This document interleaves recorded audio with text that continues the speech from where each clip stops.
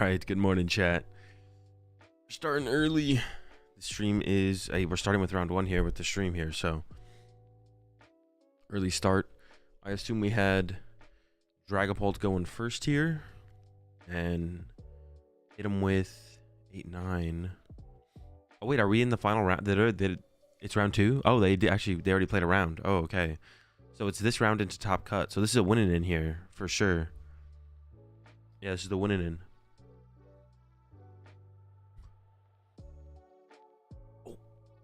Oh, they're so... Wait, no. No, they're so close, but they don't quite have... They're so close. They're so close to attacking this turn. I don't even know if you want to commit to... Okay, they are playing a Pidgey build.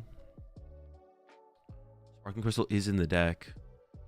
They're just like a candy short. I wonder... I think they could have Ultra Balled for Dracloak first and checked for a card with Dracloak. I think that was, they messed up there.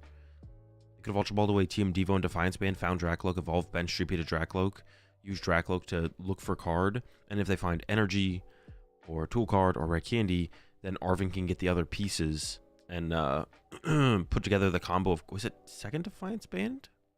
I swear I saw a Defiance Band in their hand. Maybe I'm tripping though.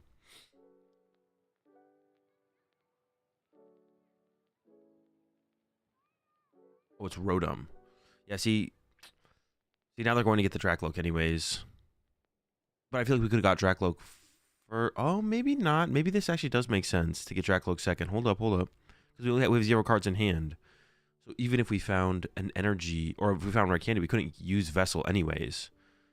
No, they might be cooking with this play, to be honest. They might be cooking with this play. This might be the correct angle to take. I do think if we whiff the Energy off the Dracloak, though, we probably shouldn't put the Crystal in play because it get vacuumed.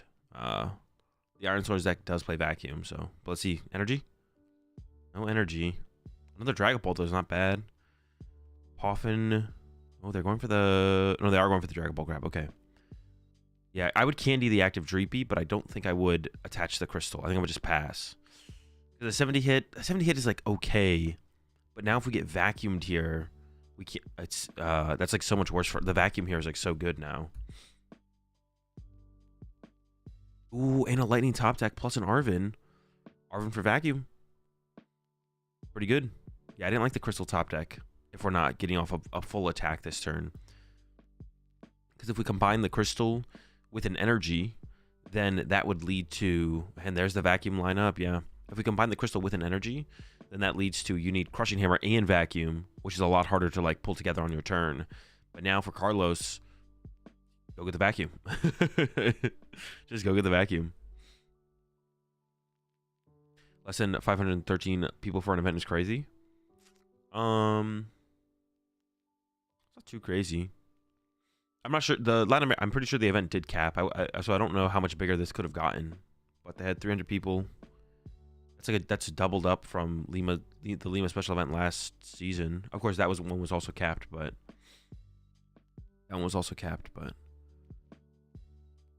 it is still winnable, but yeah, that's a big setback to lose your Crystal. You lose like your tempo of attacking here. Oh, but is it going down to a 0 card hand on the other side? Oh no, not quite a 0 card hand. Yeah, that's tough. I mean, Crispin is still a card that we have later on to help us, and then this Dragapult in the active will survive for another turn, so it gives us like another turn to try and set up. Top deck was a Dracloak as well, I believe. That's a really good top deck. There's more draw power. All we need to do is like attach to bench Streepy and chill.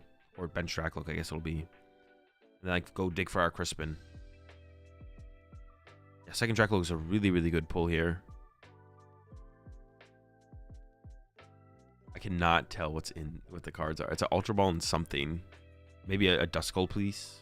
A Duskline piece. Oh no. I think I would have bossed that bench Thorns there. I think we should have bossed that bench Thorns. I also think it was a misplay from Carlos to actually attach the future capsule to the active. Just draw pass. What is the hand from Carlos? Okay, pass back over. We have double Dracloak on the other side, though, to see cards. Yeah, we should have bossed that bench Thorns for sure to reduce the odds of getting attacked on this next turn. Give ourselves more time.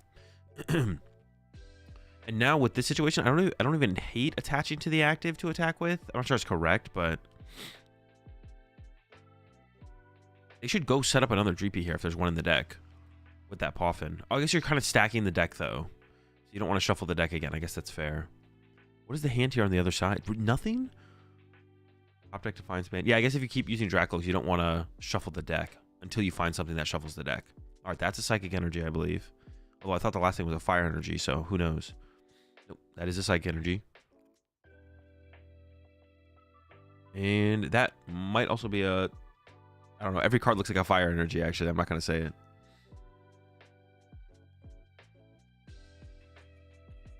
It's an Arven.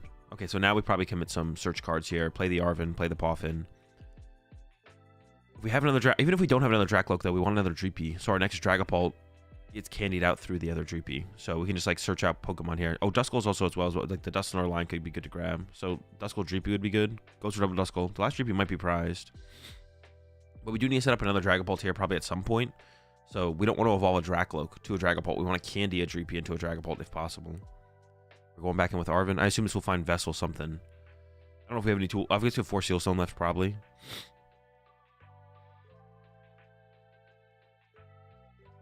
Just for a Rescue Board. Ooh, Rescue Board would be good for some mobility. I don't see a 4 Seal Stone. Could be prized. Maybe still in there though. I don't know. I don't like using the Vessel here though. Why are we using the Vessel? We have energy in hand. What if we get like Judged or Iono next turn? Then we lose our Vesseled energy. If we get Iono, specifically go to the bottom of the deck. I guess Iron Thorns players really aren't. And now we can't Crispin. What does this play? What does this play? This is not good. Most Iron Thorns decks don't play.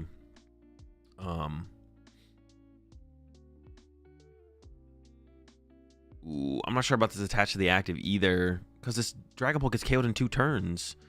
I think I would like to see the bench to the evolve a Dracloak to a Dragapult attached to the bench Dragapult pass, or even attack for 70 with that one. I feel like attacking with the damaged one, and yeah, we top decked an energy now, so now we are 3-hit KOing it here, or 3-hit KOing it. What? Wait, what? What?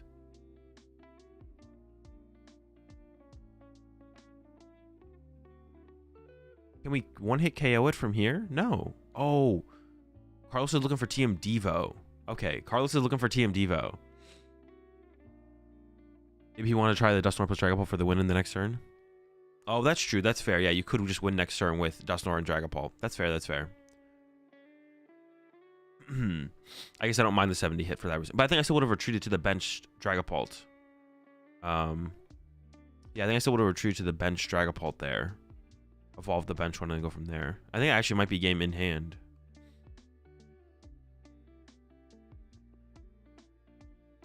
Defiance Band. Dusclops 50. Okay, that's it. Yeah, this game. Wait.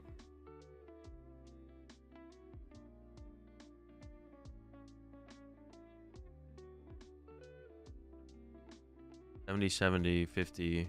Oh, he didn't KO with the what's it called, right? Am I tripping? Hold up. How many is on this? 140? 140 plus 50 is 190. So we're not dead. Okay, it's not dead. Carlos immediately went to put it in the discard pile, though, so I thought it was dead. But the Defiance Band is still active here. Wait, is it dead? No, it's 140 on it. It's not dead. So, yeah, 50, and then Defiance Band is active. Knock out both. Okay, true. Okay, so I guess the 70 hit for the turn is good. I guess attaching to the active Dragapult does play around TM Devo, though. If you retreat to a new Dragapult and then that Dragapult gets hit, then you're in trouble. So I guess maybe it is correct to actually have attacked with the active one, the more I'm thinking about it.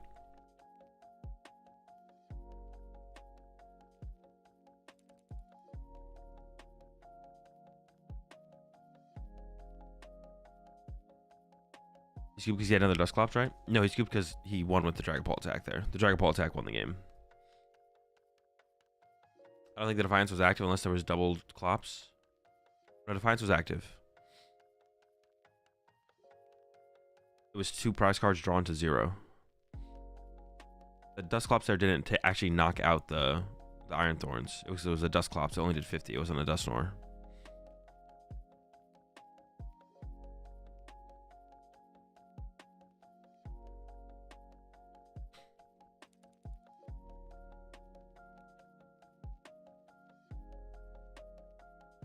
What is Lima? It's a location.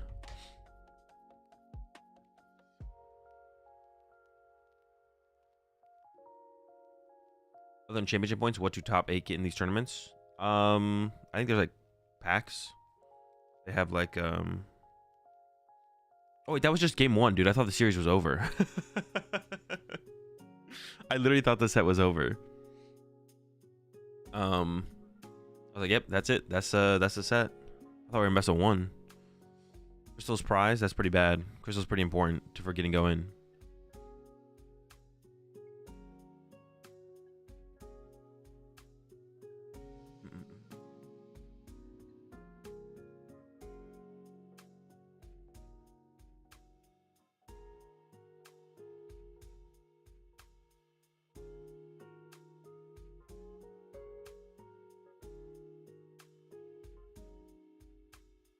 What was it? Oh yeah, top 8. They have like prize, like they have packs that they pay out. I think, like just booster boxes, stuff like that that you get for prizes.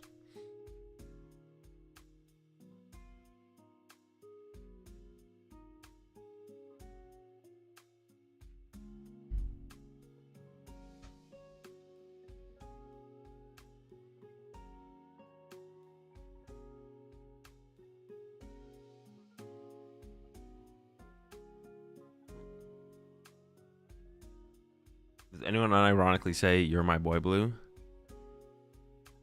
Not that I can remember. Maybe.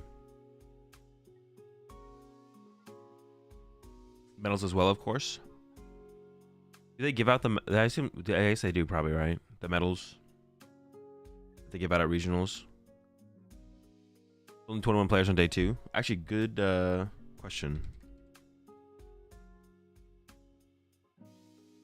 Yeah, Lesage did make day 2. Did win the win-in at the end.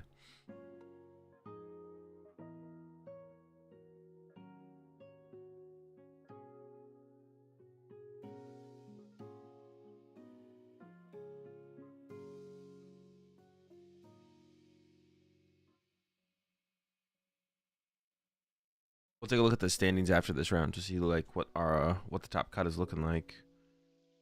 I'm not sure if it's gonna be like an X2 cut or not.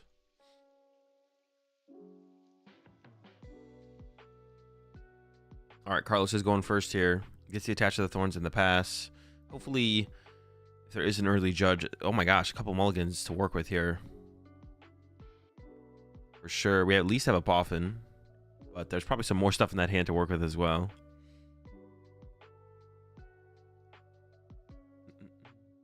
Appreciate 38 months there, Mitch. I don't really see how Paul loses this. Well, you can only attach 1 energy per turn unless you play Crispin. So crushing hammers are big setbacks. Vacuum away the crystal is a big setback. Penny to heal the damage that is dealt is a big setback. TM Devo is like if you go punch TM Devo, that effectively removes 2 energy from play. So it's all like stuff like that. It's all stuff like that. You just try and reset the energy. So if like you can go 1 Thorns, punches, and then you go TM Devo next turn, that removes 2 energy. It's all about removing the energy, not so much actually drawing 6 prize cards. But sometimes before they even find their energy, you just draw your 6 prize cards as Thorns, because like they don't have access to like Rotom and stuff to like dig through their deck. So match. We do have the Techno Radar here. Get some more Thorns online. It won't be a 2 Thorns game this game. Giving up giving up the Charisma. The Charisma is pretty good in this matchup though. I don't know how much I like playing it in the deck, but it is good in the matchup. Like Charisma is good in the matchup for sure. I wonder what the rest of the cards in the hand were that we got rid of Charisma. That is Charisma, right? Looks like it. Giovanni's Charisma, yeah.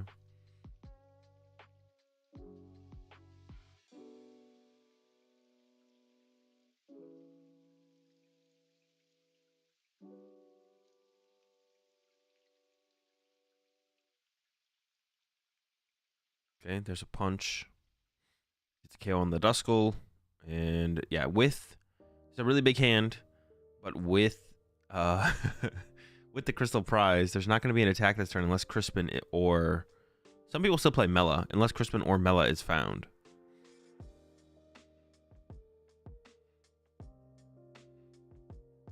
was a vessel found. I think it was vessel versus psychic energy there. And I think with an Arvin, which they currently have like a Candy Dragapult attack with Crystal, but Crystal's prized, so I'm not sure what they're gonna do. I actually wonder if they should have benched Pidgey last turn to like send it up as a sacrifice. I'm not sure they knew. I'm not sure if they checked their prize cards and know that Crystal was prized, but they'll figure it out now. Now they'll figure out Crystal's prized. We can still go into those 70 hits that they were doing. And honestly, with the Dusknoir line, I guess the 70 hits are a little bit more impactful. Just going attach, punch for 70. You can still make use of all the damage on the board later on in the game anyways by like counter catching around Iron Thorns and cleaning them up later, stuff like that. So we'll see.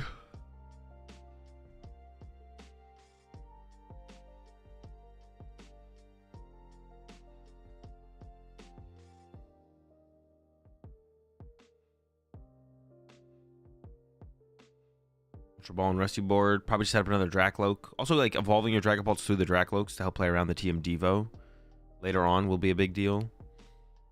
And I believe they have the Manaphy in hand to discard at least for one of these cards. And then maybe giving up... Is that a Noctowl? It might be the Owl, actually. Oh, it's a Rescue Board. It looked like... I don't know. The way the holo looked... A Rescue Board, honestly, from afar, kind of looks like a Noctowl, you know? It's similar.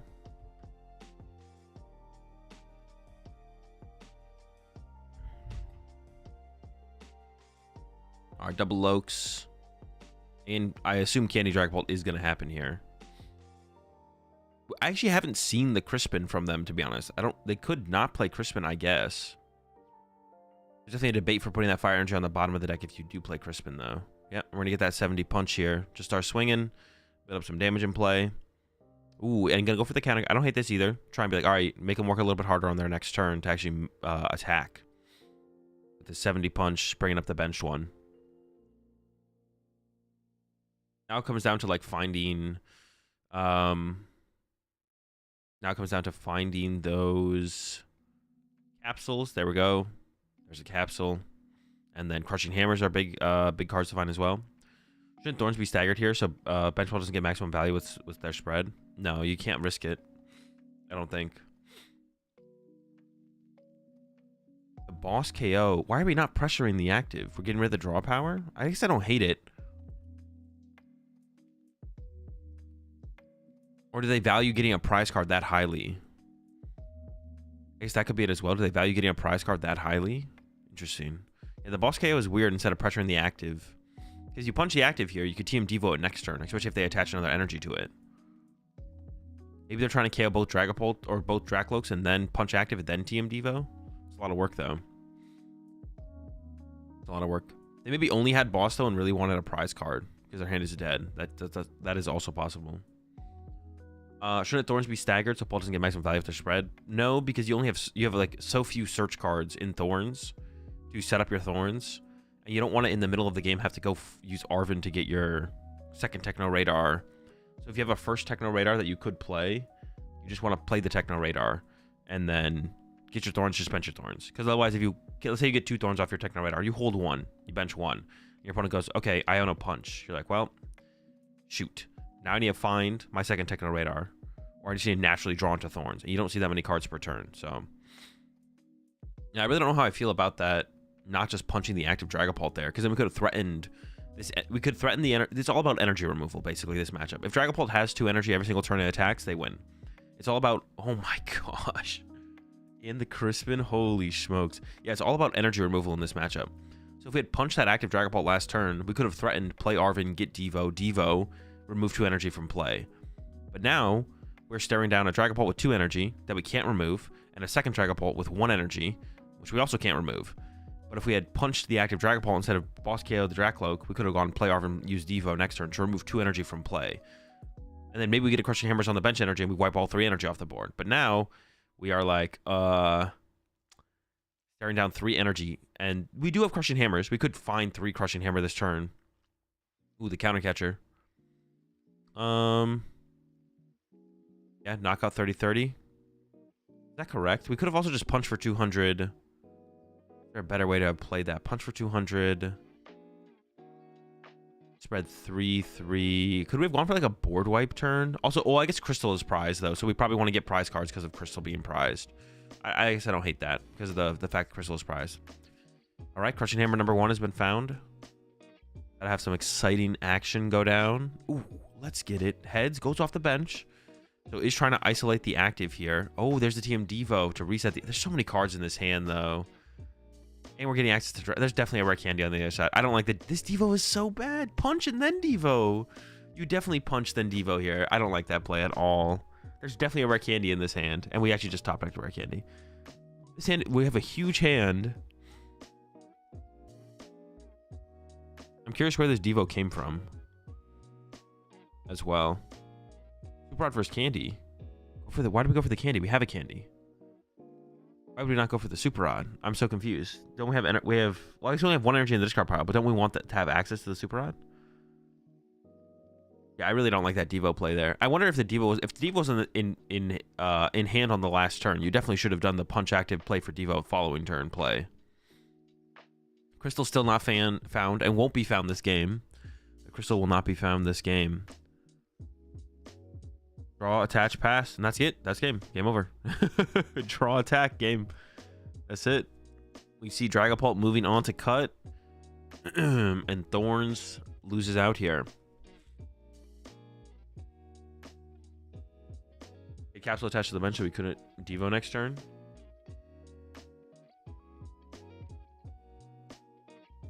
Well, let me see that situation. You might be right, actually. No, there's no capsule on the bench one.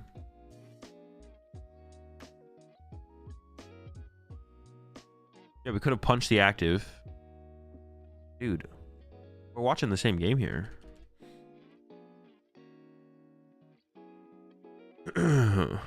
Only need 1 energy to Devo. Top deck Devo and Tunnel Vision on it. Oh, was it a top deck? Maybe it was a Tunnel Vision.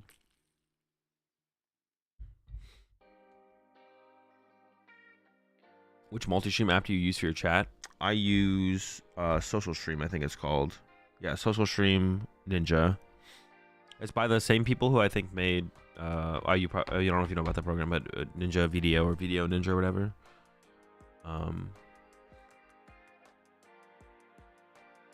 Seems like a solid matchup for Paul, to be honest. I'm not convinced. Although every time I've seen it go down, Paul's won. Every time I played the matchup, Paul has won as well. But I feel like there's some interesting players on the Thorns. Like, I don't think the Thorns player played that. Like, we need to set up for the potential of TM Devo, not just use the TM Devo. I don't know. There was like some better plays have been made for sure on the Thorns side. They need to set up for like potential of energy removal. I don't know. Seemed iffy.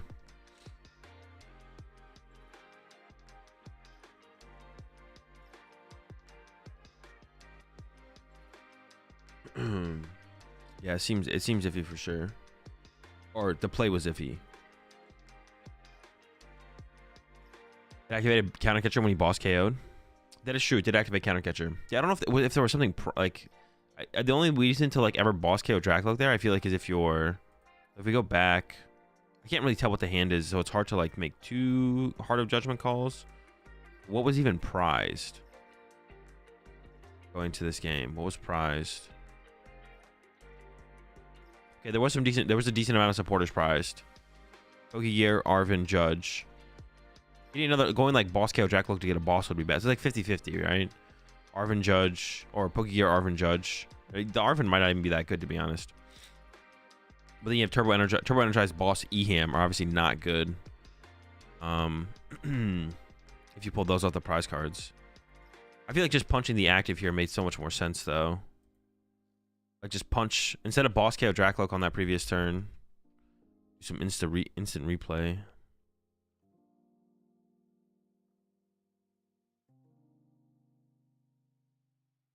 What'd they KO for? Oh, they KO'd Duskull. Countercatcher was already active, actually, because Duskull died. Yeah, Countercatcher was already active because Duskull was dead. Did we react? No, we don't reactivate it. But then we go like this: retreat, attach, boss KO this Dracloak. But if we punch the active, see, that's like the cool thing you can do in the matchup as Thorns, because you play Devo. If you just punch the active Dragapult here, you're like, okay, if you attach Psychic Energy to your Dragapult and attack me, I could TM Devo you next turn, and then you lose 2 energy.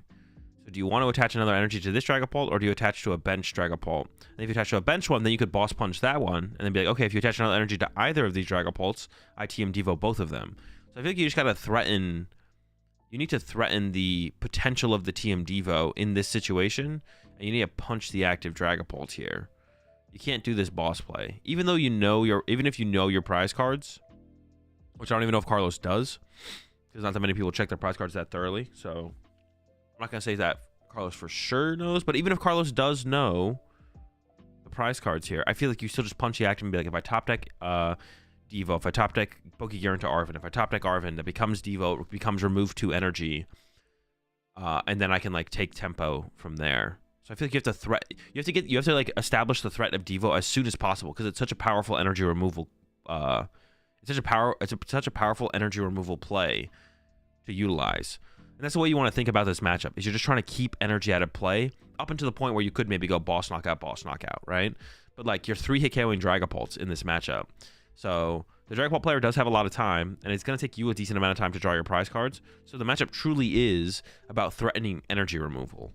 You have to like threaten to keep the energy off board on the Dragapult side, or threaten to remove it in some way. Yeah, we go for this, and then oh, was the Devo in the hand the whole time too? It's even worse if the Devo's in the hand the whole time. I thought I saw it there. I can't tell what that card is for sure, but it looks like Devo. There's like some pink purple card in the hand there. That looks like Devo. What? How do we ever make this play if we have Devo in our hand? Top decking it is one thing. I don't know. I'm no scientist, but that looks like a TM Devo to me. What are we doing here then? What is this play? This play makes no sense. That looks like a TM Devo. It's a capsule. Is it? It looks like pink, not purple. The purple of the capsule. Love ball. I think that's Devo. Like, yeah, this play is even worse than, because we literally have the Devo in hand. It's not like, oh man, we got nothing going on here. Our hand sucks. We don't have Devo. We don't have a way to get to Devo. We literally have the Devo in hand. So just punch this Dragapult and threaten the energy removal of the Devo. Devo KO, remove 2 energy from play. Yeah, definitely some poor choices here from Carlos here with that one then, for sure. All right, well, let's take a look at these standings here real quickly so we can see what Top Cut is shaping up to be.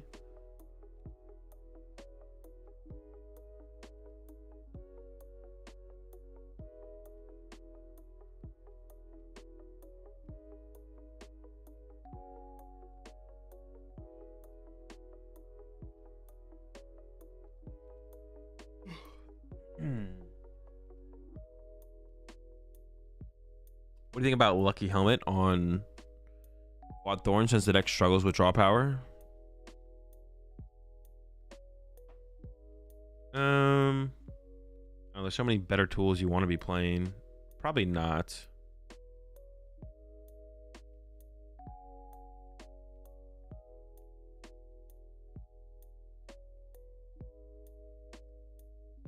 Yeah, probably not. I don't know how many matchups are like 2-hit KO as well. I guess you get like 4 draw cards. It could be like, okay, it sounds okay. It sounds okay. I mean, it's always something that you could test out, but what's the deck for Guardia against Lugia? Temple of Sinnoh or Enhanced Hammer. And then probably playing like the more aggressive build as well.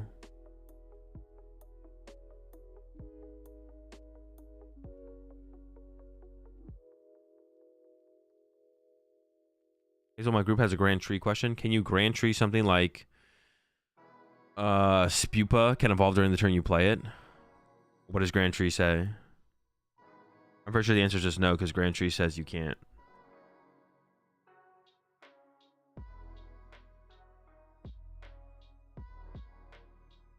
Grand Tree says it has to be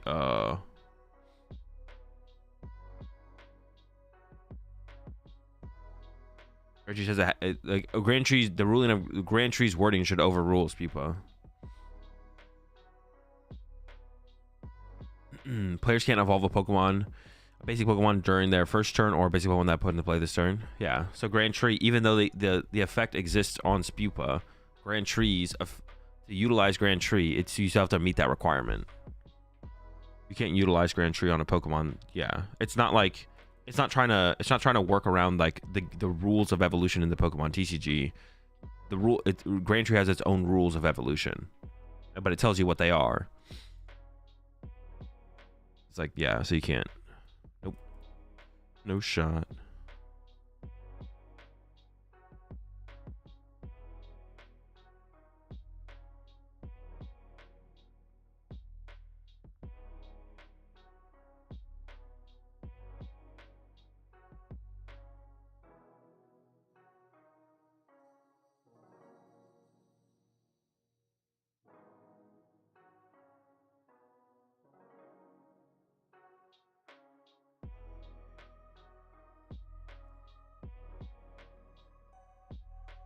Tekken Terra to NAGX versus Lugia. Genius. Have you tried out Flex Daddy's website trading court? I have not, no. I don't think I'd ever use something like that though, personally. But it's like a good site. Yeah, personally, I don't think I'd ever use something like that, but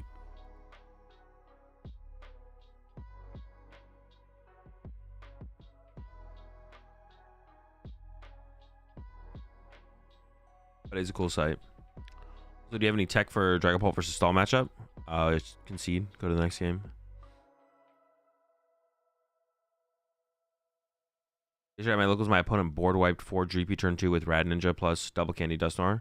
Can I complain for a ban now, or is there even some way for me, or is there some way for me to get good? No, it sounds like you just lost that one. Can't do anything. Go next.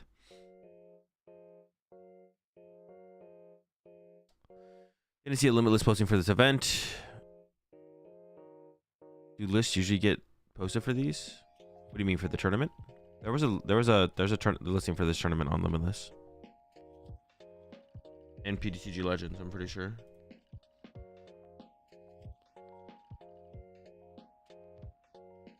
Oh, maybe not. I thought it was. Maybe on PTCG Legends there was. Wait, on PTCG Legends there isn't even. Oh no, on PTCG Legends there was. But it's no longer under upcoming, it's under completed.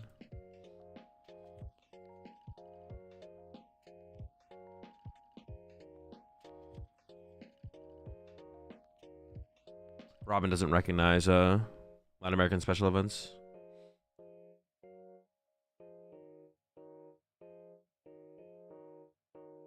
What do you think about Raging Bolt's matchup into Thorns? No clue. Probably close. Okay, so there will be a regional coming up next month in my country. Can I use the Metafy subscription to consult my deck and some plays? Yes. I mean, to an extent. I mean, just read what's available, what you can get from the tiers, and see if that's what you're interested in. If you Grand Tree into Charmeleon and fail the search for Charizard, can I evolve the Charmeleon from hand, or would the Grand Tree be my Evo for turn? The Pokemon has not been in play for a turn, so you can't evolve it immediately. Someone correct me if I'm wrong, but I'm pretty sure I'm not. Could be wrong, though.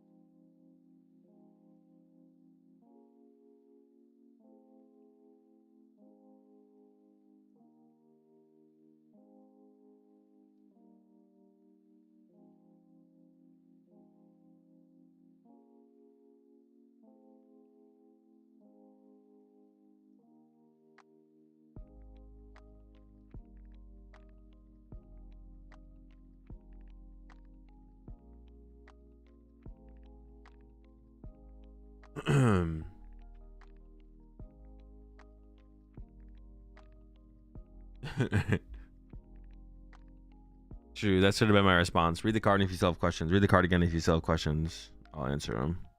Honestly, I feel like that's been working because every time I say that, no one comes. People rarely, I think, if ever, come back and ask me the question again. Or maybe they're just like, they get annoyed at me and don't want to ask me the question. Or it works and they go read the question. They go read the card again and they realize, oh wait, I know what this does. Looking, Grandtree stop global warming. Only time will tell. It's going to be in the standard format for another year or so. We'll see how the environment reacts to it.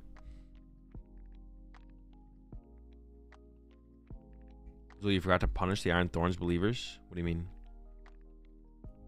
Yeah, I feel like dropping Pult already and going to a big basic deck, having to focus Dusk is exhausting.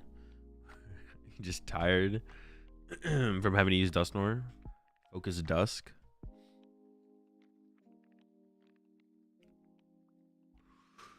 Hey, new player, 2 months here. I do understand League, Challenge, Cup, regional structure now, but what does special event mean? What is the difference to a regional? What does that event, does that event give points? And if so, what finisher does it count towards?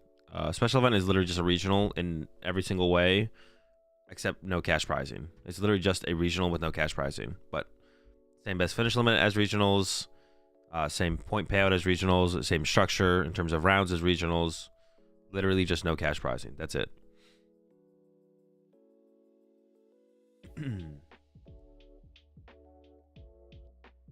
No fee to play as well. That's actually apparently not true. That's just for European special events apparently. There is entry fee apparently for Latin American. For Latin American special events, there is entry fees. Apparently that's just a European thing.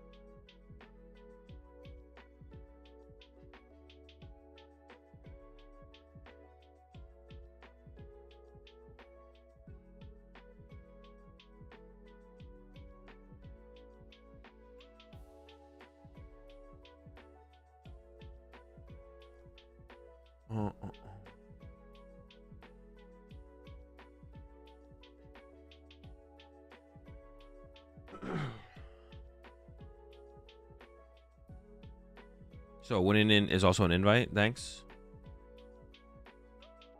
Winning in is also an invite. Oh wait. A win in that. Excuse me. So win in that is also an invite. Yes, if you win a special event, you get your invite. Sorry. SP is just a thing. Ian Roberts 11-1 in the MTG tournament. Yeah, I saw. SP is just a thing, so smaller regionals don't give out prizing because it doesn't make sense financially for Pokemon, right? I don't know. I don't know the full reasons behind it. So would a special event be free in North America? I don't know. I'm not sure. Special events don't happen in US, Canada, like almost ever. Well, there's the one in like Puerto Rico, right? I think there was entry fee for the one in Puerto Rico. So I hear you're going to less events this season, so you prepare more effectively for each event that you do attend. I don't know. I haven't attended an event yet, so I haven't prepared for one yet. We'll see how my preparation goes. If so, would you recommend that for most players to do this? I recommend most players go to as many events as they want to go to.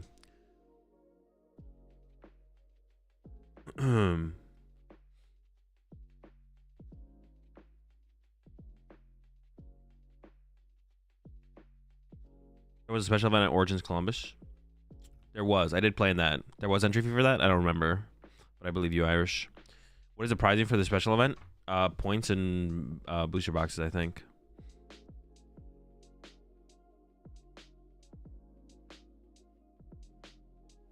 Does anything block Dusknor? Namorous V. So you and I played in that special event? Did we? What was I playing? Did I play Wheezing? Or did we play at the League Cup after? The Zoro Dugong thing I played was I played that in the cup after the day after.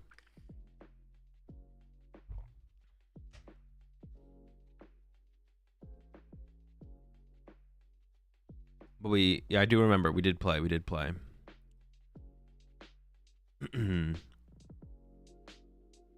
Man, all right, here, let's take a look at these standings real fast. Let me eat them over here. Actually, maybe I should do.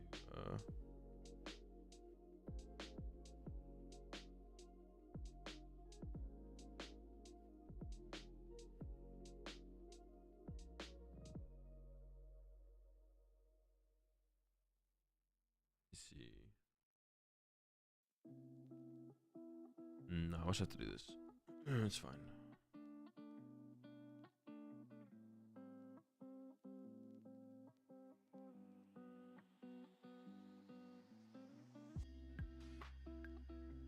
All right, so these are the current standings. Let's take a look here. Let's see what makes cut, or what looks like it's gonna make cut. 9 rounds. So we're waiting for round number 10 to play out. It's not, the pairings are not on RK9, but we can still look at them. 9, 10. There's only 10 rounds. 8, 2. Oh, the tables are like not in order here though. Oh my goodness. All right, standings, does this help? There's no standings. All right, this is just not helpful at all. This is literally just not helpful at all because they're out of order, so you can't even like, dude. All right, you're killing me. All right, back over here. Down to 7-2. 7-2 is down here. I feel like 8-2 is gonna be cut then, right? So let's say this isn't cut. So we got 1, 2. Not even guaranteed. It depends if they ID'd, right? 1, 2. So these are guaranteed and cut. 1, 2. If you lost this, you'd only have 23 points. Did everyone play it out here? We did see Carlos win right here, this one. Okay, so that means Miguel also had to play it out, right? So 1, 2, 3, 4, 8, 2, 5, 8, 2, 6, 8, 2, 7.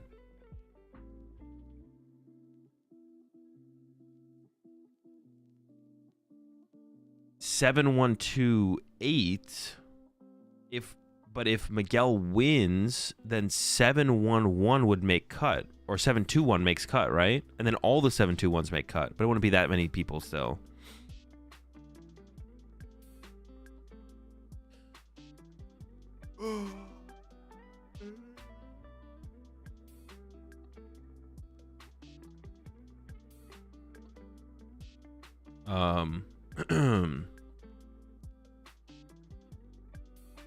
Twenty-three should be 8th at worst. Well, if they win though, then they're at more than 23 is the thing though. So if Miguel wins, so let's say Miguel wins. So it's like 1, 2, 3, 4, 5, 6, 7 at 8 and 2. Then the next highest record would be 7-2-1. So the losers of these matches would get in. What, 1, 2, we say Miguel wins 3, 4, 5, 6, 7, 8, 9, 10. If they win the down pair, 11. So we'd have 11-person top cut. These special events also have asymmetrical top cut. Yeah, it's the exact same. A special event is a regional championship in every single way, except there is no cash prizing. Literally everything else is the same. Everything else you know about regionals applies to special events, except there's no cash prizing.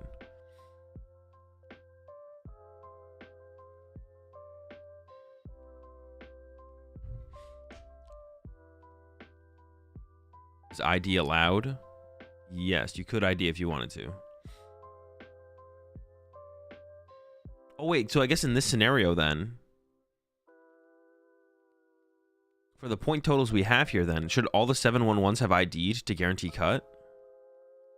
If you had to ID at 7-1-1, if you had 23 points, was that guaranteed then? Because then it would be, let's count. 1, 2, they ID, 3, 4, 5, 6, 7, 8, 9. No, because then a 7, then one of them would have missed cut. No, they wouldn't have, though, because there'd be another one in. Yeah. Actually, all the 711s could have ID'd to 23 points. It would have been 1, 2, ID, 3, 4, ID, 5, 6. Play it out to 8, 2, 7, 8, 9.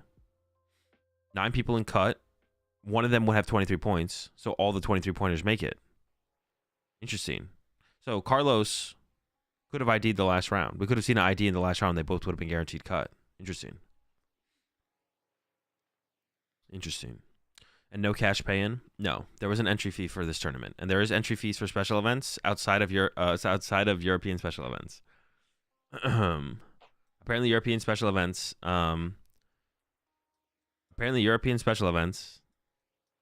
there's no entry fee, but it's not true for all special events.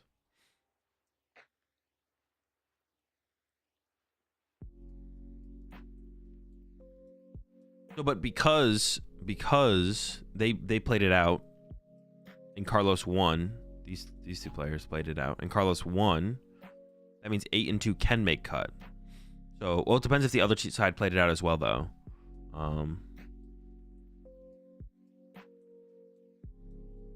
Yeah, they could have just ID'd. Sometimes people want to play it out to skip the ASIM round, I think. Well, in this situation, it's if you lose, you're out of cut versus if you win, you're in cut. So I think the players probably would have been down to ID. Yeah, this situation right here is, well, except for Miguel. Miguel can kind of do whatever because of the extra tie. But like the Carlos match and then this other match, this match, if you lose, you're out of cut. If you ID, you're guaranteed in cut. So it's not a higher seed situation in that situation. It's not like the Tord situation where it's like, well, if you both ID, you're guaranteed. That's different. But if you play, you could play for a higher seed.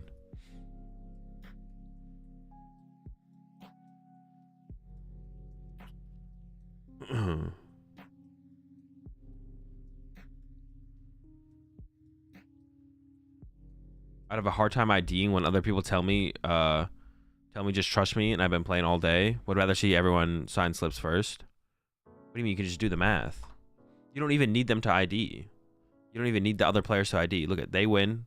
Let's say they play it out and then they play it out and then you're this match and you both ID. So you're looking at 1, 2, 3, 4, 5, 6, 7, 8. You're in cut. Guaranteed. You're in cut. Guaranteed. And if this match ties or this match ties, you still have 23 match points. And if this match ties, someone with 23 match points makes top 8, and then that means you're in too. Like there's nothing, you don't have to trust anyone. You just have to look at the standings. Like there's nothing, look at the standings, do the math. Oh wait, I'm guaranteed cut if I ID. You want ID? What does IDing mean? You just, you and your opponent agree to tie. But shouldn't nobody ID because of higher seed? No, because if you ID, you're guaranteed cut. If you lose, you're out of top cut. Is it a clean cut if they all ID'd? No, it's not a clean cut. Someone would be 9th seed. Someone would be 9th seed.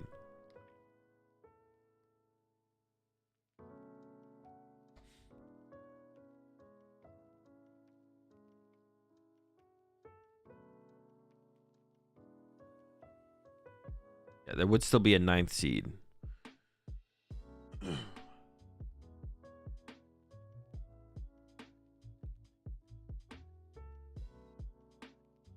And then someone would have to play in.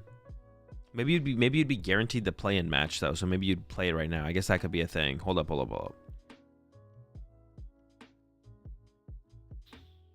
They're both in.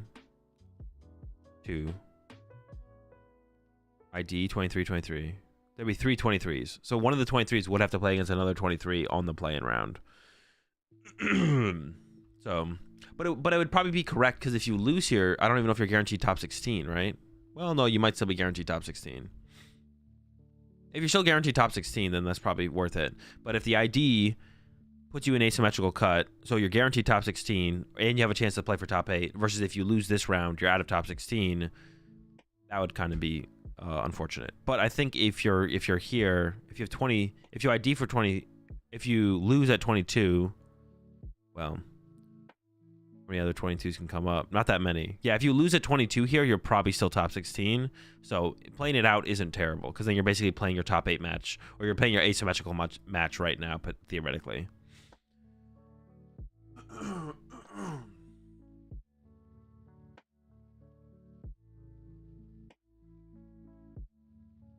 At 7-1-1, you might want to play out because of a good match, since ID would likely, for, oh my gosh, want to play because of a good match up, since ID would likely mean you play in asymmetrical cut. Yes, I guess you wouldn't know the match in asymmetrical cut, as which is fair. That'd be a reasonable reason, unless the loss puts you out of top 16. Then the asymmetrical cut guarantees you top 16 in an asym match,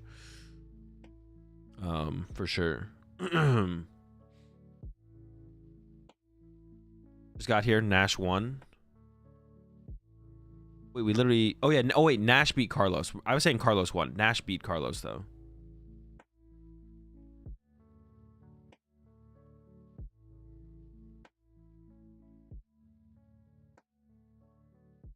Wait, how did you get that from anything I said? So if you play asym cut and you lose, there's a possibility to be out of top 32? No. If you're in asymmetrical cut and you lose, you end with the seed you had, but you end top 16 at the very worst. Appreciate the 9 months there, Bri. Appreciate the prime sub there for the whiff. If you're in asymmetrical cut, you're like minimum. You could if you're in asymmetrical cut, the worst you could get would be top 32 if there was a top 32 person asymmetrical cut.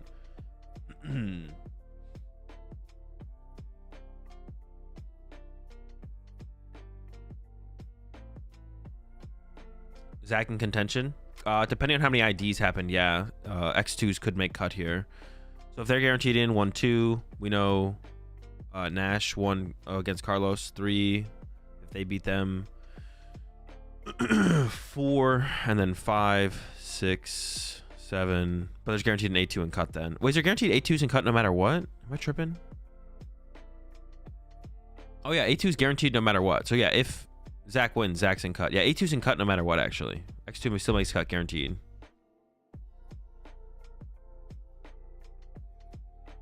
Isn't that what happened to Kreewall? No, that's not asymmetrical cut. If they lost the winning into asymmetrical cut. If you're in asymmetrical cut, you can't go from...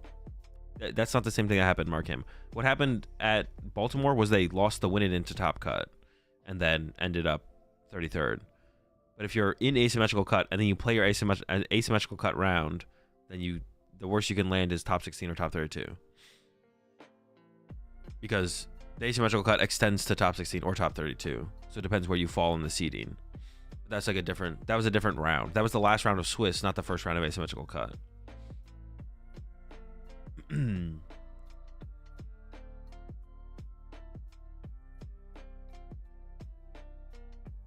Well, we can check this. This probably gives us a better read, actually, on when the round's going to be over. Even if this doesn't tell us anything.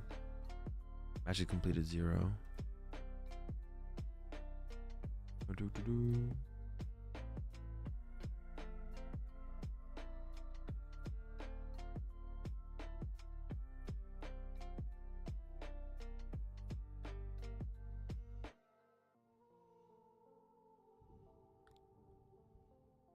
Yo, what's up, Ryan?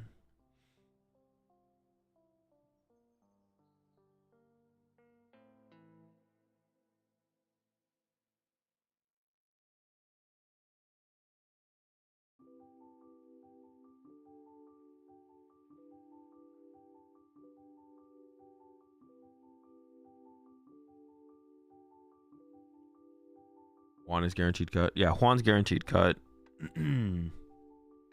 Yeah, Juan is guaranteed cut.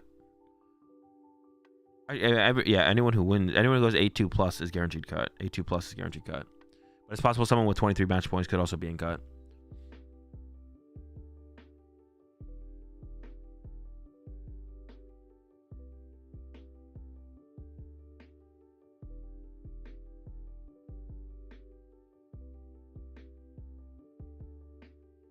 Are they streaming asymmetrical cut or jumping straight into top 8? No clue. If you ID, you might miss day 2. Wait, dude, I gotta read the name before I read the question.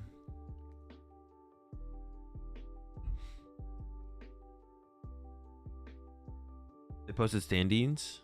Oh, they have standings posted. Well, it's not here. They don't have it over here yet either. Okay.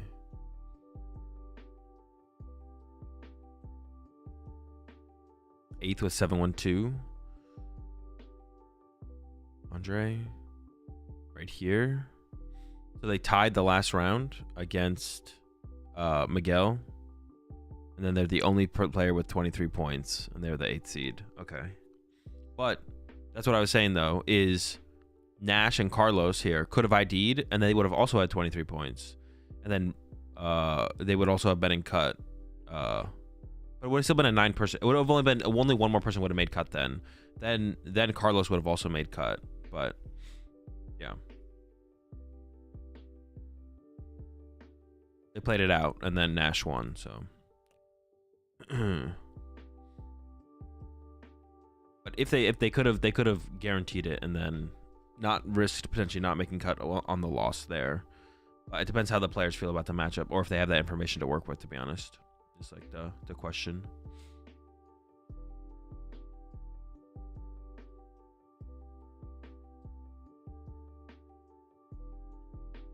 That is the question.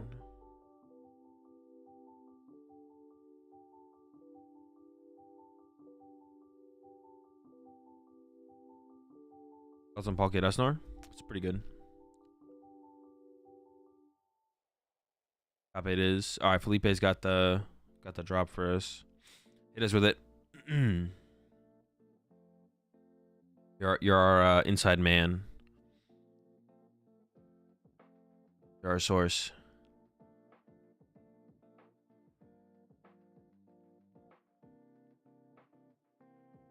The suspense. The suspense. Everyone's holding their breath. Juan Andre, Giovanni, Raul Nash, Miguel, Juan Andre, Giovanni, Raul Nash, Miguel.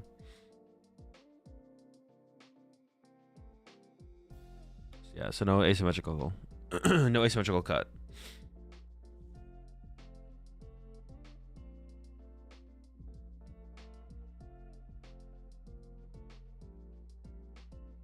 Alaz, Mateus, and Andre. Wait, you're missing. Am I tripping? 1, 2, 3, 4.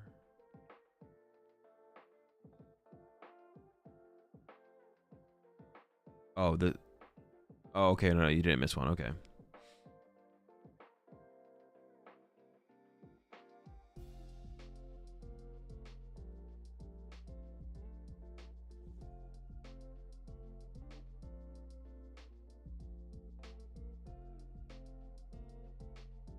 For zone, no asymmetrical cut. Is it? I think it is, yeah. I think it's like asymmetrical cuts almost like guaranteed at most major tournaments. This one was just like kind of like if you need like a certain number of players, but like this one's only has what? They have less rounds, so the less rounds. It is interesting, I guess. We have less players, we have less rounds. So you have more X2s, right? Not less X2s.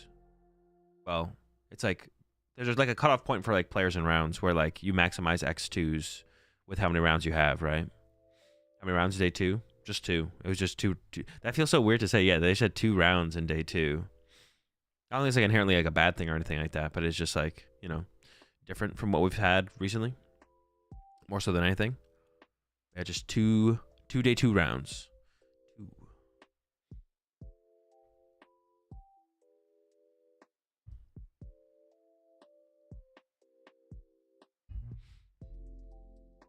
Needing to play less Pokemon is inherently bad. It is a fine way to look at it, to be honest. That's what Jake said yesterday. He's like playing. I just want to play more Pokemon, which is fair. I don't think anyone wants like a. I mean, like you could say that. I don't think I'd want a 10th round. Like if we take last year's system, I don't think I want like a 10th round day 1. It's a lot. And like moving forward, most major tournaments will have 9 rounds day 1.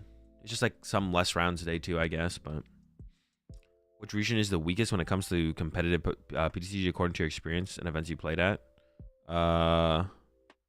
Weakest?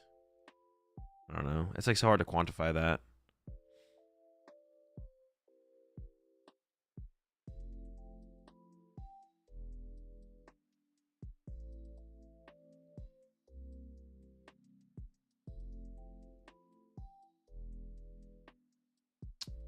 I mean, I think I could say the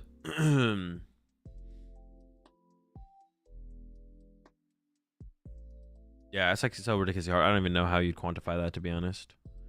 You could, the only thing I can think of, and this isn't like based on my feelings, but the only thing you could argue would be that America is theoretically harder simply because not harder to win events, but is like the most I don't know, it's even tough to say that though. Like, does it make it, well, like we theoretically have more top players in America than any other region because I guess you could say the argument is that you would make that argument for Japan because we just have more players playing the game. But then you'd make that argument for Japan as well. Then you say Japan, they have more people who play the game, so therefore they have more top level players. So then Japan is the hardest region. But I haven't played in Japan. That's like the only argument you could ever make for like which region has more good players. But it doesn't make it harder to win the tournament though, because if you have more good players, you have more average players as well, because you just have more players. So it's just kind of like doesn't matter. Like it's not even possible to quantify, to be honest.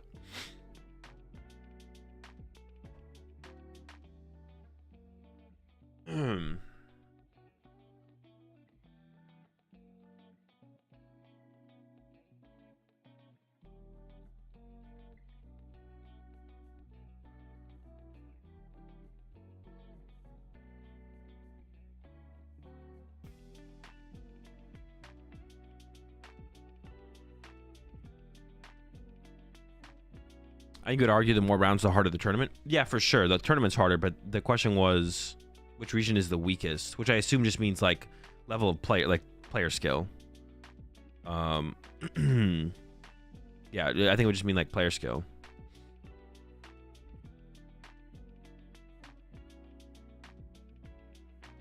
I don't know. I think you could just make an argument that Japan's average player skill is the highest, but that's about it.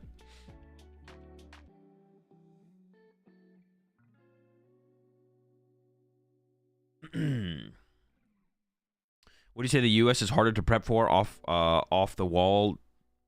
Prep for off the wall decks since our events most of the time are larger? No, something being larger doesn't change percentages. If Raging Bolt is 15% of the meta in a 3,000 person event versus a 2,000 person event, it's still 15%. It doesn't change anything. Tournaments being bigger aren't harder to prep for. It's the same thing in terms of like deck preparation. 15% is 15%, no matter if it's 10,000 players or 2,000 players. It's the same. 2 or 3 Swiss rounds today? Just 2. So we're going to Top Cut next. Whenever they're ready to get started.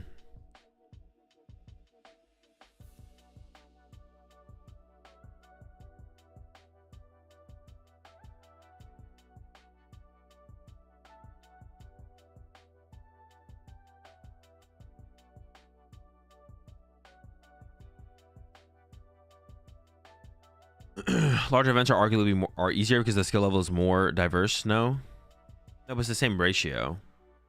If there's, let's say there's one great player per every 100 Pokemon players.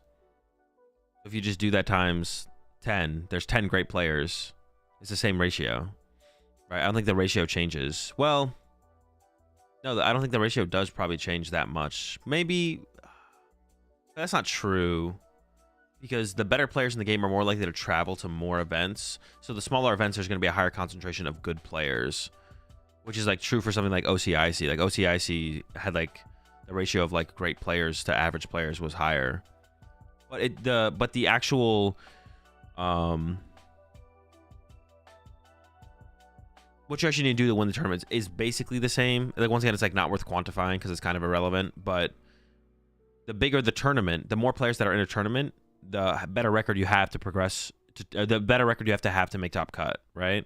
Well, now it's like almost always X and 2 though, so that doesn't really that doesn't really matter anymore.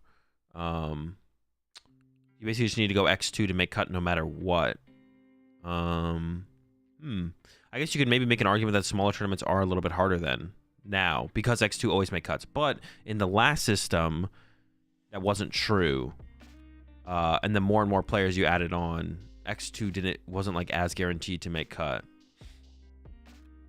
But at the end of the day, it doesn't really matter.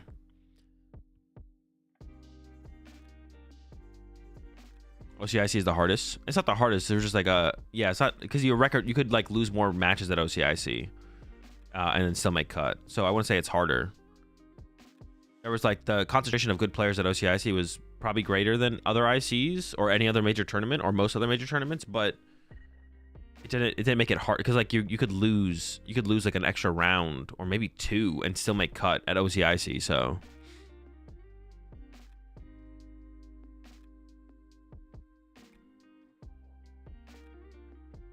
Events closer to the cap before the 9th round, X2 sometimes isn't cut. Let's say 2K. True. So yeah, I mean, it's like there technically probably is an answer, but it also just like isn't worth quantifying. What sport do I follow the closest? Definitely the NBA.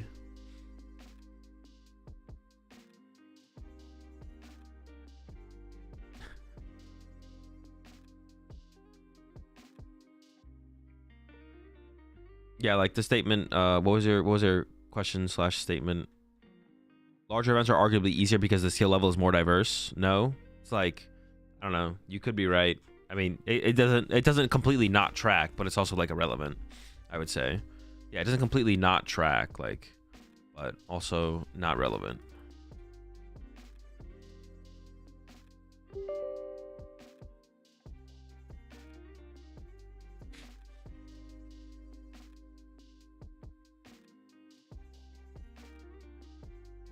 What do you think about Caitlin Clark?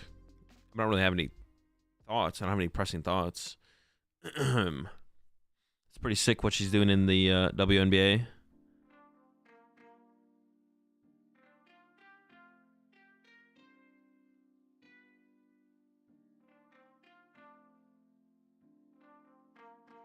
Ooh.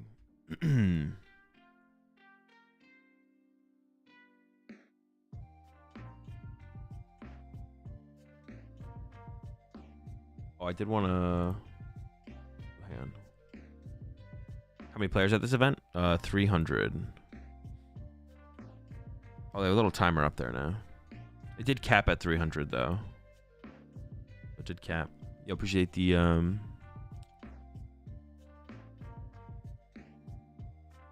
months there, Arthur. Big fan here from Brazil. Learning a lot from you. Glad you're enjoying the content.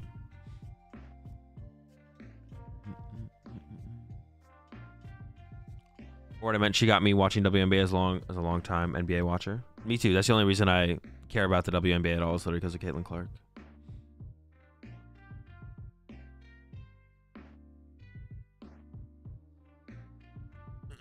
would not care if it wasn't for her.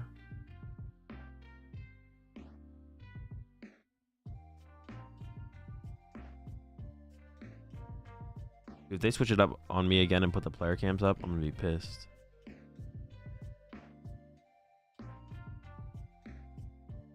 If they invited you to cast LAIC, would you do it? Right now? Probably not. You mentioned the podcast, but do you plan on going to LAIC? By the way, I was able to sign up my kid for the Sacramento Regionals. Thanks. Thank you for your help. I hope Pokemon can get the process standardized. Hopefully. That is the hope.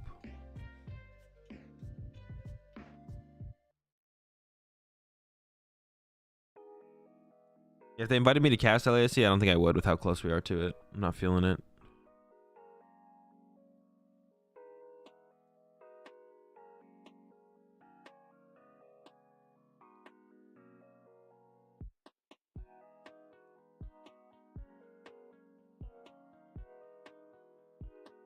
Did you say yes to casting? I don't know. What did I just say?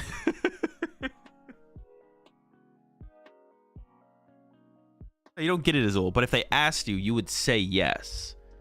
You don't have a. You think you have a choice here? Listen, I heard what you just said, but like, if they asked you though.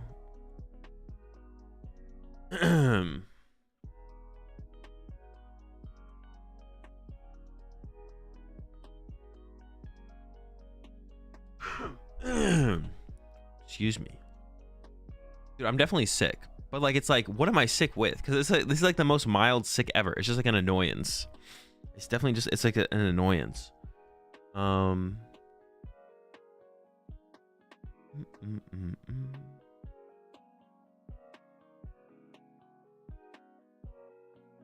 The Azul NBA streams. What was the favorite team to watch last year? I don't know. I don't really have like a. What was the favorite team to watch last year? I don't really have like a. I don't have like a team I root for or anything. I mean, the Lakers Nuggets series was interesting for a little while, but the Lakers kept choking. Watching Minnesota play, pretty cool. I actually, watching the playoffs last year makes me not like the Mavericks anymore, dude. Luka Doncic is just annoying. He's just annoying. He's so annoying. Before I watched, I haven't watched that much of Luka Doncic until the playoffs last season. But then after watching the playoffs last season, bro, he is just annoying. I used to be a Doncic fan. Used to be a Mavs. Like, I would be rooting for the Mavs if they were. But now I'm just a hater. Kyrie's pretty sick though, but Luka's annoying, and he's like the face of the team. So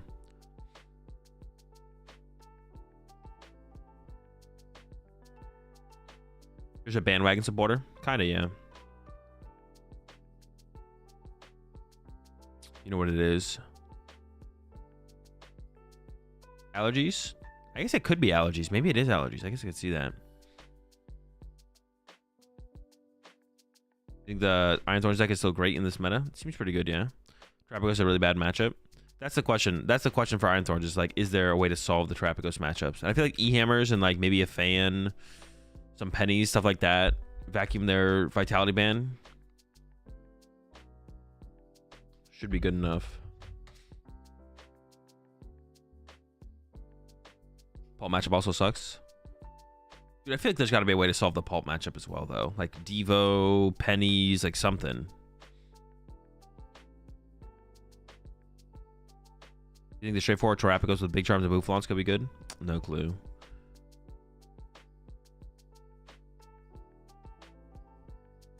Yeah, Devo may work. It might, yeah. Those are the matchups to figure out, I feel like, right now for Iron Thorns is the Terrapagos matchup and the Dragon Ball matchup. But if you figure out both those and both those seem fine, then the Iron Thorn seems pretty good right now. But those are the things to figure out.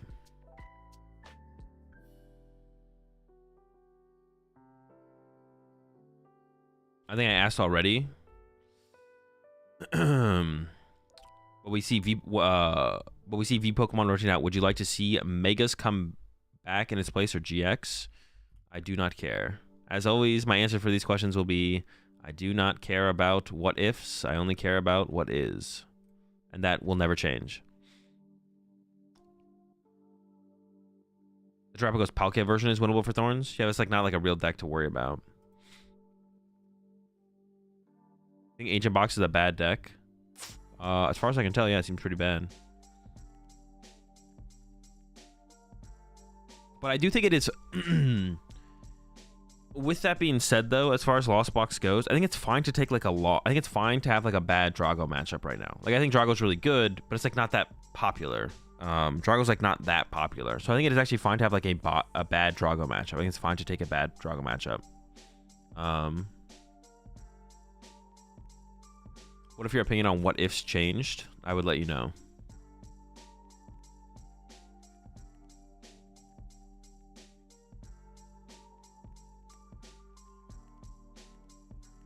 What if a desirable major opens up? Will you go? Wait, what do you mean? What do you think about the new Pikachu EX? Comes out with rotation, right? It does not come out with rotation, no. It comes out next month, I think. I think it is. It seems pretty good. Seems like a solid card.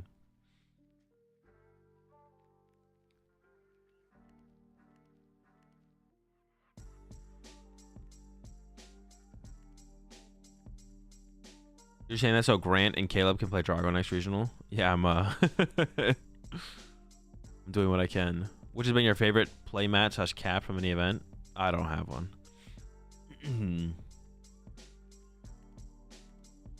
I just tried to play Drago right now. So much Bolt running around. I mean, the matchup isn't terrible. It's just a bad. It's like a bad matchup, but it's not like terrible. And also Bolt sucks. So like every other deck beats Bolt for you. You see any double energy reprint in it next year? I don't care. I don't worry. I don't concern myself with what ifs. I only concern myself with what is. I do not care about what ifs. Is Raging Bolt an auto loss for Pulse, or is there tech cards or things you can do to curve the matchup? The matchup is definitely fine for... I don't know why there's this idea that Pulse has such a bad Bolt matchup. I've always felt like the matchup was like fine. I think the matchup is fine. I think you're fine. I think Pulse is fine into Bolt. I think you just play it straight up. Just like play the Ryuki list against it. I think you'll be fine. There could be an argument to like include Radzard, I guess. But I haven't played that matchup enough to the point where I feel like, oh, I need a tech for it. With Zora coming back, do you think we will see the emergence of a Zoro Rock deck? And do you think it'll be good? I do not concern myself with what ifs. I only concern myself with what is. I do not care about what ifs. I have no opinion. I have no thoughts. I have no takes on what ifs. Anything that isn't, I have no opinion or take on. Things that are or will be, I will have maybe some thoughts on.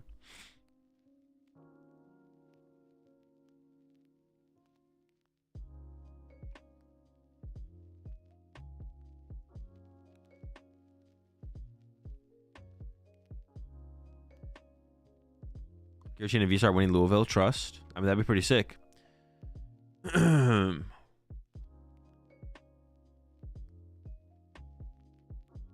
bet Azul has nightmares about what if questions.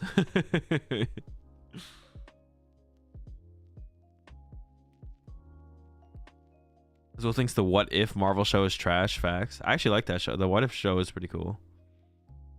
But what if you had an opinion on what ifs? True. But I do have an opinion on what ifs. My opinion is that I don't have opinions on them.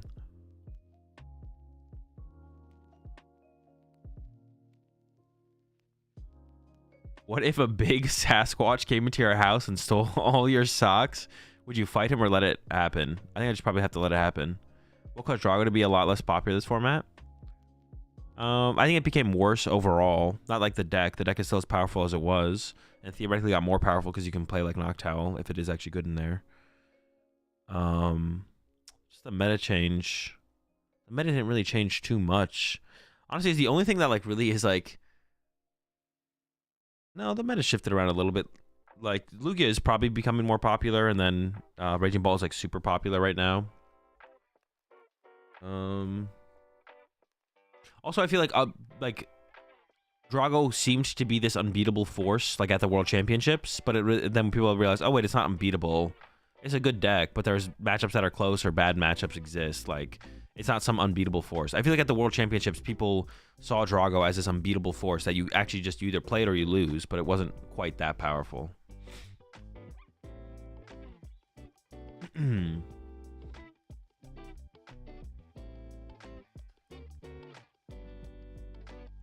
are my thoughts on how fast they're bringing new sets? I don't really have any take on that. I mean, I think how many Pokemon TCG sets get released throughout the year is fine. It would just be nice if they got released in the same time frame as when Japan stuff gets released, or roughly a week or two off would be nice, if not the exact same weekend. Now that I've seen more Terrapagos, has my opinion changed? From what to what? Did I have an opinion before? Or are you just asking what is my opinion? My opinion on Terrapagos seems pretty good. You should record a soundbite and play it every time someone asks a what if question. Maybe. I guess if you're asking just my opinion on Terrapagos, my opinion on Terrapagos seems pretty good. Terrapagos is pretty chill. I don't know if you're like asking about like one of my previous stances on the deck though. Just to be clear, you do not care about what if questions. Yeah, lock it in. What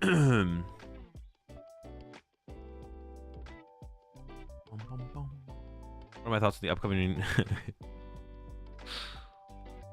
What point in the sacred timeline do we all just switch to Lugia? Interesting. Yeah, good. Actually, good question. Socks are so cheap, you have to let it happen and just buy new ones. Honestly, probably. Just let the Sasquatch take the socks. Azul, are you in Louisville next week, or will you stream it? Command is in the title. What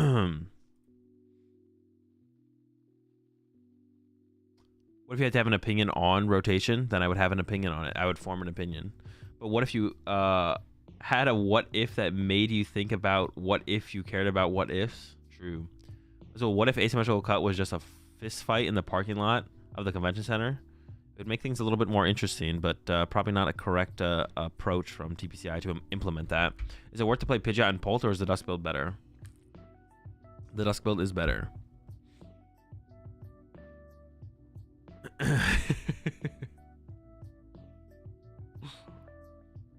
What do you think about Pidgeot Control's hardest matchups are this format? No clue.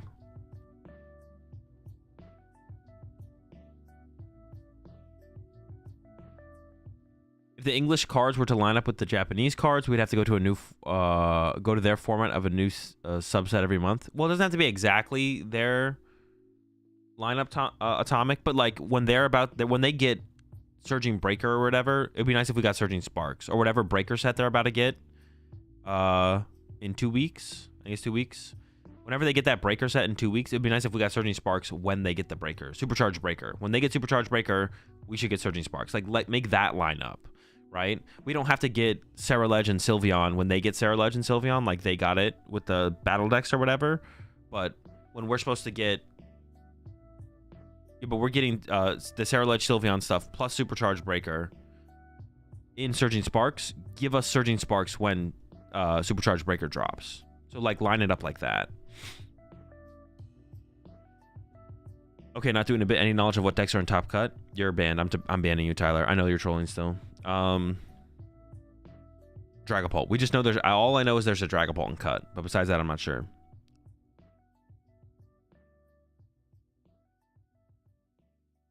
What do you think is the better way to play Area Zero is? Palkia or Turtle? Turtle. What's your opinion on Palkia Dusknoir? Pretty good. Azul, if you were stuck on an island with any Pokemon of your choice, what Pokemon would you choose? I don't know, probably one that like Jirachi or something, because you could just like wish your way out of there or something, right? Or, like, what is the most powerful Pokemon? Like Mew's pretty powerful. Arceus, I guess. Just some Pokemon so we could just like dip or like live a good life on the island, I guess.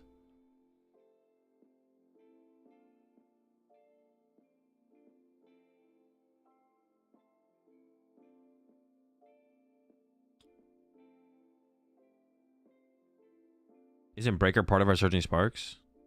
What did I say, Bagel, that makes you think that I didn't think that? Yeah, when they get their second set of subsets, we get ours. Yeah, exactly. Atomic. Like, just at least line that up. Like, that would be cool, right? Is Maximum Belt or Devo a better tech for Zard versus Pult?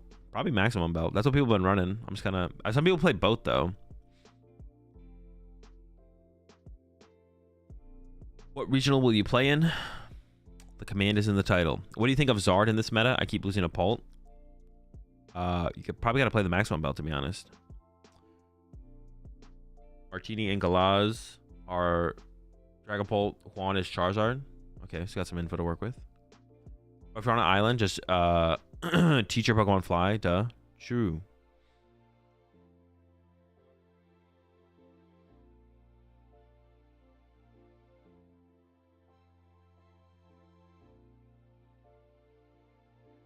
So knowing Jirachi Grand Switches is mind-blowing. Well, I watched the movie. I've seen the Jirachi movie.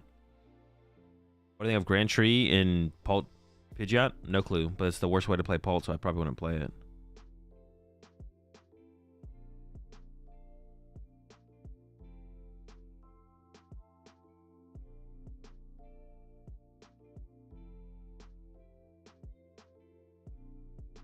You appreciate the 3 months there, Alex.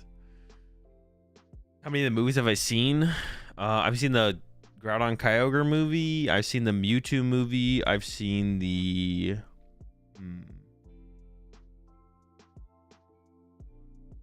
the Jirachi movie. I think I remember one with Suicune, but I don't know if Suicune's in one of the other ones. Or was it Shaman? I think it was Suicune. And there was one with the birds with Lugia. I remember that one. But I don't know if some of these movies are the same movie or not.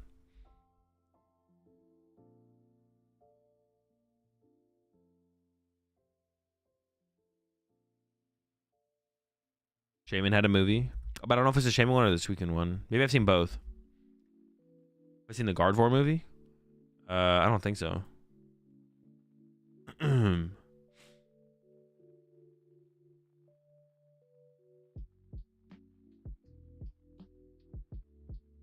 Oh, also the one with Dragon. Oh no, that was a show episode, right? The Dragonite Lighthouse episode. That was like the show though. Did you see the Entei Unknown movie? Unknown sounds familiar, but I can't. I'm not sure.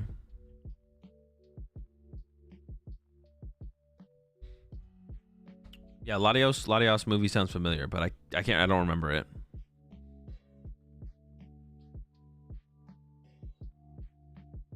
It was an episode, but it was Oscar worthy. The Dragonite one.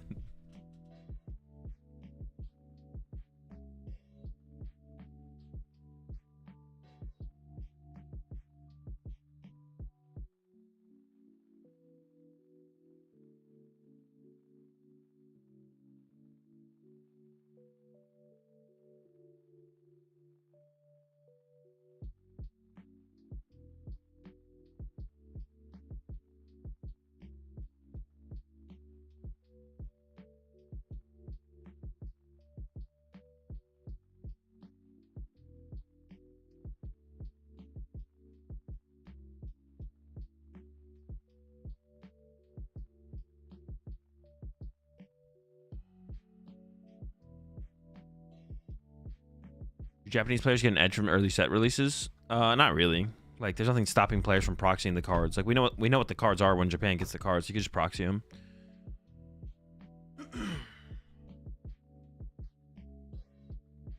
Yeah, like there's nothing stopping like players from proxying cards and playing with stuff at the exact same rate that they play with it in Japan. So them getting like the actual physical cards earlier doesn't really make a big difference.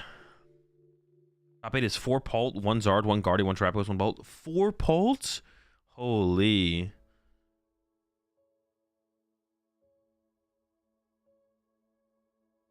As far as I know, top 8 is 4 Pult, 1 Zard, 1 Guardian, 1 Trapos, 1 Bolt. 4 Pult? Holy smokes.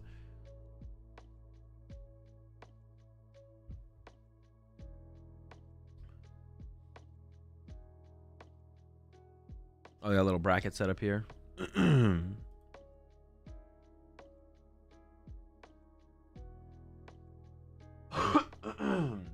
Little bracket action going on here. Dude, that is a bad font choice, though. I can't. Reading the names is hard. Honestly, I think I got to root for Galaz here. Big Galaz fan. I mean, I'm rooting for Galaz here to take it all.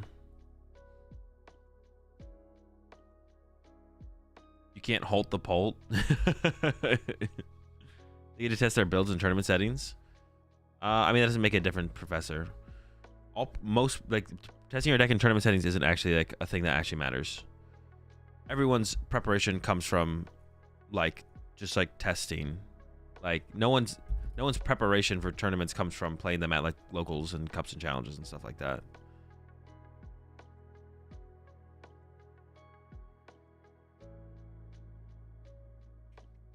How would you recommend prepping for Sacramento? Since we're gonna be the guinea pigs for Surging Sparks.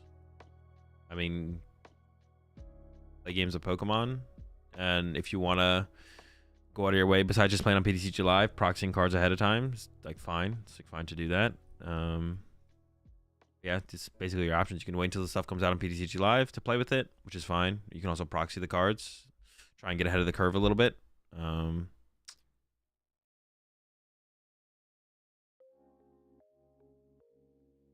Yeah.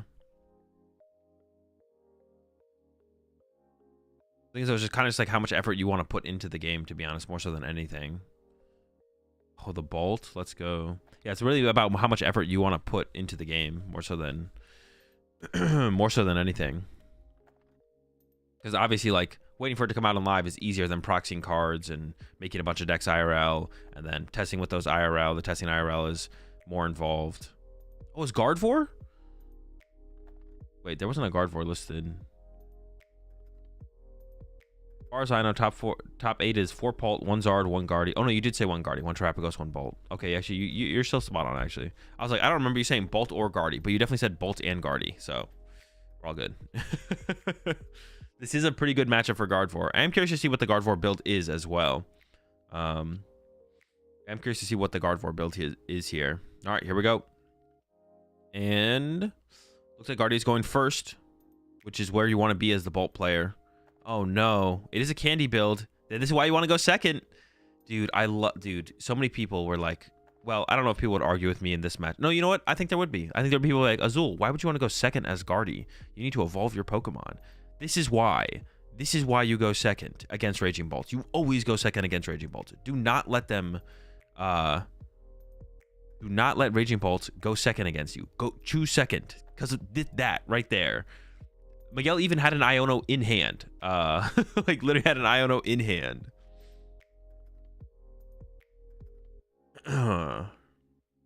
They're always attacking first. If they go second, they're attacking first on turn 1. If they go first, they're attacking first on turn 2. They're always attacking you first. So give yourself a better chance of setting up. I don't think the Guardy player chose first. Neither do I. I don't think the Guardy player chose first either. But that's also not what I said. I was calling out chat. I wasn't calling out the Guardy player.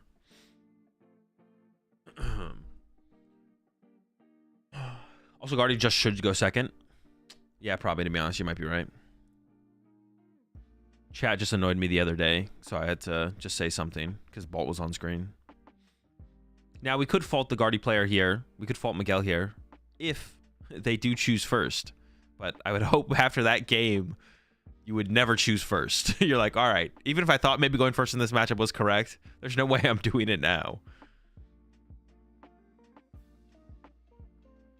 Got a little 1-1-1 lineup prized here. Okay, okay. Not super detrimental. The Dippity prize on the other side is probably the biggest hit. But Palpad, honestly, just depending on how things sequence out, can be a pretty big player. Okay, we're going second. Let's get it.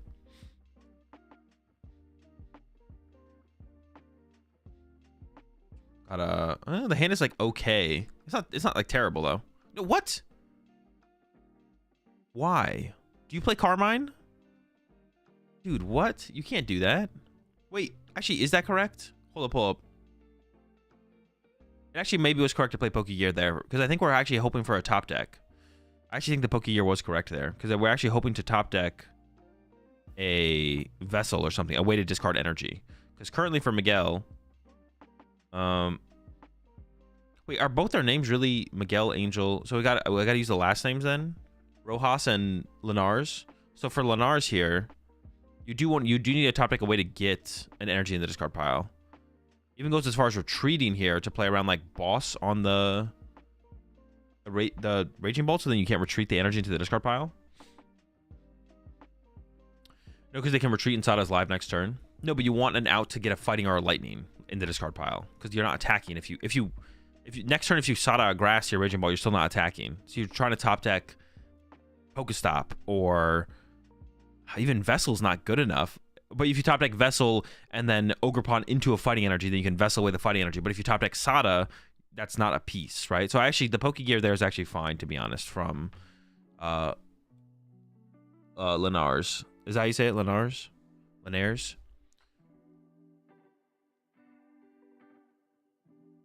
Spoiler, Miguel wins this. All right. You could have swung with Sandy Shocks if you didn't retreat. True. Linares. Linares. All right, Linares, and the other one's Rojas, right?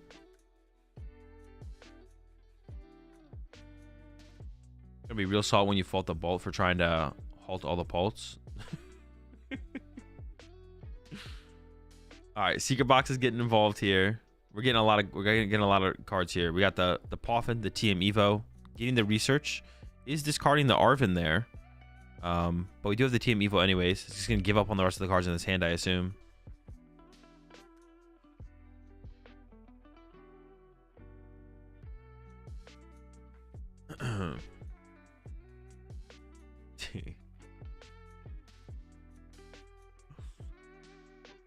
Ralts are coming out. We did prize a Ralts. And if we're leaving a Ralts in the active here, it could go down. But actually, there isn't a combo actually on the Raging Bolt side to actually make that happen. Super Rod to put a Curlia back. Okay. And then going to be a Pal Pad to put a Arven back in the deck to have that for later. And then it's going to be that TM Evo and attach. And then into the research. So really clean turn here from Rojas. As long as you don't draw into all your Curlias off of this research, which is definitely like a question there. Like Rojas could have just kind of chilled. I do like trying to use the research here. I think it's correct to be aggressive here. There's a Curlia prize. It would be kind of unfortunate if you just draw into like 3 Curlias, but it is a candy build, so it doesn't like completely stop you from getting into the candy Gardevoir next turn. That's 1 Curlia. And okay, just 1. That's good. Feeling good. Appreciate the primes up there, Rory. Does Briar make the matchup any better for Guardy?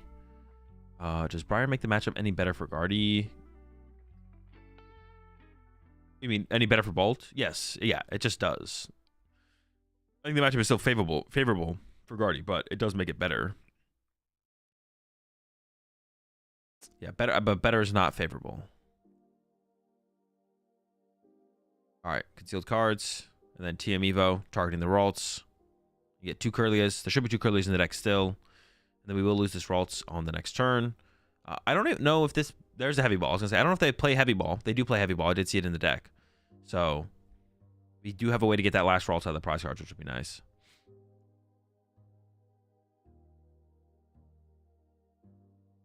There's a Sada top deck anyways. So, I don't think an attack is happening this turn, to be honest. Yikes.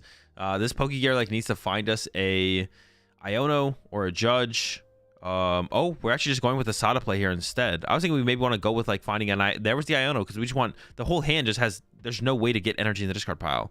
I think I would like to have seen the Pokegear to try and find Iono or Judge or something, just to find more good cards that actually progress us towards attacking.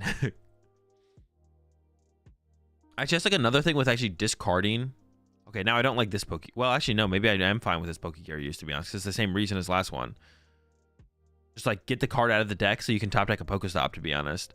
That's, like, another thing with retreating that Ogerpon, though, on the last turn. Is, like, it's possible we could have attacked with Ogerpon this turn if we just didn't hard retreat the Ogerpon. And the more I think about it, the more I actually dislike the hard retreat because of that. Just setting up for the potential of attacking with Ogerpon on the next turn, I think was probably correct.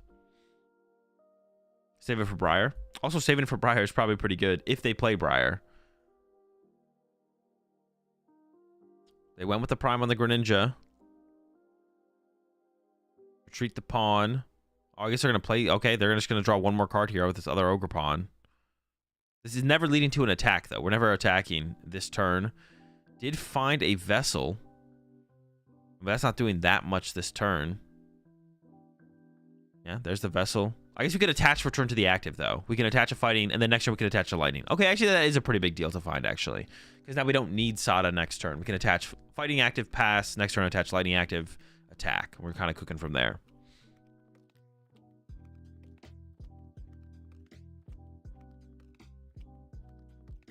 There we go. Energy searched out. There will be that attach pass here.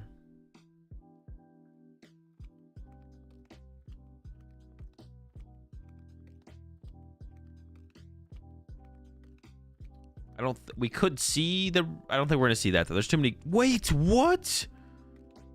There was like... Did we just get rid of 2 energy retrieval there?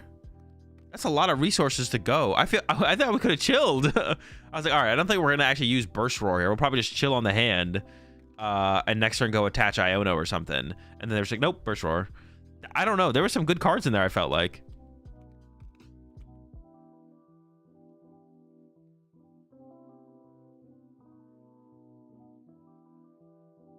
Okay, this does seem to be a pretty aggressive Guardy build. So the potential to actually pull off like a Drifloon 1-hit KO on this turn seems pretty reasonable, to be honest. We'll see what the full sequence looks like here. I think the Drifloon is in hand. It is there. I see it. And there's an Arven as well. Arven can find Vessel. We'll see what they go for, though.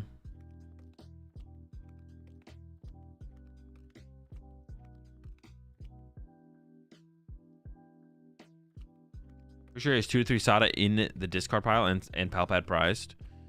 Yeah, it is. It's a lot of. There's a lot of resources gone. This feels like it's probably going to be a. I think Guardy's going to get this first 1-hit KO as well. This is going to almost definitely going to be a Guardy dub. The way this is playing out, for sure. Thinking about giving up the counter catcher. Honestly, giving up counter catcher seems fine. Rare candy also seems fine as well. Well, yeah, it seems fine. Rare candy also seems fine.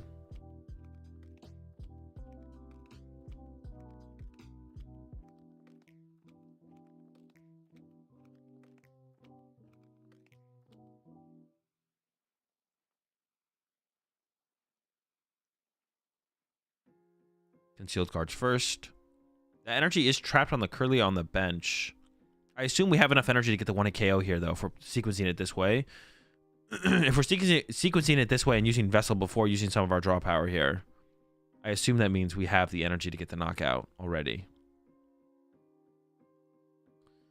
E-Hammer here as the last discard, and we did keep one of those energy around to be able to hard retreat here. There's our Monkey Dory. I don't know if that even comes into play here, to be honest. Hand is massive. Burn somebody Poff in here. I mean, that can combo with Super Odd later to recover. Oh, but they are eyeing something up here. Why? Did we whiff the knockout? Maybe we whiffed the knockout. But if we whiff the knockout, then we missequenced here. Oh, we did whiff the knockout here. Okay. But then that was a missequence to have Vesseled before. Oh, we don't have the Guardy. We don't have the Guardy. Wait, makes it the missequence even worse then. Because we could have not Arvined until we had drawn into Vessel or the energy or the Guardvor, and then Arvined for Ultra Ball. So it definitely is like a bad play there from the party player to have like played the Arvin that aggressively, to be honest. We should I just assumed we had Guardvor. If we're playing, unless you're like out of Ultra Balls, I guess. That would be like the only thing is like you can't Arvin for Ultra Ball anyways. But yeah, and maybe they only play one Guardy and it is prized.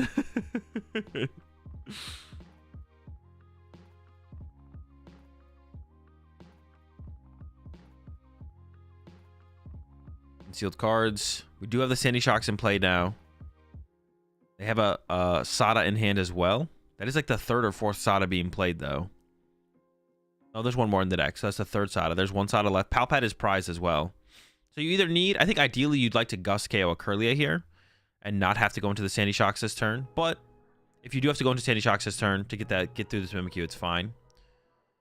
Yeah, there was definitely that missequence on that last turn then. We should have played more aggressively for options through the Arvin instead of just immediately playing the Arvin to grab the Vessel. That was definitely a mistake.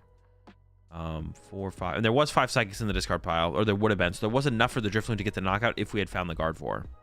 Just didn't find the Guardvor there. All right, here comes the Sada. So the option of the Sandy Shocks. Is there fighting in hand? There must be. Well, we do have a fighting in hand. Okay, we're fine. This is fine. Yeah, yeah.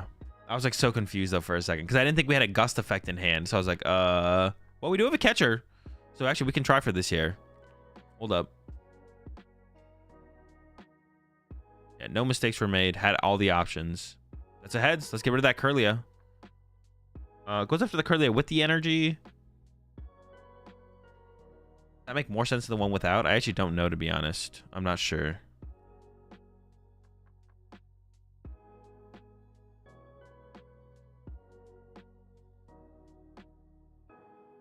Yeah, I'm actually not sure.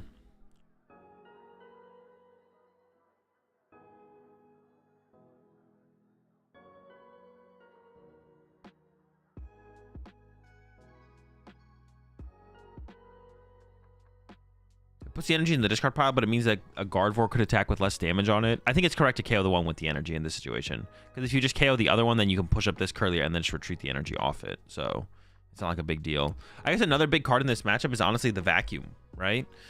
Does the Raging Bolt player, are they bringing the Vacuum or not? Would be a big question here for sure. Because that'll be like a free prize card at some point. Oh, I see it in the hand actually. We have the Vacuum in the hand. That'll be Monkey Dory comes down. I don't know how I feel about that. The Monkey Dory is like fine, but Yeah, the Monkey Dory is like fine, but don't we want if we draw Heavy Ball here, we want another Ralts in play. I feel like. Yeah, I'm not a big fan of that Monkey Dory. I also don't like discarding the Vacuum here either. I feel like vacuuming away the Pokestop after we Ultra Ball for the Guardia EX here makes the most sense. So I don't like that.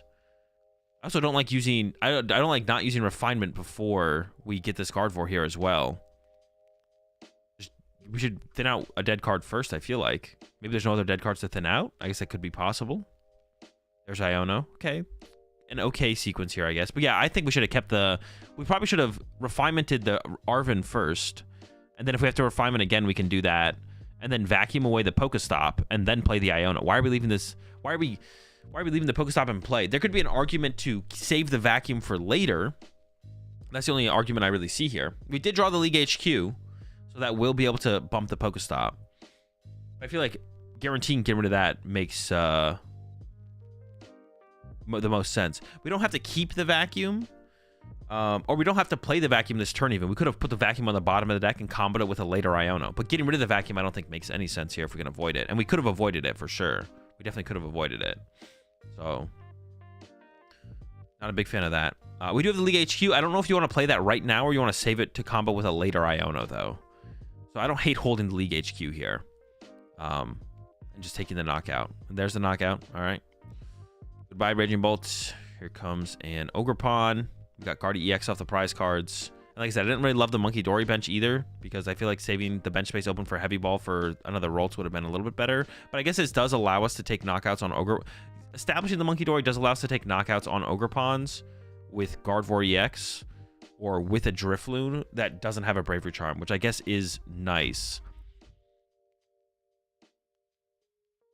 All right, here comes an Ultra Ball. The Vacuum is on the bottom of the deck, but that would probably be a pretty big card to find here, to be honest, would be the Vacuum, because that could lead to an extra prize card this turn.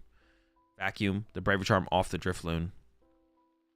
And that is another thing with this matchup as well is if you can avoid using Bravery Charm on Drifloon, I guess, which the Monkey Dory does allow us to do, only for KOing Ogerpons, though. We can't KO Raging Bolts usually with a Drifloon without a Bravery Charm. But we can do it on the Ogerpons. Then we don't need a Bravery Charm in play, which means the Vacuum never has any potential.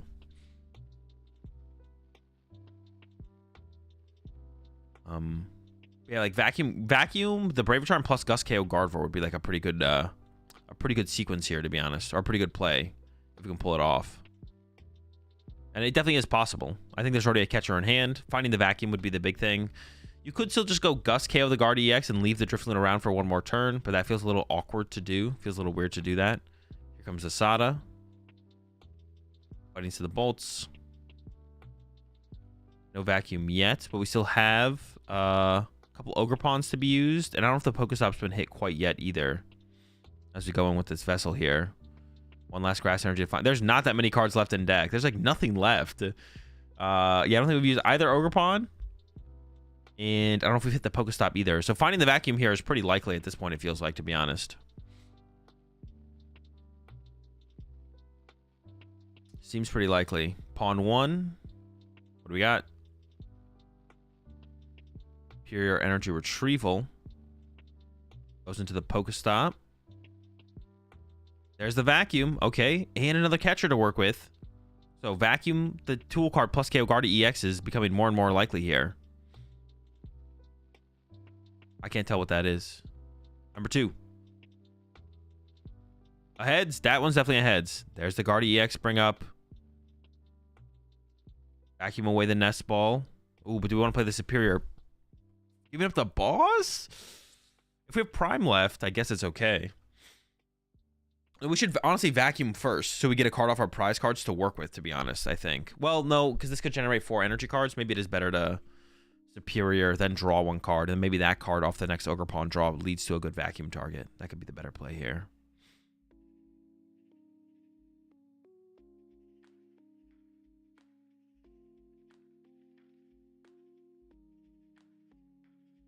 Yeah, I feel like the boss is probably better to keep, but we might need the Stretcher if we're going to run out of energy as well, so that's like a consideration here. 3 grass, 1 lightning, or is it 2 lightning, 2 grass? 3 grass, 1 lightning is the take. We can start with a pawn draw. If we get a dead card, that can become our Vacuum target. Another Stretcher. There's the attach. I assume we want to Vacuum this turn as well, though. We've already retreated. Okay, there's the vacuum.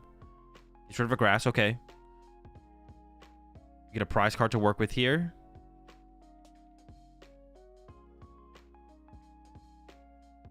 And we're going to get 2 more prize cards here. And they should be the Pheasantipity and the Palpad here. We should be getting the Pheasantipity and the Palpad off of our prize cards, which will be... I mean, that's probably the best 2 prize cards to pull at that point. Draw power under the Iono. Stuff like that. All right. Over to the Guardy side. We have Guardy EX in hand. We did pull it off the prize cards. We need to get the Drifloon back, or we need to KO an Ogerpon off the bench with Guardy EX. Plus, actually, in this situation, you probably want to KO the Raging Bolt that has the energy on it, right? And then put the League HQ in play. That sounds like a pretty good combo here. And actually, that might just be game. There might not be a Pokestop available. The vacuum's gone. 2 Pokestop are gone. League HQ might just seal this game up, to be honest. League HQ plus Iono might just be game here. Let's see. If not, it's very close, I feel like. Poffin's coming out, so we'll get our Drifloon and the Ralts. Or maybe we're not going to grab the Ralts, just the Drifloon. I'm not sure what we're leaving the bench space open for, but okay, there's the Ralts grab.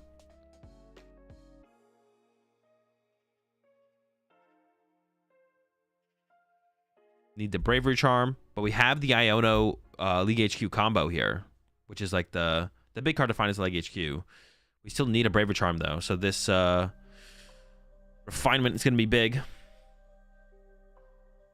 And we do want to also KO that bench Raging Ball, but we have the Counter Catcher in hand for that as well. No Bravery Charm. There's the Guardy.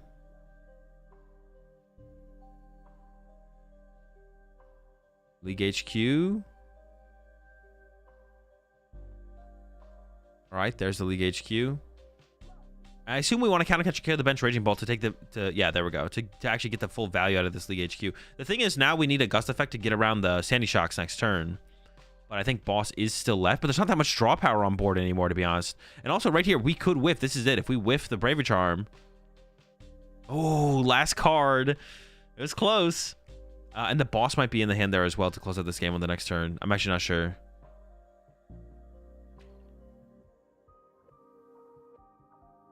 There we go. Now, if there is a Pokestop left here on the Raging Bolt side, I'm not sure if that's a Boss in hand or not. There might be a Counter Catcher in that hand, actually. If there is a Pokestop left, the game could be won this turn. But with the League HQ in play, it's not possible to actually attack with a Raging Bolt unless there's a Stadium Bump. We did get the Dippity and the other thing off the prize cards, though. So we got some draw power. We got the Sada Recovery with the Palpad, and then Dippity for some draw power. Those cards are on the bottom of the deck now, of course. Yeah, those cards are on the bottom of the deck. So resetting the deck might be something we have to go for. I was thinking about already pushing up the Sandy Shocks. A lot of resources have been burned at this point as well. That early Burst Roar discarded a lot of cards. I think the Prime Catcher's in the discard pile as well. Even the Sandy Shocks can't attack here, technically. Ooh, that's an Ultra Ball. I don't think there's energy in the deck. Oh, no, there is. There is a couple grass. We could Ultra Ball for the Dippity here. I feel like Ultra Ball for Dippity is probably the play. What is left at this point, though? Yikes. There's a Boss. So there's no way to win this turn. Yeah, there's no way to win this turn. 2 energy, a Stretcher, and a Palpad. We are... I don't even... Do we have enough energy left to win the game? I don't even know if we have enough energy left to win the game.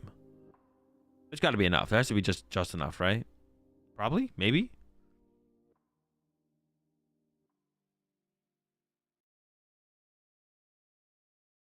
Needs to go like... But how do you even... So what do you accelerate the grass?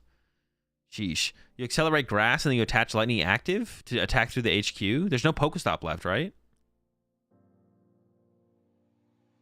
This does knock out the active here. I don't know. If our active dies, can our Raging Bolt even KO a Guardy EX? There's the Palpad. There's no Gust effects. There's no catchers left or Prime Catcher. Those are all gone. I feel like there's no way to actually get... Like, if we attack with Guardy EX next turn, I think we win. Because there's no way for a Guardy EX to die. Now, do they know that? I guess is the question.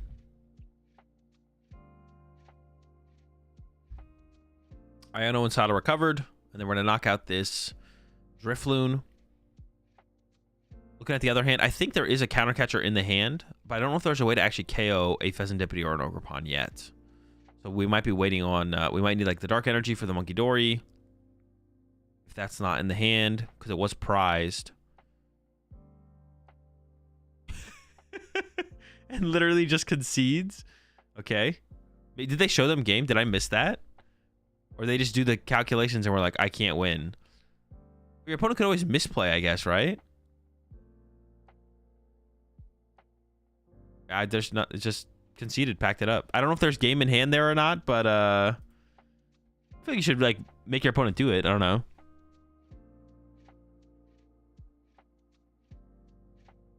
They could like throw theoretically.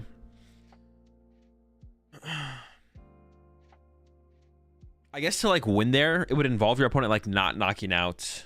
Yeah, to win there as Raging Ball, it would involve your opponent not knocking out your Sandy Shocks and like trying to boss trap something off the bench. But like, yeah, I guess that's like pretty unlikely to actually win the game, right? Yeah.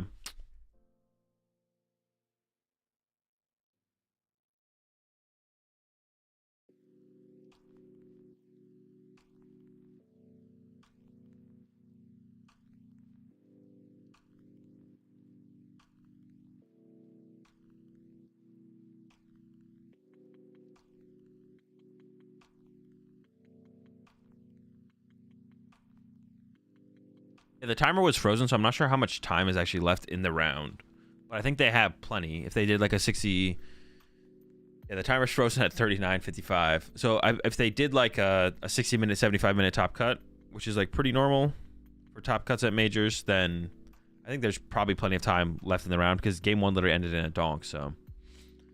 but we'll be going into game 3. Raging Bolt will get to choose second, which is where they want to be. And to play for that... Not donk. You don't need to donk them. But like, you know, that aggressive start. Able to take advantage of the less setup guard for... That's a bad hand. No basic. Oh. That hand was so bad. You're praying for a basic with a hand like that. Or you're playing for no basic with a hand like that. Like as you draw through it.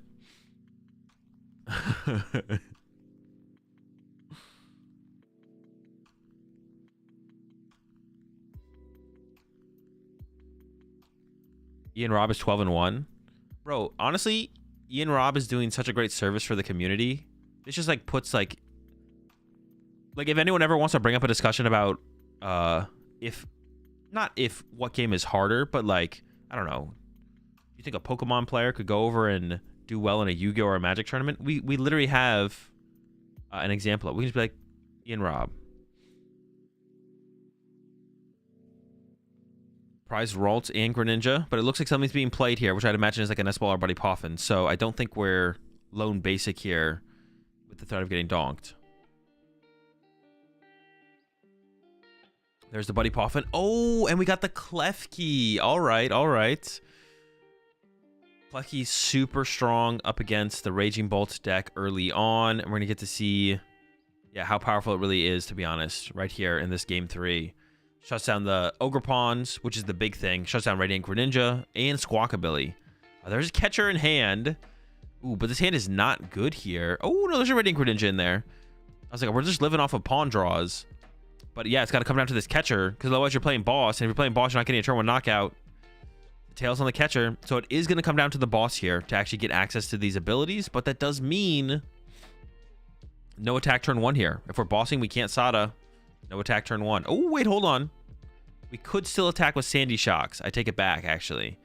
We could get a Sandy Shocks attack off, actually. There actually is still hope. That's just weird to take double fighting there, though, because I think we only have 1 grass in hand, but we have second Ogerpon in hand. I think it's actually probably a mistake there. We probably should have taken, like, fighting grass. Let's see, though. Maybe there's 2 grass in hand. No, there's only 1 grass. That's definitely a mistake there to have not taken another grass energy. Yeah, there's the boss. So that means no Sada, but Sandy Shocks could still get involved. There are the concealed cards. Fighting Raging Bolts. And now we only have 1 grass. I guess you could retreat, use the energy retrieval, but you might want to like switch card potentially into the Sandy Shocks. There's the Stretcher now. It looks like it might be a Burst Roar angle, to be honest here. It looks like, well, you can like retreat the Ogerpon first and then use the second Ogerpon.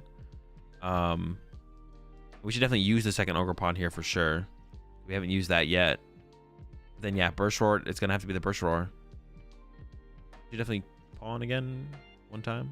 Okay, yeah. Load it up. Extra draw. Hopefully it's not a too good of a card. I guess if it's really good, we could just hold the hand and not Burst Roar, but... Ooh. As I said that, yikes. Did just get rid of the Lost Vacuum. That was like the worst card to have. That was one of the worst cards to draw there. That might be the worst card. Any other card, if you discard it, you'd be like, okay, that's fine. If you discard even your Prime Catcher, to be honest. The Vacuum is better than your Prime Catcher. That's tough. That's tough. Heavy Ball found early here, which is good. Oh, going for the Greninja over the Ralts is interesting though, because I was gonna say because we did prize a Greninja and the Ralts, but I would assume if our hand is decent, we'd want to go for the Ralts grab there, but goes for the Greninja, which makes me think the hand is probably not great, and we need that draw power from Greninja aggressively. We did also prize double Ultra Ball here. I'm pretty sure the deck only probably still plays double Ultra Ball, so actually finding Cardi EX could be tough, to be honest. There's a Vessel. Gonna go search out some Psychic Energy. And the Greninja's tapped. I don't know if concealed cards have been used yet or not, though. We'll see. Only grabs one? Am I tripping? Maybe wants to draw into the others? That feels weird. I'm curious to see what the rest of the hand is here, then. Iono. But we don't want to draw into energy here. I don't like this. We want to draw into TM Evo and Ralts and Kirlias. Yeah, leaving the energy in the deck there is definitely incorrect. There's other cards we want to draw. We'll worry about energy on another turn, another time. Drawing to energy right now is like not that beneficial. And it looks like no Curly is here. Now this is the power of this. Oh, okay, we have one. We have one. It looked like they were setting up ready to pass. All right, we're not done yet. Hold up. Wait, isn't retreating? I feel like retreating into the Mimikyu is better than retreating into the Klefki here, though. Maybe it's close. I'm not sure, actually. I'm actually not sure about that. Should we retreat to the Klefki or the Mimikyu there? Another Ralts found off this Nest Ball. And then passing it over, it looks like. This is the power of the candy build of Gardevoir, though. The aggressive build of Gardevoir is, even if this Kirlia, the lone Kirlia gets KO'd on this next turn, even if that happens, we can still get Candy Gardevoir and attack this turn. And I do see the Prime Catcher in hand. So I do think we should see a KO on this bench Kirlia here. Starts with the Vessel. The Lightning Energy is guaranteed. Can also get a Grass Energy to excel onto the Ogerpons or concealed cards it away. But yeah, Prime. You still probably want to go Prime KO Kirlia here to force the Candy play on the other side and not just allow the evolution into the Gardevoir from a Kirlia. Take away that option.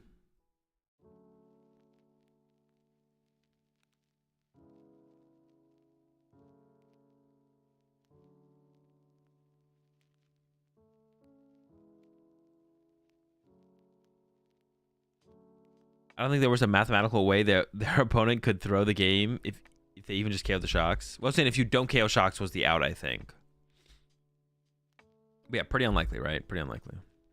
All right, into the Pokestop. Yep, I think it's the correct sequence here. We did just mill the Sada, but we have Palpad in hand, so we can Palpad the Sada back into the deck. Oh, wait, we're not going to do that? Interesting. We don't need a Sada this turn, but I would assume drawing into a Sada wouldn't feel bad. I feel like we maybe should have played that Palpad immediately to recover it, even if it's just one Sada. We still have Ogerpon. We still have concealed cards. Can't guarantee both of them. All right, he's going to value the Palpad for 2. I thought we'd maybe just see it get thrown down there, which I wasn't against, but I don't hate holding it either, I guess. I feel like I would have just played it, though, to try and find a Sada this turn. Sada was still found here, though. And here it comes. Lightning and Fighting. And honestly, I would probably value the Palpad recovering Iono decently highly in this matchup, I think. So I'd maybe try and hold on to the Palpad to maybe synergize it with the Iono, to be honest, the more I'm thinking about it. So yeah, holding off on it and then trying to get like two uses of Iono is maybe the better way to actually approach this, to be honest. I think I would also attack with Raging Bolt here. Does Kirlia have fighting resistance? I don't even know. Can the Sandy Shocks even KO Kirlia? If it can't, then we definitely attack with Raging Bolt. If it can, I think I would still attack with Raging Bolt, though. I think we should always attack with Raging Bolts here. Yeah, I don't like the Sandy Shocks hit here.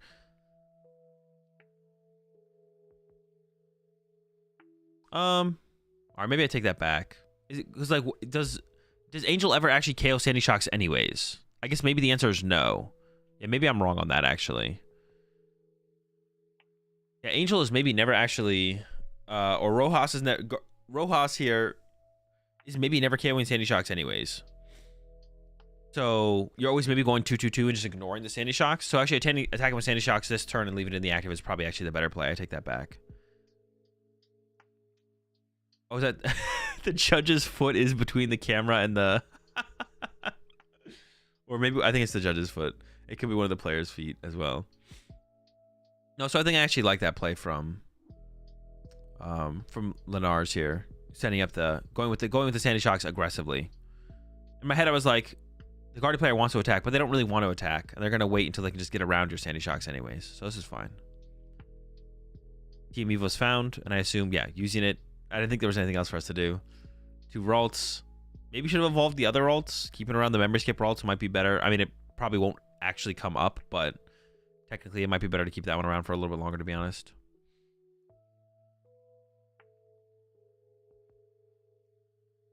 All right. So Sandy Shocks can just KO the active, but I think you'd like to chase a Kirlia here. If you can. Klefki's going to shut down a decent amount of the draw support here as well. But I don't know. There's a couple Pokegears in the hand. Comes a Vessel on a Squawkabilly. We can at least attach for turn, even if we can't accelerate energy to play with Ogerpon. I don't see Boss in the deck. I don't know if we discarded it earlier. Oh, no, we used it turn 1, right? Didn't we use it turn 1 to get a... Wait, was that last game? Dude, I don't remember. We used it at some point to get around Klefki. I think it was this game, right? We did gust around Klefki this game, turn 1. I'm remembering correctly. So Palpad, recover the Boss here seems decent. Then try and find Boss. Once again, chase down those Kirlias. Just keep putting the pressure on the Kirlias. Ignore the Klefki. We'll see what they opt for, though.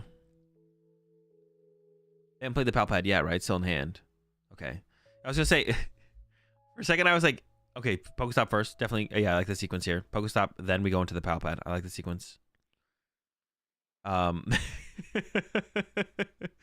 They were shuffling so much, I was like, did they play the Palpad? I was like, if you're going to play Palpad here, you don't need you could, you know, stop shuffling and play it and then shuffle. But Pokestop does make sense here. And now we'll probably see the Palpad get played. To recover the Sada and the Boss. And then we're looking for that. There's 2 Pokegears in hand. And we are looking for that Boss's orders to chase down one of these Kirlias. And put the pressure on the draw power on the other side. There we go. Sada Boss. To the deck. Decent odds of finding the Boss as well. I think it's 2 Pokegear at least in the hand. I don't know if there's any like trekking shoes or anything like that. But pretty good odds here of finding it.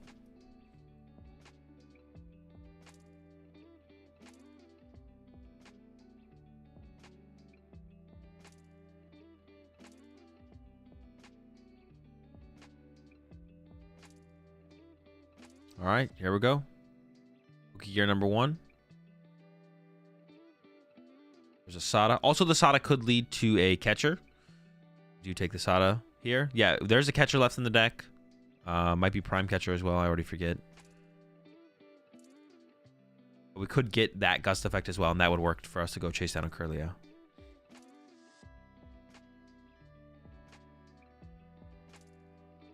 All right, Pokegear number 2 on the way. I guess there was an Ultra Ball in the deck or Ultra Ball in the hand that we could have played to thin out the deck a little bit more. There's that catcher. There's the Boss. There's the Boss take. And yeah, Boss up Kirlia, knock out a Kirlia. Now, there is still a Kirlia in play. So, we could still see a Kirlia into a Gardevoir on the next turn. And it also retains a little bit of draw power in play because of the Kirlia as well, of course. The Kirlia can use the Refinement.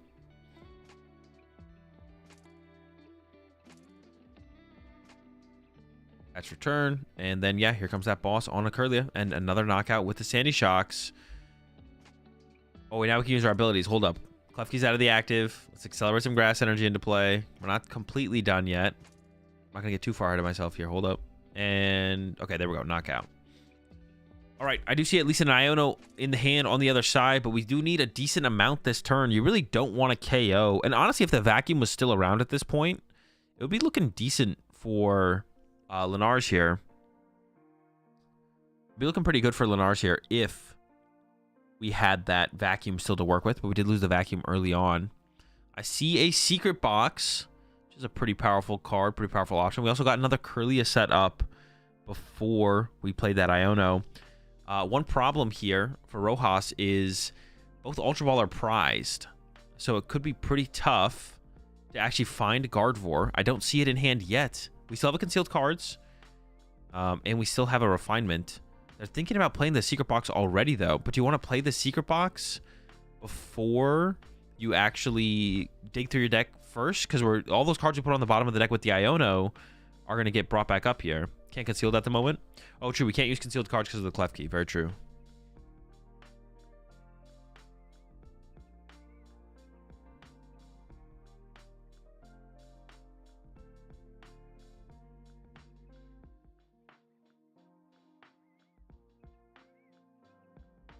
All right, well, based on where the Gardevoirs actually were, if we had sequenced it out by using Refinement and Concealed Cards, I guess we would have had to have retreated to Drifloon and then use Concealed Cards. We would have whiffed. I don't know about attaching the Bravery Charm yet. We don't have... I don't like that Bravery Charm attachment there. We don't actually have... Like, that could be Gust KO this next turn then, instead of like a Kirlia possibly. We don't have the Gardevoir yet. Oh, we're committing... But still, why? I guess the Bravery Charm means the Sandy Shocks doesn't KO it, I guess. I guess you have that going for you. Now we're going to the concealed cards. Can we get a Gardevoir? It's big. They said there's no Ultra Balls available. This is it. Last one. I don't see it. No Guardy. No Guardy means no knockout this turn. And we have a Drifloon in the active with a Bravery Charm that we could lose.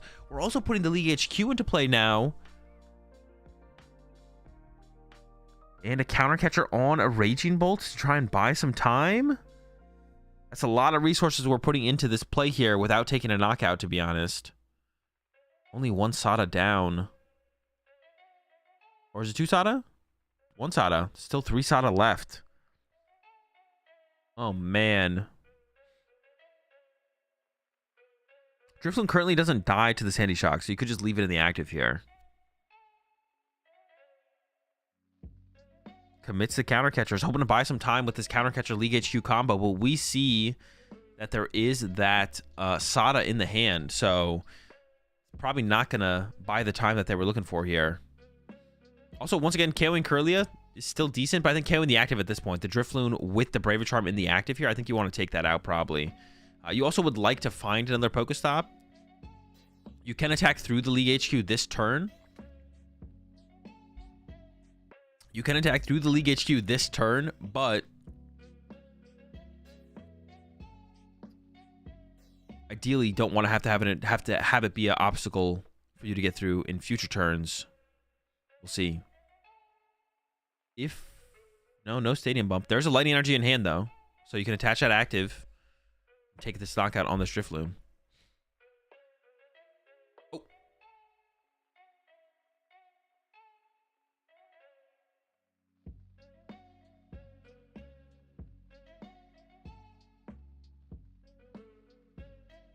Okay, concealed cards.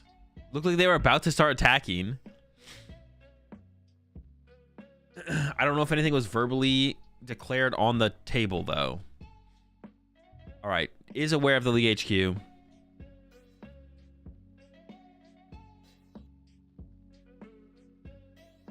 And, yeah, there's the knockout on the Drifloon.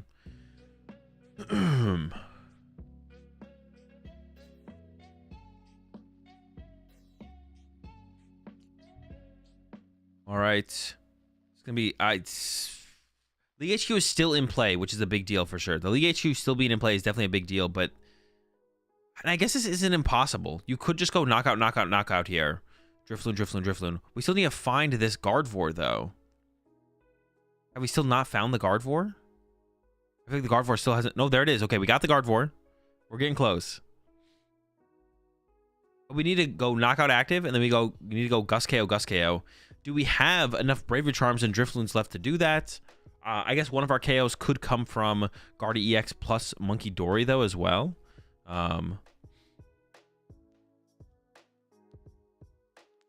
could also be a possibility. The Monkey Dory combo could come up eventually. The Dark Energy is in the deck. I don't think Monkey Dory was prized here. So maybe we can get that down onto the Monkey Dory this turn to start to build up damage on some of the EXs on the other side of the field. Even maybe being able to threaten a Raging Bolt with a Guard 4 EX knockout eventually at some point as well.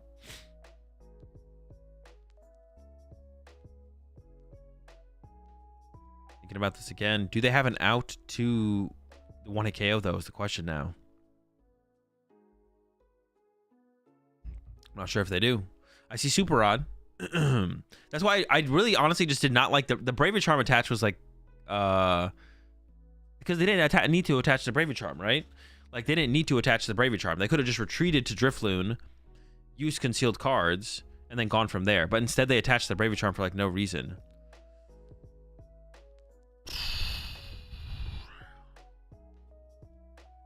This is gonna be tough to come back from this. Retreat to the Guardy EX. I guess they could Turo this turn, maybe? Is that what they're looking for?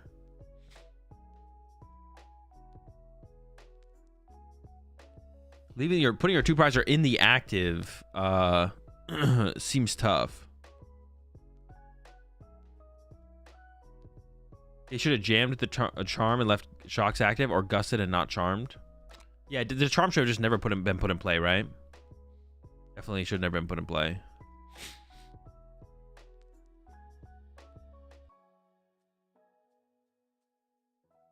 I don't see a Bravery Charm in the hand. I do see Gust effects, though, so you could Gust punch an Ogre Pawn or something, I guess. And then set up for a Monkey Dory combo to happen later.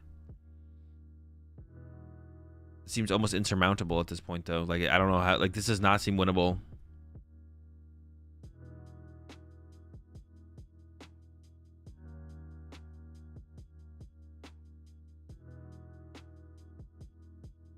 Boss on the pawn, so they're just gonna go Guardy EX punch pawn.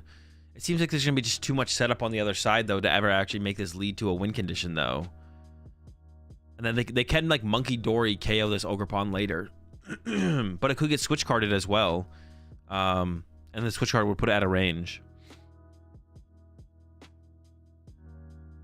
Alright, there we go. There's the punch. No prize cards drawn yet still. It's clarifying League HQ real fast. Gotta make sure you don't misplay.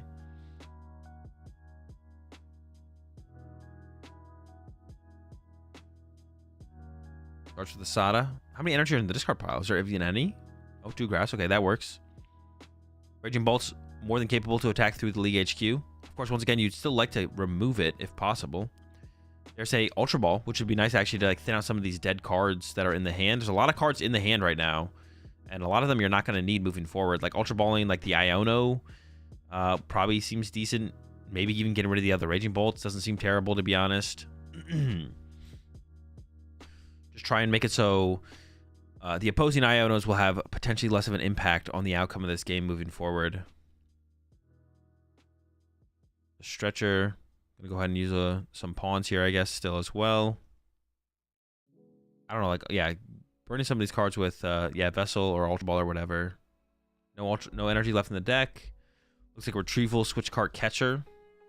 We are getting a 2-prize knockout this turn, so if we just get a KO on anything next turn, we do just win the game here.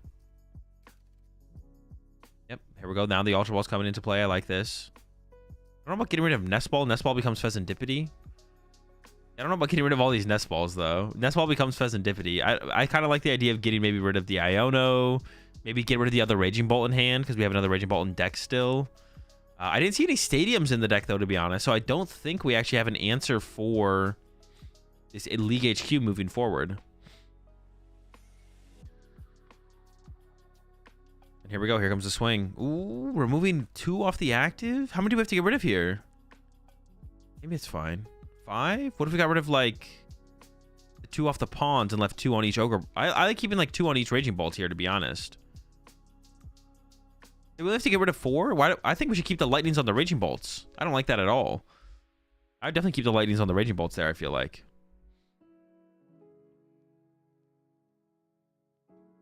Not a fan of that. Get rid of the grass off the Sandy Shocks, maybe. Or just maybe the grasses off the Ogre Pawns. Keep the Lightnings on the Raging Bolts. There's a Mimikyu search out here. Or you have to do some like Mimikyu stall strategy. Maybe that is the plan here. Evolve to a Guard EX and then hide. Here comes our concealed cards.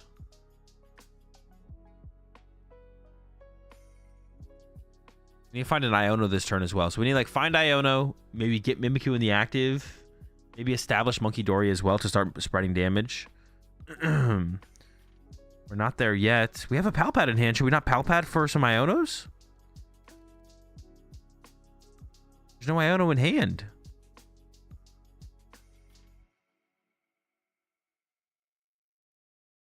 There's the Monkey Dory.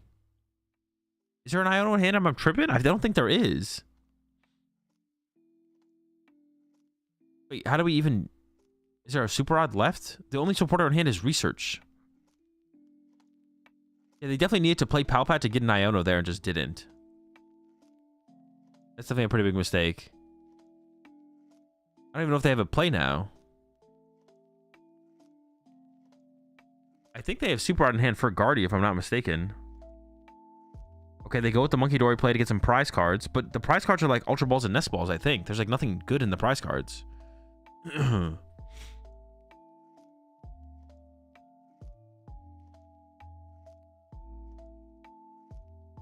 don't know if there's an out here. There's an Ultra Ball in hand now. I guess that can become Guardy EX. And we can hide behind the Mimikyu. But we can't leave our opponent with like a 8-9 card hand on the other side. We need to play Iono this turn. And then hope that the Raging Ball player got stuck. Or if they Burst Roared. I guess they always have Burst Roar to rely on. I guess they could whiff the Burst Roar though, because we do have the League HQ in play still.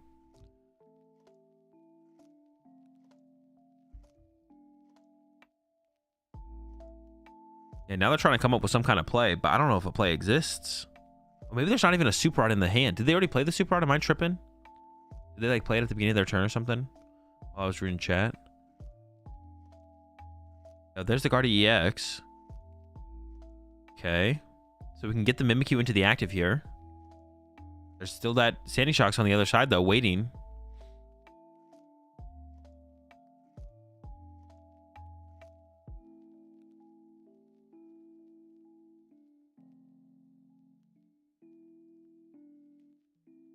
They have the Bravery Charm. I guess you could Bravery Charm the Sandy or the Mimikyu.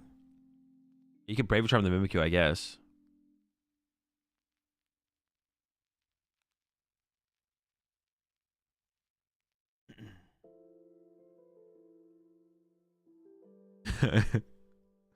It's really cooking. Is in the tank right now for sure. Deep in the tank. What do we do? I couldn't tell you what we do. Do we ever attack with Monkey Dory and go with a Mind Bend for the confusion?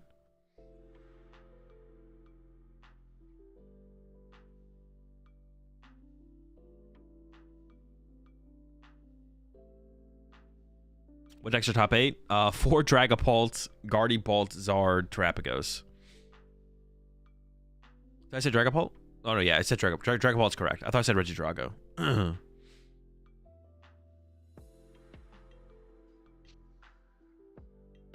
Are we just attacking with the active here and hoping for no Sada? I don't hate this. Like, I don't hate this play here from Rojas and just being like, well, I hope you don't have it instead of retreating to the Mimikyu here. I don't think it's like a terrible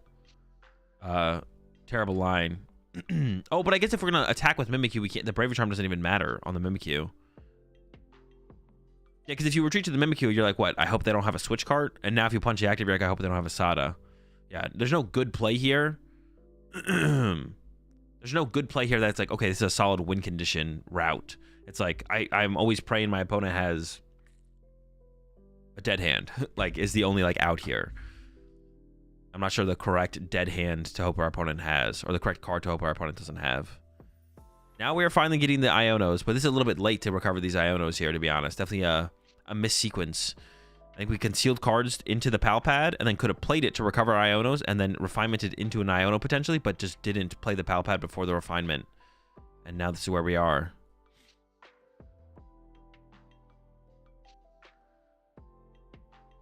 Punching the active Raging Bolt for 190 and praying for no Gust switch card. So Sandy Shocks can't take a knockout off the bench, or just no Sada plus energy. Has a counter catcher on hand as well, but I don't even know what you'd counter catcher here, to be honest. I think you have to save this.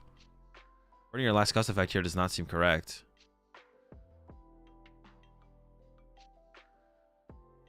I think I just punched the active here. Okay, thank goodness. 190. Draw. And I think that is game on the other side. Maybe, actually? No, there is a Sada in hand. This should be game here then. Buy bolts, grab a couple energy, but not all the energy.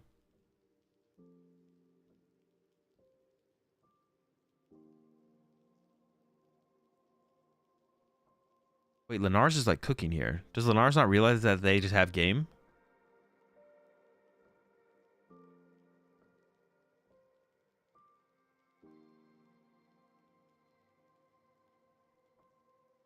Okay.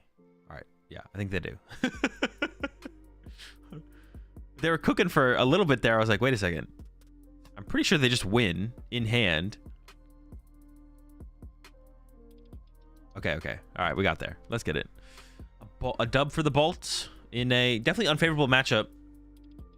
But yeah, there's no win condition there at the end there for Rojas. Just, yeah, if you go to the Mimikyu, you'll eventually lose. If you don't, yeah, there's a catcher's left. There's so much stuff left there. There's like no real win condition for Rojas in that situation at all. And Lenars gets the dub there. Raging Bolt over the Gardevoir. Definitely a tough one for Bolt, but got the donk in the game 1. Game 2 was pretty one-sided for Rojas, but then game 3, double Ultra Ball being prized. That's definitely was a big setback for like actually being able to find the Gardevoir there. Can't Arvin for Ultra Ball, can't Secret Box for Ultra Ball, and then also just like naturally drawing into ways to find your Gardevoir. It's just it's just halved. It's like you play 2 Gardevoir, 2 Ultra Ball, 2 of your Ultra Balls are prized, your outs to Gardevoir are halved, and then none of your search cards are enabled either. Can't Arvin for Ultra Ball, can't Secret Box for Ultra Ball. It's tough.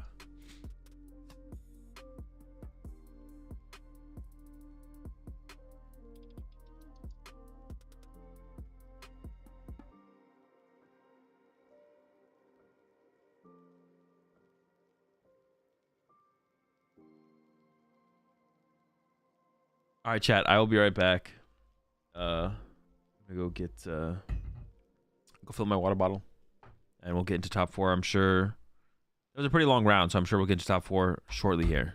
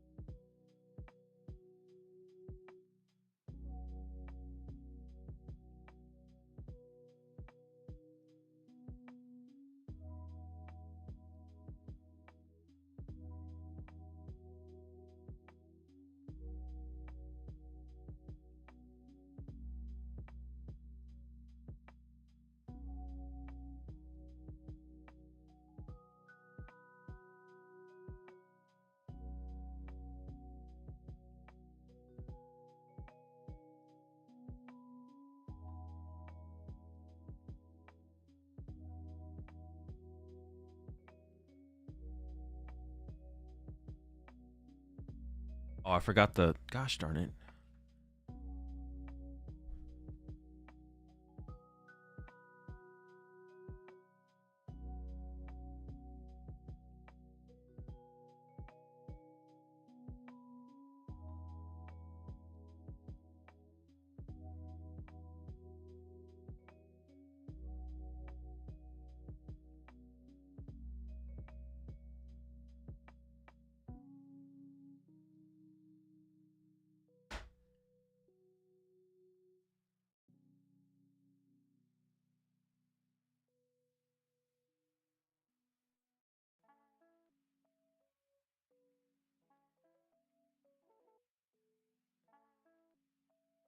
The Polts are all losing. Is that what I just saw? One Zard, one Bolt, one Terrapagos in top 4. What?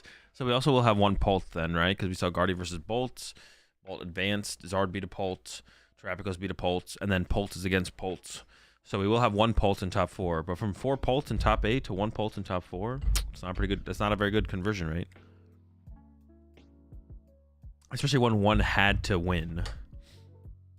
I guess there could have been like a double DQ and then no Polts advanced. That would have been the only other potential outcome. It looks like Galaz won the Battle of the Polts. All right, so yeah, four different decks in top what's it called?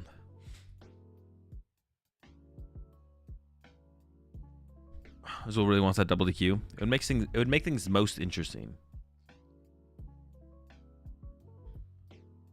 Definitely would make things most interesting.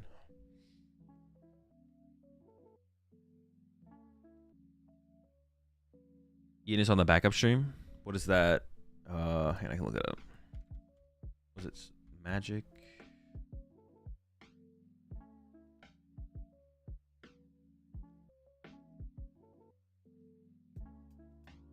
Wait, how big of a tournament is this Magic tournament? How big of a tournament is this Magic tournament? Like, what is how many players are at this tournament? I thought there would be more people watching it. I don't know how big it is, though.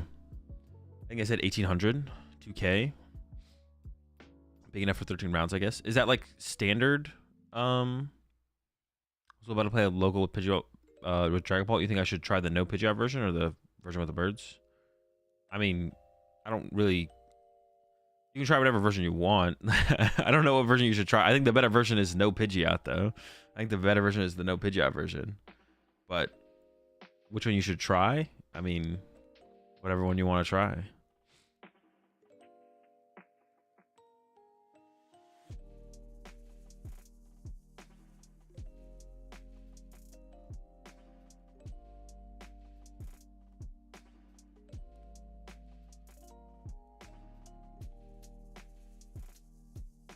The standing page also links to the stream.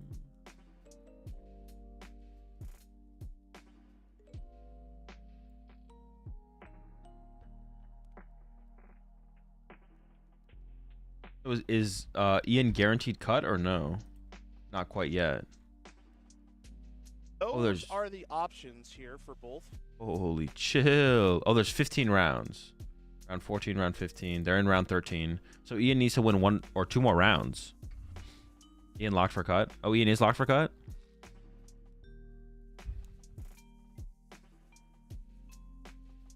That's pretty sick. Is it Phoenix like the BDIF? The top 3 seeds are all playing Is It Phoenix. 37 is guaranteed? Oh, okay.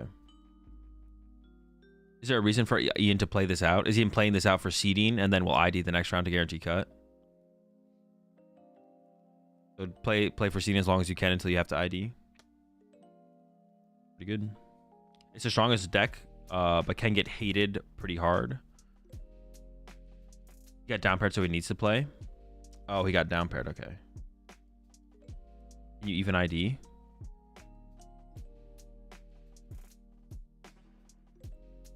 Ian telling those Magic players that their game is easier than Pokemon? I mean, honestly. That's true. Yeah, you get the higher seed gets to pick first or second, which is a pretty big deal. Well, actually, how big of a deal is that in Magic?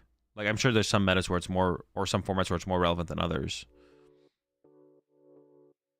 Some other TCGs don't allow IDs, but still have ties.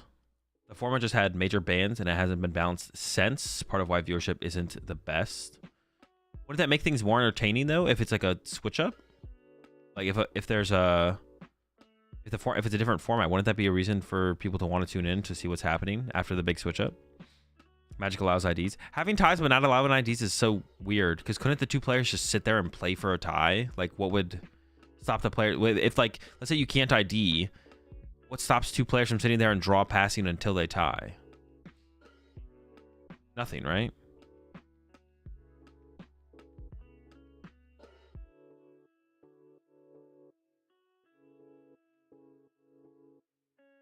Magic's Pioneer format isn't balanced at all. Like, only 1 or 2 viable decks. Boring as heck. Oh, is it not the best way to... It's not the entertaining way to watch Magic or whatever? Yu-Gi-Oh! Technically doesn't allow IDs, but you can tie for a match point, right? Like, if you tie, do you both get a match point?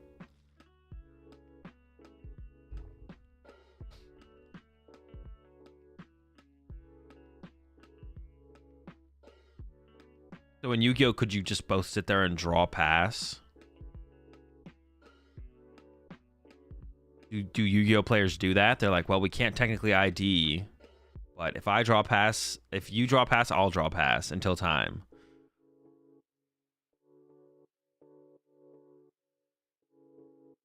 That's Magic's argument. They can't stop players effectively IDing, so just allow them. Yeah, I mean, I assume that's the same reason in Pokemon as well. I assume that's the reason in Pokemon that you definitely should just allow IDs, because if ties are going to be part of your format, you should just allow IDs.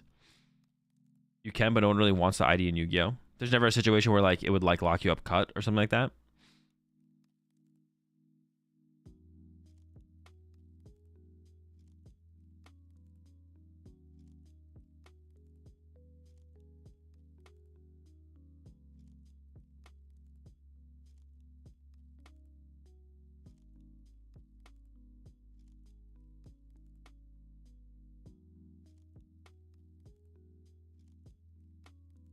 You get match points for tying in Yu-Gi-Oh! Oh, I guess that'd be a question as well.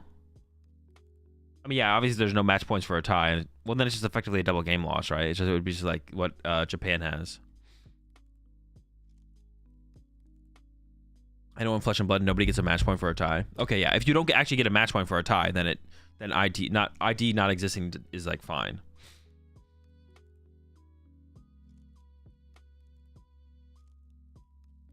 The issue with the new format and the MTG event is that the BDIF is a really old deck. We've seen it around for years.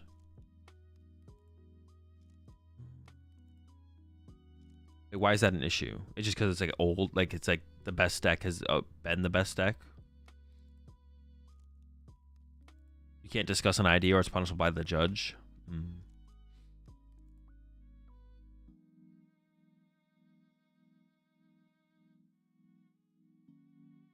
What is Galaz on? Galaz is playing Dragapult. So we got Charizard versus Raging Bolt and Dragapult versus Terrapagos. Hopefully they should hopefully put Galaz on. That's a way more exciting match for sure. It's boring. It's like watching Guardia or ADP for the millionth time. Makes sense. Makes sense. Ian might be on stream. Yeah, but Ian, we'll watch Ian if he goes into cut. We'll watch Ian's cut game. But this game doesn't matter for Ian, right? Effectively.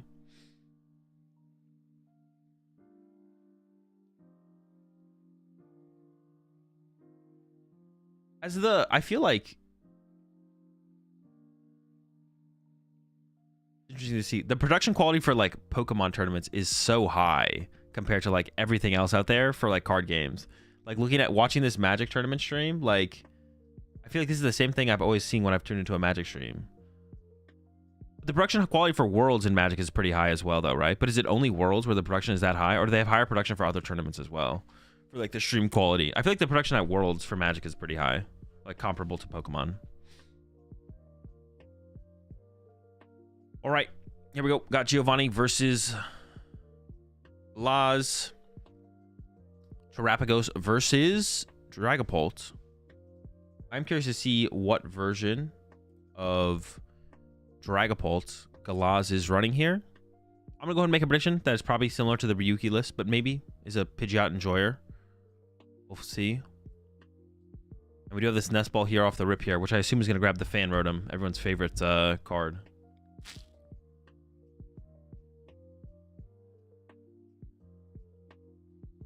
It looks like 2018-19 non-TPCI Pokemon streams. Yeah, that's what it does look like. Got 1-1 Dragapult line prize, 1-1 Dusknoir, or stage 1, stage 2, stage 1, stage 2, and the Sinnoh.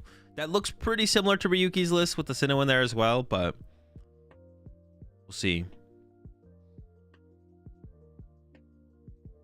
Giovanni here with the Fan Rotom. Got the double Hoot, got the Pidgey, an Owl for next turn, and a pretty big hand to work with as well, to be honest. That's a lot of options there. I don't see a turtle, and of course you need the turtle to enable the Noctowls. Oh, there's the pass.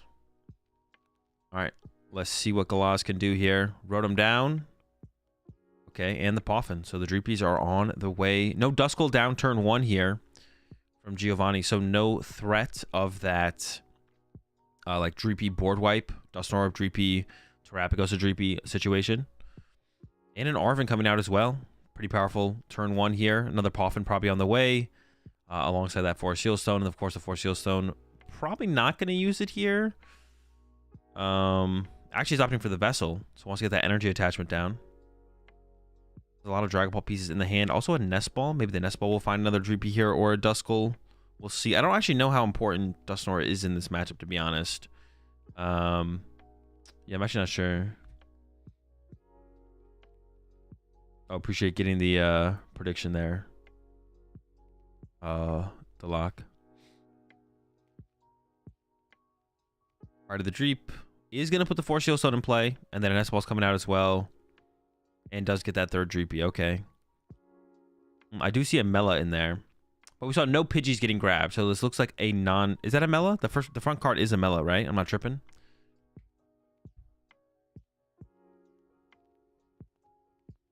It definitely is not a Pidgeot build. So something similar to the Ryuki build. Does have that Mela though. But it is just Dragapult Dusknoir. Overall. Alright, we got our squad established. Honestly, because of Hoot Hoot's existence, I think Hawlucha's maybe worth including, to be honest. In like the Ryuki build. Like being able to KO a Hoot Hoot without having to pop a Dusknoir sounds kind of good. Like, it just sounds like really good. I kind of like the idea of bringing Hawlucha back into the deck, to be honest. All right, get our 3 cards. So yeah, I don't think there was a turtle in hand there from Giovanni. I think Giovanni would have benched the turtle if there was. Is the top deck a turtle? It's not. It's a Thornton. Oh, there's an Ultra Ball though. Okay, hold up. We do have an Ultra Ball here. I don't know why we didn't play that last turn to then get the turtle, bench the turtle, attach to the turtle. Because if we get Iono'd here and we don't have a turtle in play, that could be pretty tough, to be honest. It does have Candy for the Pidgeot. I'm not sure what else is in that hand. I can't really tell. But it looks like Ultra Ball away, Research, and Pheasantipity, excuse me. So I would assume Iono is going to get played this turn. And this has to go get the... Oh! This could get Pidgeot, actually. We could go Candy Pidgeot, and then Pidgeot could find the turtle. It's kind of like the same thing, I feel like. Let's find the turtle here, though. I guess it would be nice to, like, Candy out the Pidgeot, then play the Iono. And then quick search based on what you get off of Iono, to be honest. So, all right, Owls Online, Stadium, and then the Feather Ball for the Pidgeot. Honestly, going after the Rotom here doesn't seem terrible. I'm not sure it's correct, but like, seems okay. You get 2 prize cards, remove the Force Seal Stone. It would require your Prime Catcher though, which is a pretty good card to try and keep around as long as you possibly can, for sure.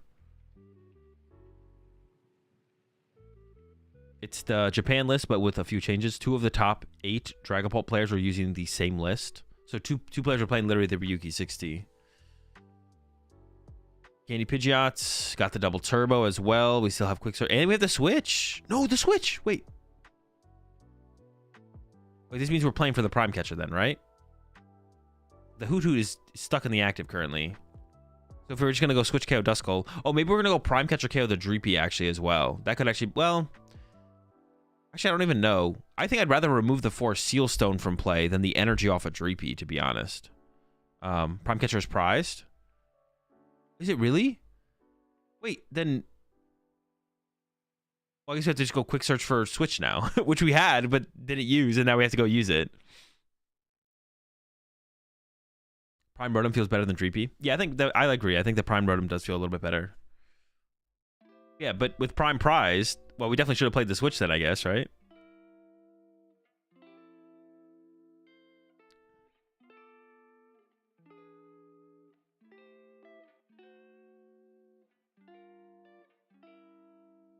Yeah, and then now we're going to have to recover that Switch that we had just sent back to the deck.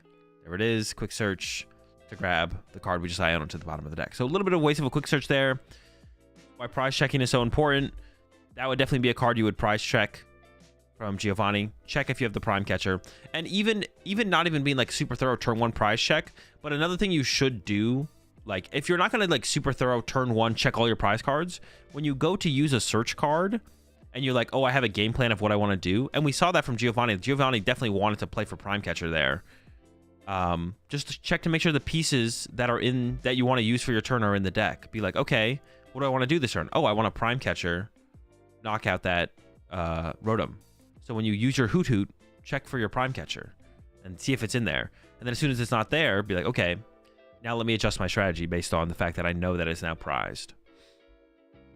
All right, Candy Drag Pulse online. There's a Pheasantipity on the bench as well. So there's a lot of prize cards for Giovanni to go after here on the bench, to be honest. The Dippity, the Rotom. Prime Catcher is prized, though, which is one of our main ways to chase down these Pokemon. And then we do have some Duskulls on the bench as well that can become Dusknors. See an Ultra Ball coming out here from Galaz. I assume he's going to grab the Dracloak. Actually, he's lining up the Luminion. That's a lot of liabilities, but with already 2 liabilities in play, I don't know. It's a little bit easier to KO Luminion than like a Pheasantipity, though. Let's see what Galaz goes for here. Also, is there anything else that should be KO'd here besides punching the active? Or is punch active here from Galaz always the play? Or do you ever want to KO like double Duskull? Do you ever it feels pretty bad to put 200 damage into a Duskull, but... Like, Galaz is thinking about using this Luminion here instead of just using like 4 Sealstone. Or just like Ultra Balling for a Dracloak and seeing what the Dracloak gets. Thinking about going, yeah, all in on the Luminion. Let's see. Yeah, going for Luminion. Or the Arven, which will get the Crystal. And then get an item card here as well. And he's going for that Counter Catcher. Okay, so the question is, what do we KO here? If we're not going to KO the Terapagos, is the threat of Dusknoir too high? Do we need to KO double Duskulls? Or do we want to get rid of the draw power potential or the combo potential of the Hoot Hoot that can become a Noctowl? Also, punching Pidgeot could be a potential play as well. I could see that. Oh, wait, we have... Oh, I didn't even realize that. We have Terra access here. Yeah, Galaz is getting the squad. Ooh. I mean, this could lead to a play from Galaz where you're able to wipe our bench here, actually. There's the counter on the Hoot Hoot. Okay, so it does value the Hoot Hoot. Oh, no, the Duskull, I guess. It looked like he went for the Hoot Hoot or the Duskull and then tapped the Hoot Hoot. Oh, yeah. Okay, it was the Hoot Hoot.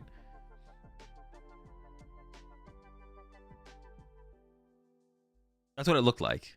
If we can find the Temple of Sinnoh here from Galaz, Galaz can go really wide and then collapse, or not collapse, Sinnoh and discard some of these liabilities. All right, Galaz gets 2 prize cards here. Now we're making our way over to Giovanni. What can Giovanni do this turn? The Duskull is a pretty big threat here, I feel like. The Duskull here on Galaz's side, pretty big threat to Giovanni. So KOing that this turn with your own Dusknoir seems okay. KOing Pheasantipity also seems good. So Galaz has drawn 2 prize cards, has 4 left. If Giovanni goes KO Dippity plus KO Duskull and then KO Rotom, that is game. The Prime Catcher's all the way in the last 2 prize cards, though. But I could see that being the play this turn from Giovanni. KO Dippity. We get our own Dippity involved now here. Draw 3.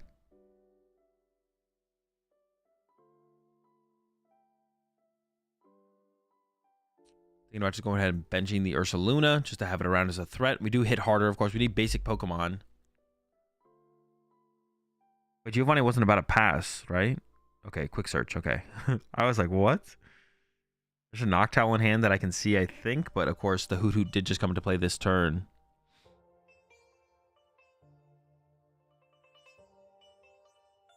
He's eyeing up literally just a Fan Rotom for a basic Pokemon here. It looks like to get the damage up to be able to KO. I would assume the Dippity. We'll see, though.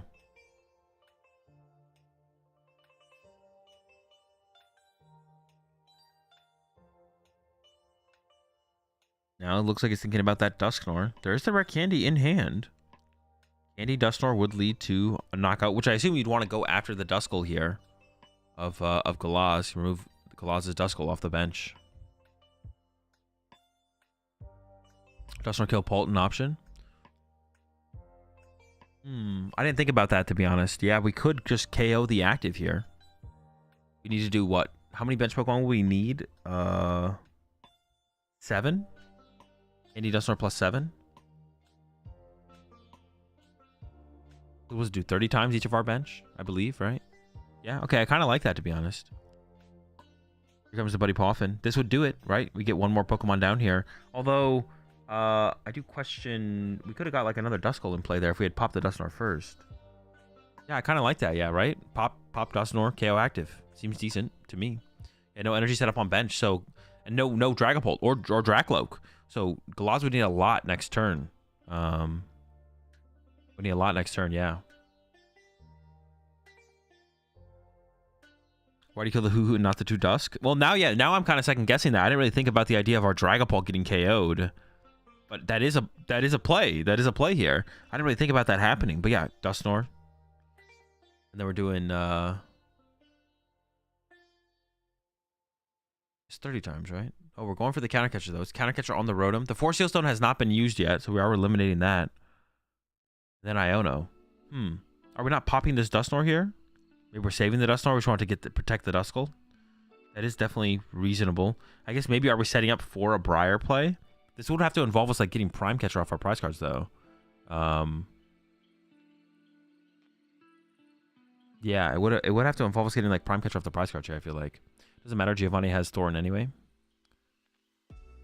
Oof. Oh no, we're popping the Dusknoir now to get rid of the Duskull. We get a prize card, draw 2 more prize cards. I mean, then I guess we have win with Boss next turn, and Galaz can't win next turn.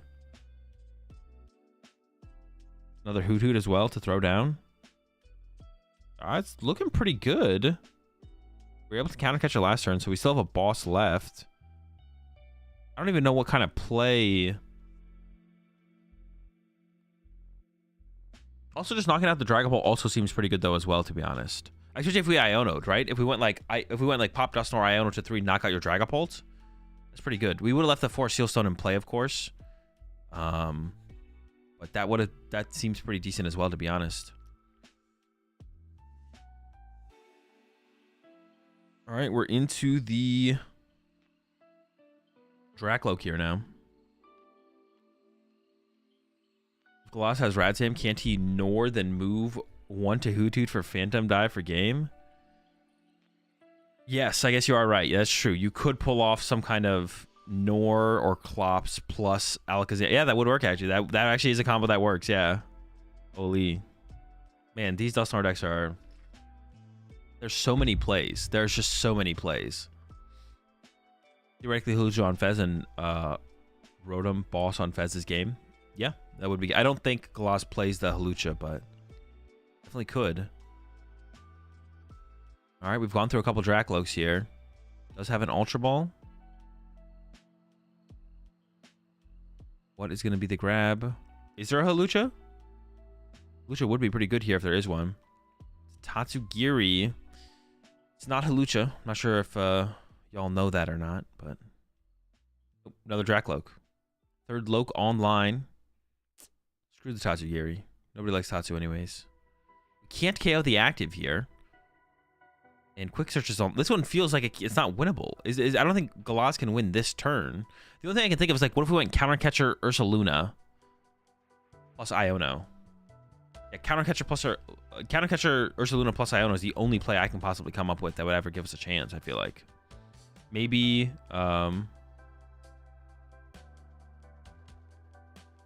there's the Countercatcher. But it is just to hope to trap it. The Prime Catcher is priced here for Giovanni, though. Wait, can Giovanni actually get out of this? With the Prime Catcher prize? Does this actually work? Yeah, you could just Turo the Ursaluna, and that resets all the damage. I actually wonder about this damage spread here from Galaz because it's so weak to Turo. I guess also Switch Boss works as well, though. Oh, Switch... Wait, we used Switch earlier, though. We used Switch on turn 2, right?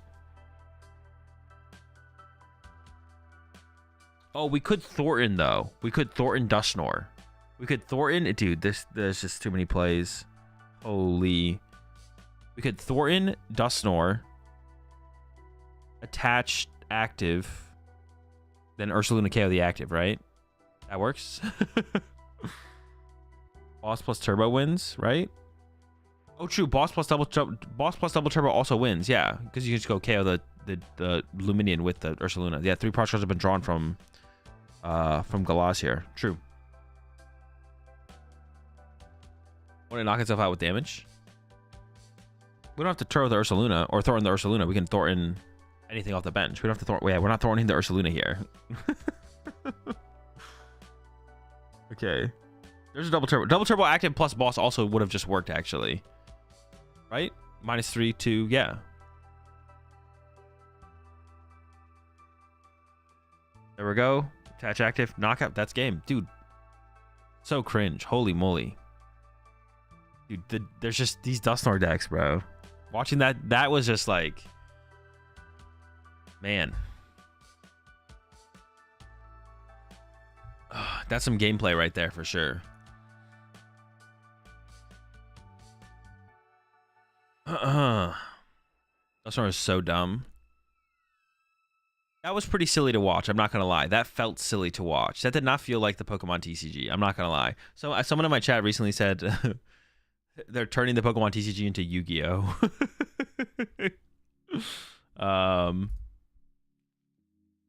Which I don't know. I don't have enough experience with Yu-Gi-Oh to know if that's true, but that was something right there for sure.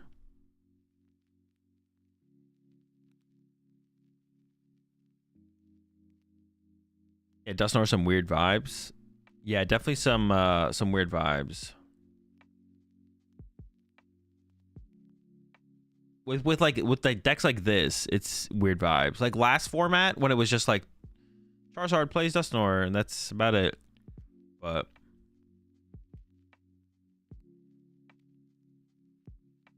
all right, now that game we did see Giovanni going first, so this game we will see. I would imagine Galaz will choose first here. Dippity prized, Zam prized, Dreep prized. Other side, Boss is prized. No Prime prize, though. But I imagine only plays the one boss. I think everyone only plays the one boss. And we do have Galaz going first here. Let's see what the setup looks like. I would imagine what's being played right now is a Poffin, but we'll see here in a second. Yep, Poffin. Okay. The Dreeps are in. Duskull down. And there we go. Nest Ball. I mean, that's pretty good. Here comes that Nest Ball for that Rotom. We got the draw 3, and we're setting up for that turn 2 Candy Dragapult plus attack. Yeah, I feel like maybe Galaz should have pressured out the Duskulls a little bit more in the last game. Instead of going for the Hoot Hoot KO, should have gone for the Duskull KO. It's like the big combo pieces that Noctowl is looking for are Dustnor combo pieces. If you don't have the Duskulls to begin with, the Noctowl finding the pieces doesn't matter, but we'll see here. And then it looks like just a Rotom for 3 here. No energy attachment, which is something for sure. But the Sparkling Crystal is not prized, so a turn 2 attack can still happen here for sure on the next turn. Let's see what Giovanni can put together on this first turn. I see some Nest Balls in the hand. That's a fan. That's a turtle. Is it 2 or is it just 1? Oh, it's one of those hands where if you get the fan Rotom, but you don't have a follow-up. Dude, I feel like I see these hands with Terrapagos all the time, where it's like you have one Pokemon search card. If you get your Fan Rotom, you get your Hoot Hoot and your Noctowls, but then you don't have a turtle. Or do you Nest Ball for Turtle and you have a Noctowl in hand? I think you just get the Fan Rotom and pray for a top deck here, to be honest. Or in Pidgey as well. Pidgey's also an out. I think you just get the Fan Rotom here and pray for a top deck. I think it's probably the better way to do this. Because even like Candy, Dragapult, KO, Hoothoot for 1 energy is possible next turn. But it looks like it might be a Terrapagos lineup here from Giovanni. And then hoping that you survive a turn and then can play the Noctowl on the next turn, I think. We'll see if there's anything else in that hand, though. It didn't look like there was. Do I play 4 Turtle? I mean, it kind of makes sense, to be honest. 4 Turtle, 4 Fan Rotom, 4 Poffin, 4 Nest Ball, 4 Ultra Ball. The Turtle has been acquired.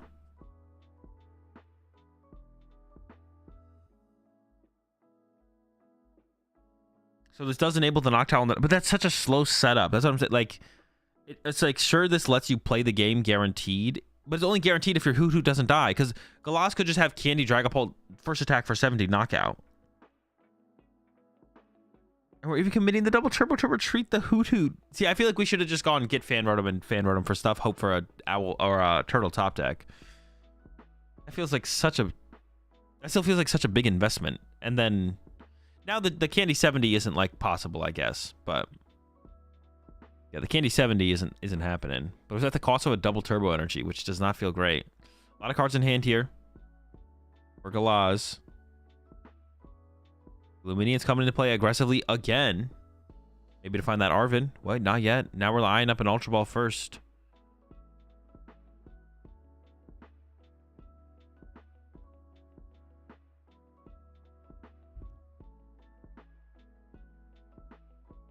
If Galas played a Lucha, game would end.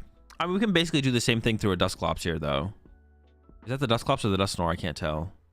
Yeah, with the Dusclops here, if you get like... Well, Radiant Alakazam is prized, unfortunately, for Galas in this one. Now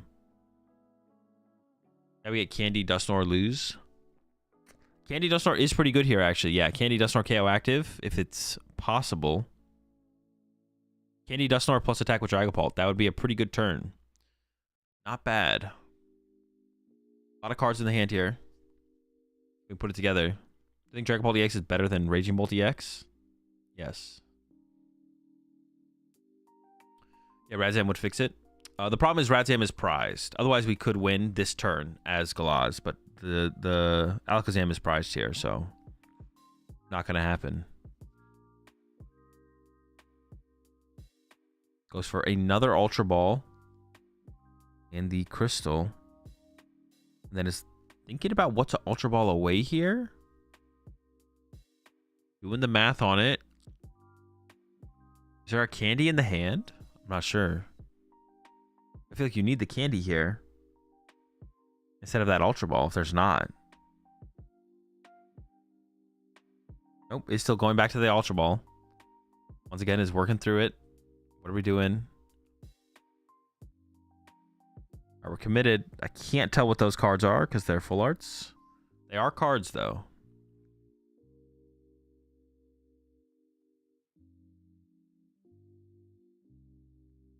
There's the Dragapult.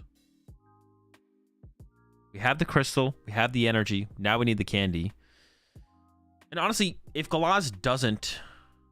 Okay, we had the Candy. Honestly, if Galaz just goes 260 here, Galaz still seems to be in a really, really good spot.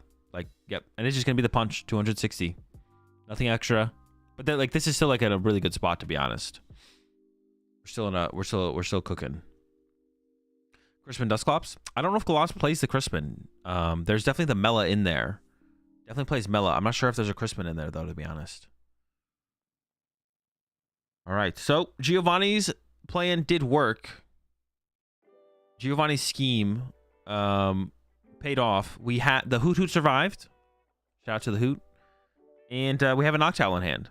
But our board state is so... Man, watching this gameplay is so, like... This is like the more complex... Like, it's like... This is like watching Raging Bolt versus Raging Bolt, but like both players have combo plays that take 20 actions. But it's like, even then, it's like not... This is not very fulfilling gameplay, to be honest. I hate this. I hate this matchup. This is like not very fulfilling gameplay at all. It's like watching Raging Bolt with way more steps. Like, let's just all agree to play Raging Bolt. 100% meta share. I'm down. Are you down? I'm in.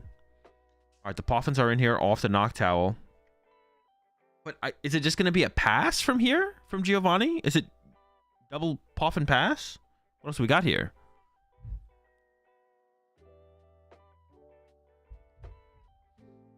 Game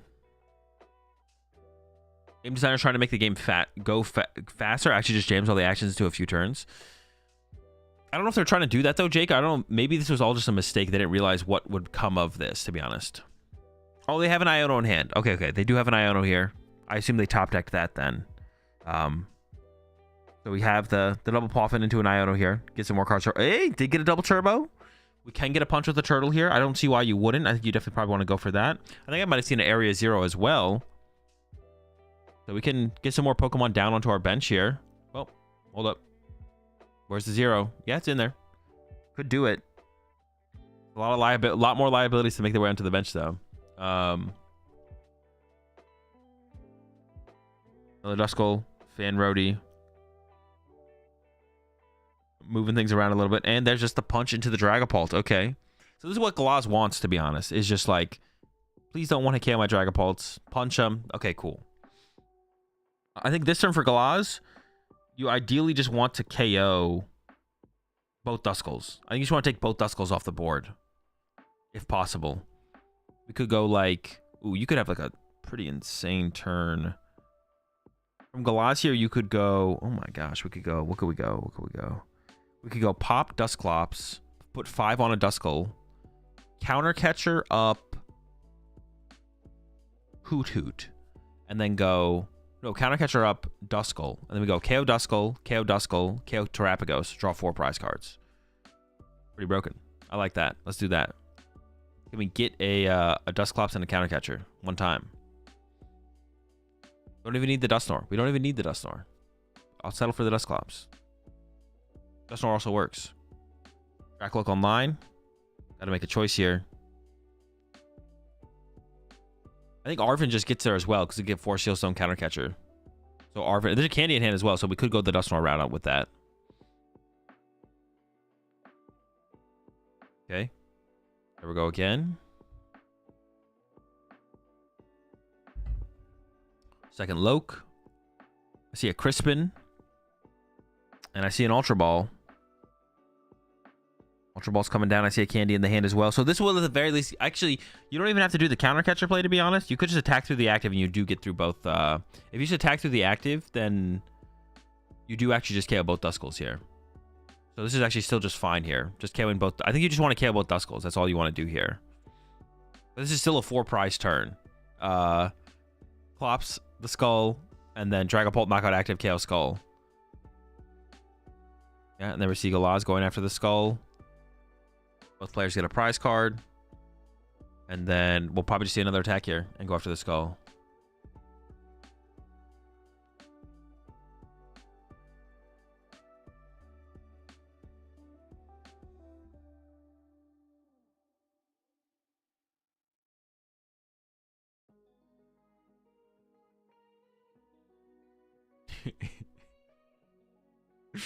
All right, 4 prize cards from Galaz. Not bad. Not bad.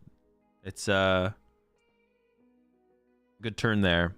How do you recover from the situation as Giovanni is the real question now? What can you do? I'm actually not sure. So we can knock out the active. This turn. There's I see a research and an Ultra Ball here. But can't play the Ultra Ball and use the double turbo energy. So just going to attach active, hope for Candy Pidgeot to KO the active here.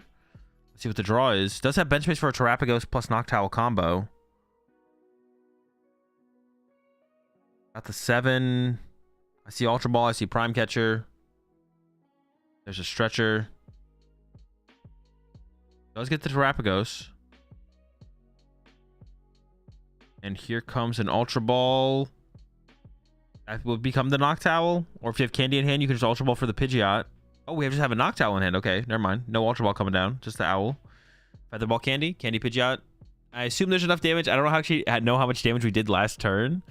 I don't know how much damage we did last turn, but I'm pretty sure an attack from the Pidgeot here does get the knockout. Also, wait. There was no reason for Giovanni to have discarded the Vitality Band, right? We could have attached that somewhere. Maybe to the Pidgeot. It'd be funny if it's 10 damage off. That'd actually be pretty funny, I'm not gonna lie.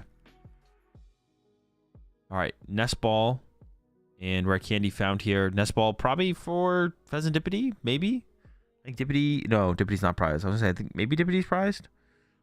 Maybe it's prized on the other side. And we have the Feather Ball. Okay, so we are fully cooking here. But it feels like it's a little bit too little too late. I don't know. We'll see.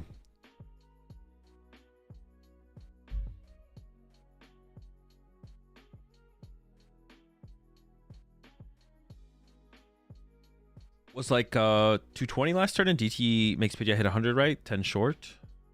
No, that'd be... It has to 320. Well, I would assume it knocks out if Giovanni played this turn this way. Attaching Double Turbo to the active if you're not KOing the active makes no sense here.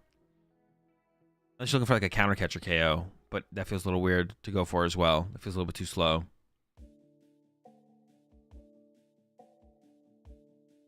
I have to imagine the Pidgeot takes a knockout on the active here. He only did 190 last turn, didn't he? I have no clue how much it was done. But it would be really weird to... It would be really weird to attach this Double Turbo to the active then. Unless it's the last Double Turbo. Which I guess I'm not sure about. It could be the last Double Turbo energy.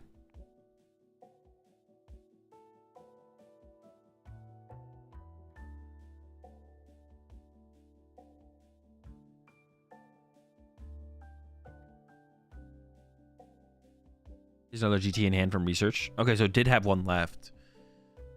Yeah, that's really weird to have gone down this route if you weren't actually... If you can't actually KO the active here by attaching the Double Turbo to the active. I mean, there's a Prime Catcher in hand, so you could, like, KO a Dracloak, I guess, but... Not KOing this Dragon Ball here seems pretty bad. Seems to be in the tank a little bit. Thinking through the options here. Do you bench the Hoot? Do you not? I don't see a reason not to. What else would you want to keep your bench space open for? Ursaluna, maybe? I don't know.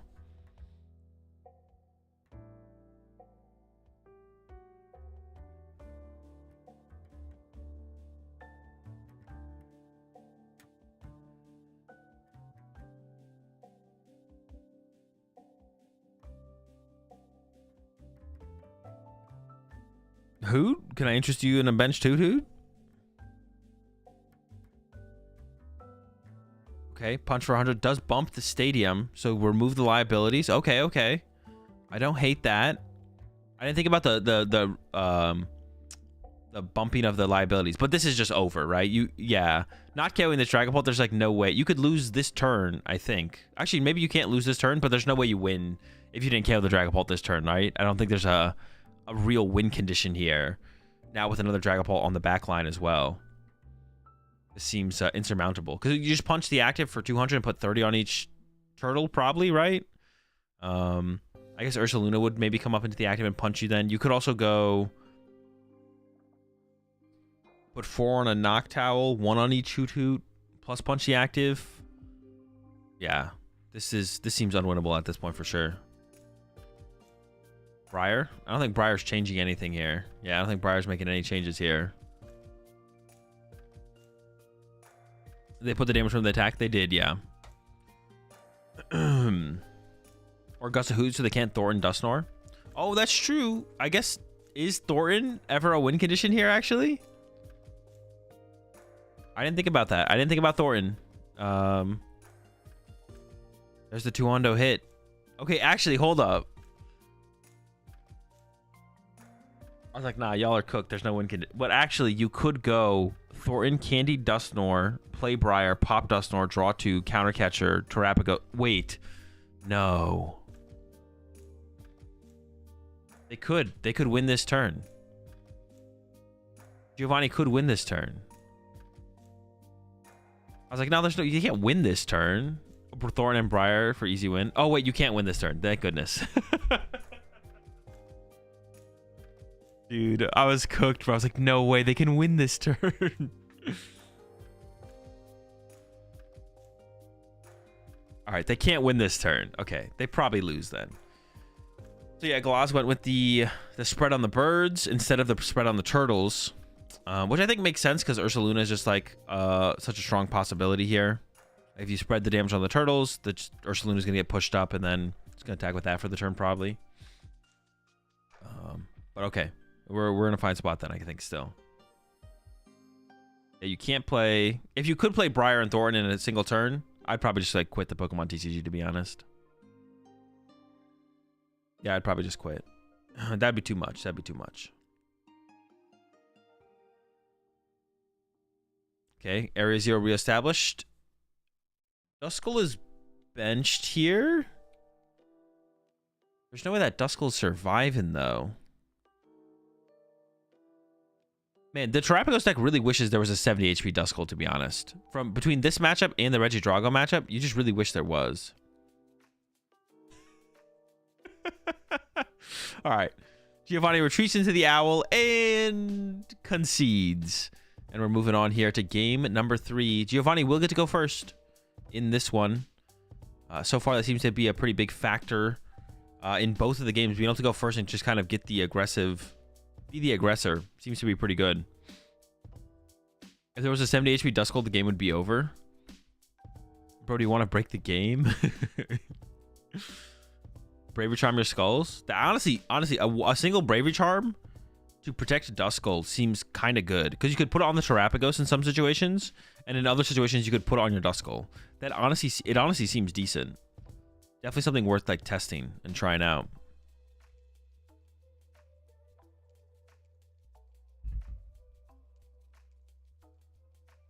What if we ban Dusknoir but keep Dusclops and put in a 70 HP Duskull? Oh, that'd be interesting. Just get rid of the Dusknoir, but we get to keep the Dusclops.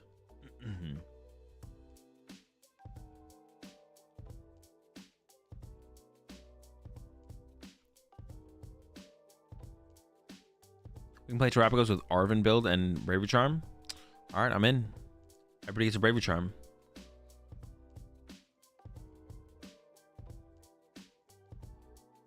Everybody gets a Bravery Charm.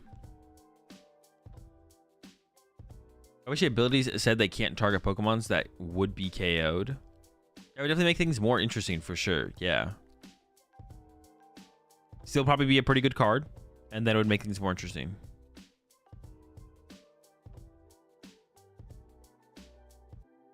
If the Pokemon this card targeting would be KO'd, you do 0 damage or whatever. So you could still... Well... Would you want them to be able to pop the Dusknoir just in general, though? Just for, like, the prize advantage? Like imagine an opponent has a board of 4 Dreepies, and you have Candy Dusknoir. Could you pop it and they could still draw a prize card? But you just don't get to do damage.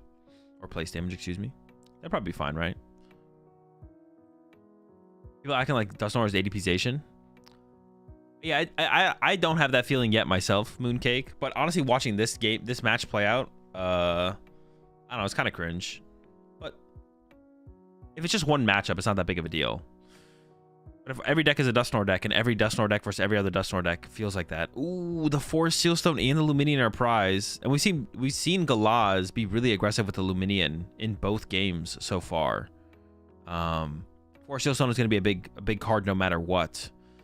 So, I don't know, some pretty big prize cards there for sure in the Luminion and the Forest Sealstone. The Forest Sealstone more so than the Luminion, but even the Luminion... We've seen Galaz get value out of it both games so far pretty aggressively. Palkia vs Terrapagos is way worse. This matchup is terrible. That much worse? I assume there'll be some sort of Dusknoir bench barrier eventually. Possibly. I'm not sure about that. Alright, Giovanni played through their full turn and we just don't know what happened. That is definitely something with the production at this for the stream. They're really aggressive with the prize cam.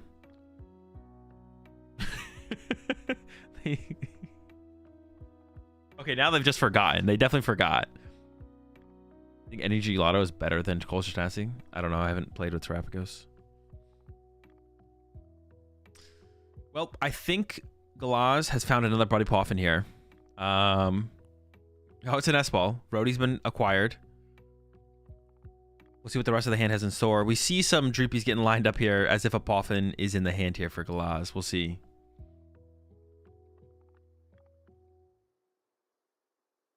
We already have a tech to the Dusk line. Wait, is Enamorus for energy on your Pokemon, or is it Pokemon with energy or Pokemon with psychic energy? How does Enamorus work? Ooh, that is an expensive Ultra Ball. I'm sure Galaz would have gone for Luminian here if it was in there. Pokemon with psychic? Okay. So less good, but not terrible. Yeah. Is it going to be double Dreepy draw 3F Roadie? That's not very good. I assume there's... Yeah, that's not a great start here. Giovanni did lock themselves out of Terapagos. But maybe has Candy Dusknoir in hand. Giovanni could literally win this turn with Candy Nor. So cringe. Giovanni could win this turn with Candy Nor. But honestly, just Candy Nor and then Pidgeot KO active is pretty good here too. Like if you just go Candy Nor, KO bench Dreepy, Pidgeot, KO active Dreepy, you're kind of cooking. That's kind of all you need. Ultra Ball being lined up from Giovanni. What would you even get? Maybe a evolve the bench Duskull to a Dusclops if you play the Dusclops. Not everyone plays the Dusclops though.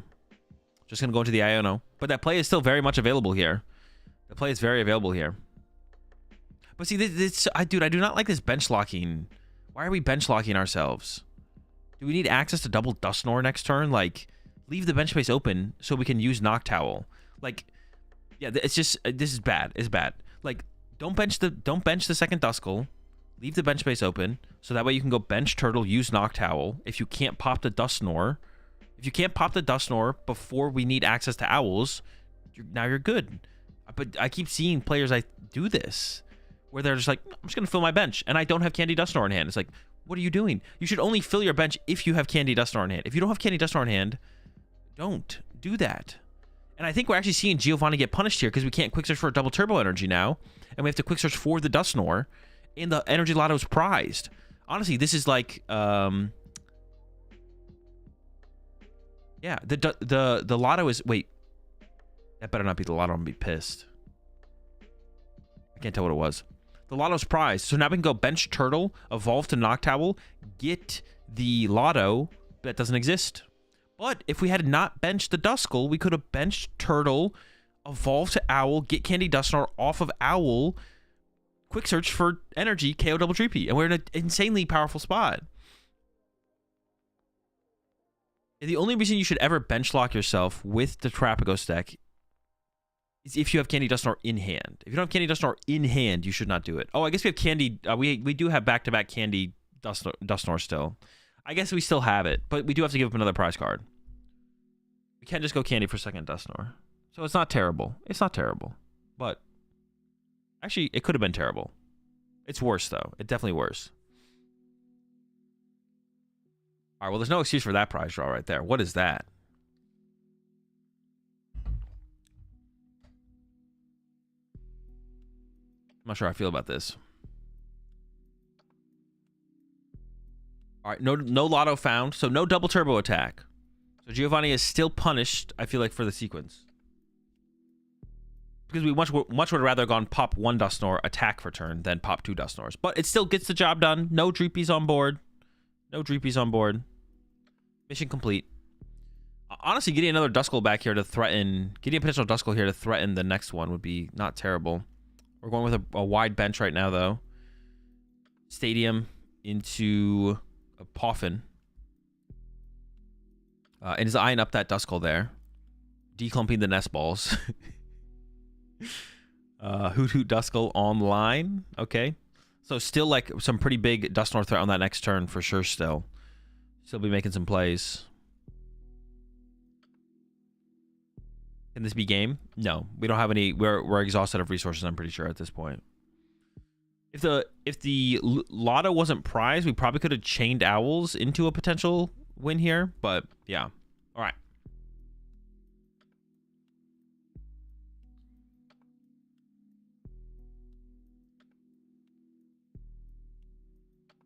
To be fair, he's not cheating because we're not the best prize cards. I mean, I don't think he's cheating, but also that's not... Yeah, I don't think Giovanni was cheating at all for drawing the prize cards out of order. But just because someone wasn't successful in cheating doesn't mean they weren't cheating as well. So That also is not true. They could have attempted to cheat and been unsuccessful. I don't think Giovanni did cheat at all. Just drew the prize cards out of order, which is fine. It does look sus, though. It looks sus. All right. Dippy for 3 from Galaz. Also has reestablished double Dreepy. So many liabilities in play, though. Duskull comes down for the threat of that as well. Is there an energy attachment for turn, or is it just going to be Rhodey for 3? Also, maybe getting Rhodey out of the active would be nice as well. Okay, Arven's coming in. Could get a Vessel. Could also get the rescue board, which allows us to retreat. Is eyeing up the Stretcher, though. Goes for Stretcher Crystal. Do we want third Dreepy here to play around Gust plus Norpop? Remove 2 Dreepies from play. That might be what Galaz is going for here. Get the third Dreepy down to help us.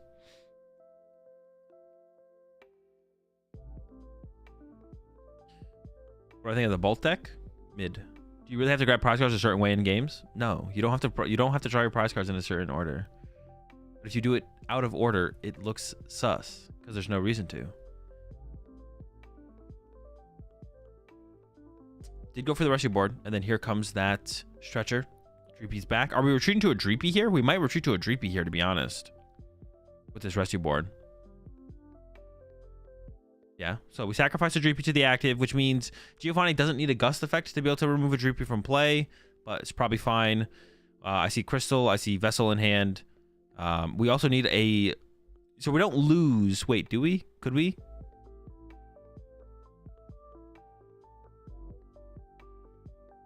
Okay, we could have lost that turn. Dude, we could have gone... No. I was going to say the same thing I said last time. We could not win that turn as Giovanni. There was no win condition. Wait. No, there was a win condition. Candy Dusknor. No, but we already used 3 candies. We don't have 2 candies left. No, we could have gone...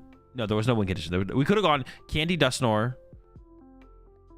Or into Duskull. Evolve to Dusclops. Dusclops to Rotom. Countercatcher Pheasantipity. Hawlucha KO Rotom. Terapagos KO. Or Ursaluna KO Pheasantipity. Okay, there was a win condition. But it involves a card that I'm pretty sure Giovanni does not play, which is Hawlucha.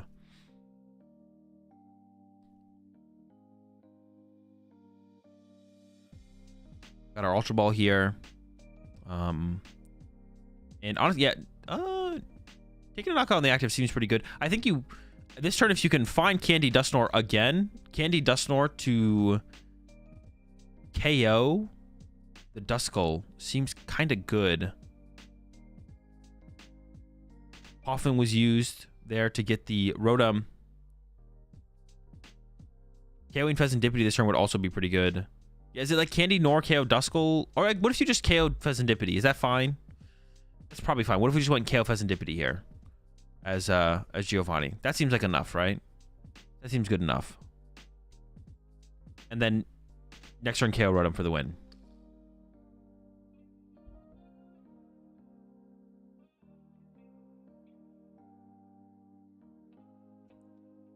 Fine for the Dippity. If we could evolve the Duskull, that's just the knockout. If we could evolve the Duskull to protect it from getting sniped, that'd be nice. But yeah, there's no win condition here for Galaz on this turn, I don't think. Yeah, I can't come up with... we can't win. So we have to come up with some kind of hand disruption. Hand disruption play here from Galaz. We could maybe get Rotom off our bench. Oh, hold up. What if we got Candy, Dragapult? Okay, Galaz concedes.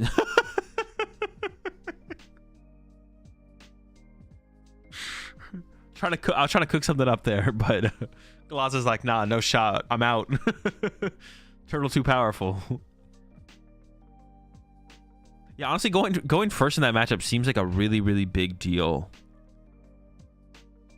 Going first seems like a really, really big deal. You gotta be the aggressor. You just gotta be the aggressor. Thought about drawing like a ton of prize cards from Dragapult as well, but even just like putting a bunch of damage in play to work with on future turns, like trapping Duskulls out of play, stuff like that.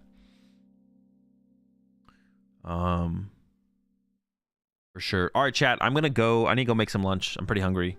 Got finals coming up. Last match of the day, and I'm probably gonna end the stream after the finals as well. But I'll be back again tomorrow for some more streaming action. So yeah, I'm gonna go make lunch, and finals coming up.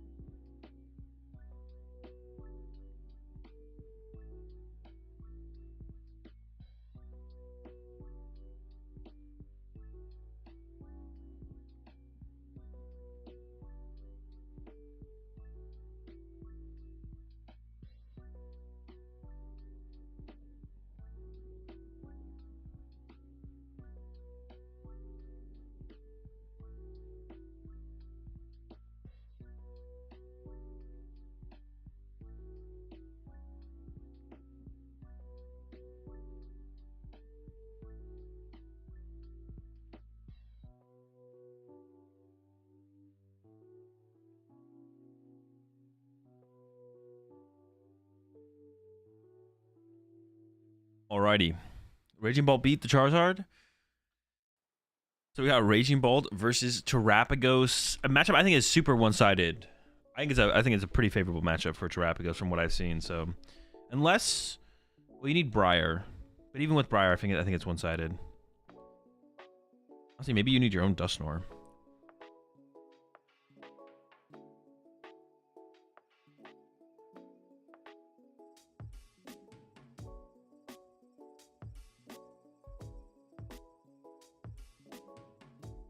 It does seem pretty one-sided though. Ian locked up first seed for MTG. I saw that. What is this like? What is winning this tournament like? It's a regional, but like, what is it? Would it be equivalent to winning one of our regionals, but in Magic, the tournament that Ian's at? And then does it lead to anything if you win it? Why haven't I played Turtle yet? Because I haven't. First place 20,000 World Championship invitation. Oh, you get an invite to the World Championships?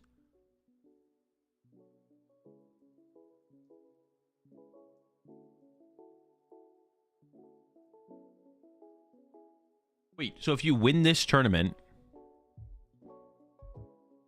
you get to go to the Magic World Championships. Holy, bro, if Ian wins this, oh my gosh, that's insane. We win. As the Pokemon community literally owns the Magic community if Ian wins this. That'd be crazy. Shout out Ian, bro. This is a big come up for the whole Pokemon community if Ian wins. We win. We own them.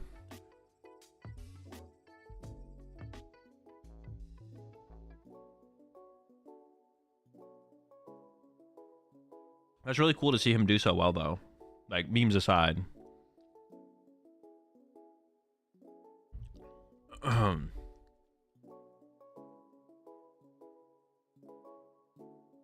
When is the Magic World Championships then?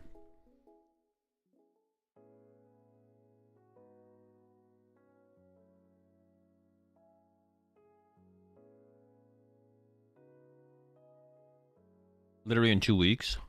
Wait, actually? So it's literally like Ian could win this and then go play in the World Championships in 2 weeks.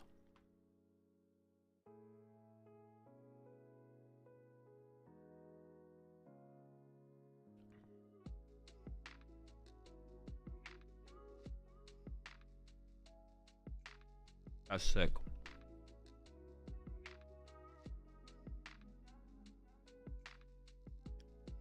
You have to win to get the World Championship invite, right? Second place does not get an invite. Oh, wait, no, it does. You have to get top 2, right? Or does top 4 also get the World's invite? No, you have to get top 2, okay. All right, so even if he doesn't win, if he can get to the finals, seeing Ian playing Worlds as well would be pretty sick. So he's got Louisville and then Magic Worlds the next weekend after. Yeah, bro, that's a pretty stacked travel schedule right there.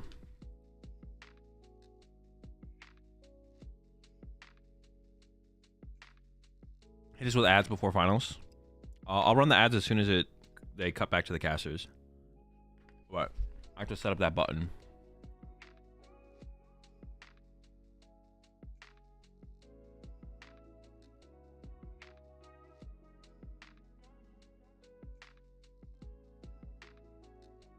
The kid in the finals of Lima also made the finals with Joinville as a first-year master. Wait, really? Wait, is it the same player who played Terapagos? Oh, it is. Yeah, Giovanni Sasso. That's a pretty sick back-to-back run. They got second to Yurko last weekend, and now are in the finals again.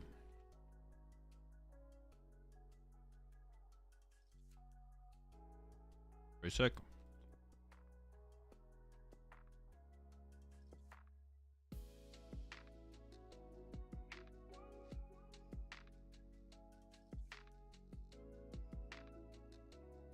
Final matchup is Terapagos versus Raging Bolt.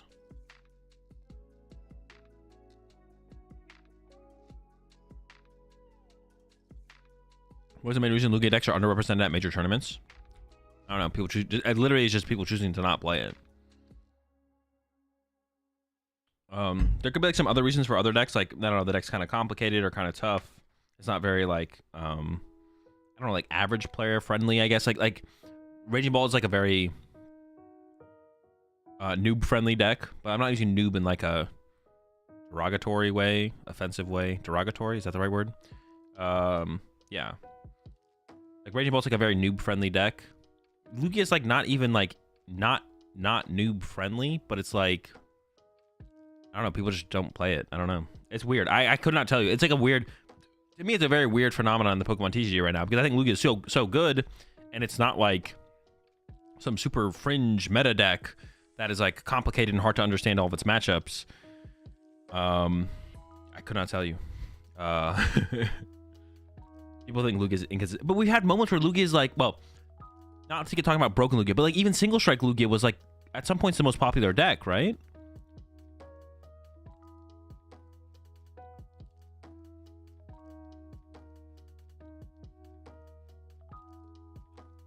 Yeah, even like single strike Lugia at some point wasn't it like the most popular deck?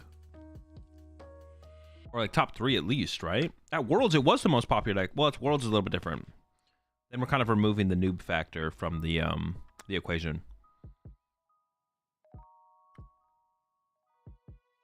Ball is easier to play optimally. Yeah, Ball is definitely the easier of the two decks for sure, but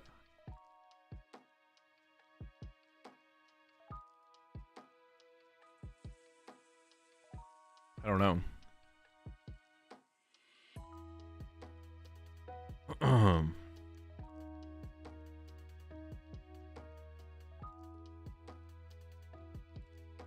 Raging Ball tops 2 big events. Azul, it's mid. I don't know if you're being serious or not with that comment. I don't think you understand my take on Raging Ball if you're being serious as well.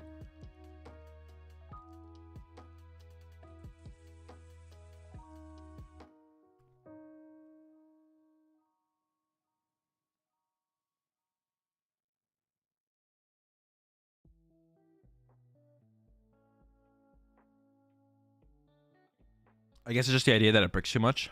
Maybe, I guess. It is Bolt versus Terapagos, yeah.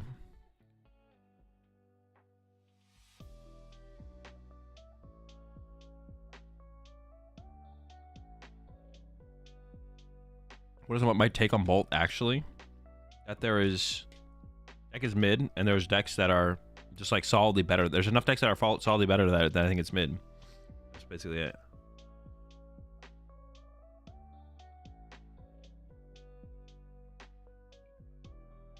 It's not like it's not a bad deck.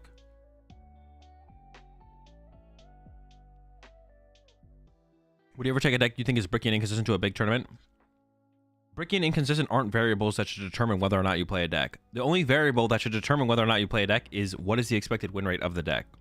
That's the only that's the only variable that should impact whether or not you bring a deck.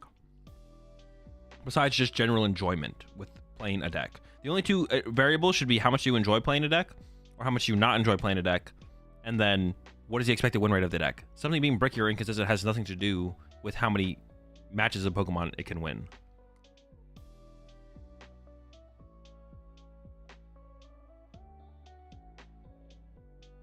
That isn't technically answering your question. No, it is. It is answering your question.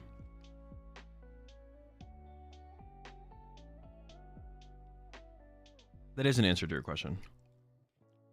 I don't think about decks in terms of brickiness or inconsistency. For like picking them.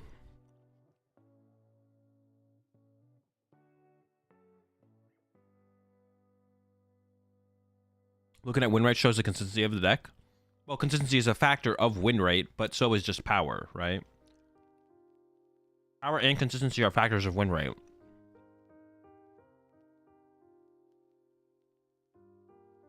But like worrying purely about consistency doesn't matter. It just doesn't matter at the end of the day.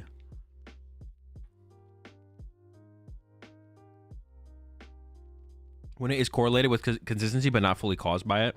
Yeah, that's a good way to put it, Jake. It's like an irrelevant thing to know, basically, when you're actually picking a deck. Yeah, the only two things that should factor into your deck choice is enjoyment or dissatisfaction of playing with a deck. Enjoyment of playing with a deck versus dissatisfaction of playing with a deck. versus, and then also win rate is the other thing. And if you want to completely remove enjoyment, if you just want to be like, I just want to play the deck that I think has the best expected win rate, then you could also just go that route and just pick that. You could just pick that route, but then once again, consistency has nothing to do with it.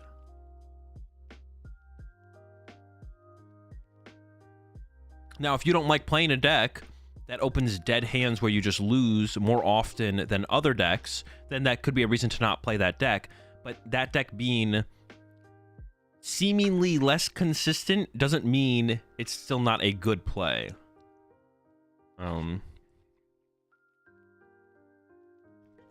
A way I've described this before is like, if you have deck A, let's say deck A wins every game it sets up, and it sets up 70% of the time, and then it bricks 30% of the time, and then you have deck B, the next highest win rate deck has 65% win rate. It only wins 65% of its games, plays 30%, and then bricks 5%. One of the decks still wins more games, even if it bricks more, right? If you apply like 3 rates to a deck, win rate, or what percentage of games do you win, what percentage of games do you play, which percentage of games do you brick?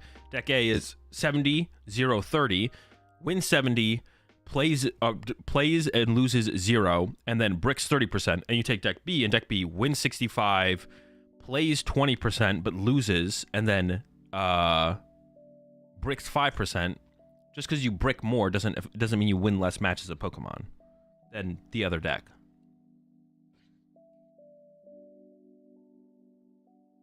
So consistency in itself is like an irrelevant factor. It's like it's irrelevant to just know. It's irrelevant to just know a deck's consistency. It doesn't matter. What matters is the win rate.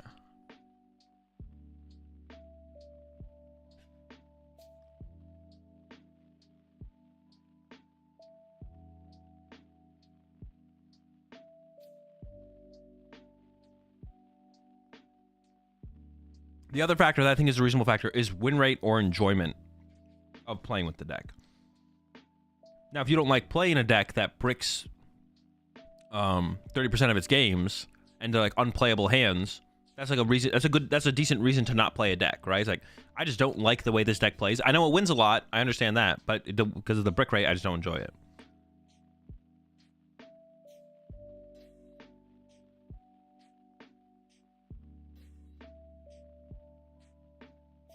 But there's definitely like I feel like this is true. In the Pokemon community, when people use the term inconsistency or say the term inconsistency, they're basically calling the deck bad. They're like, I don't like Lugia, it's inconsistent. Or that deck's not good, it's inconsistent. Or it's not as good as this deck because it's inconsistent. But I feel like that's true, that people use the term inconsistency to basically call a deck bad. Maybe I'm wrong though. Maybe people's knowledge is a little bit deeper than that, and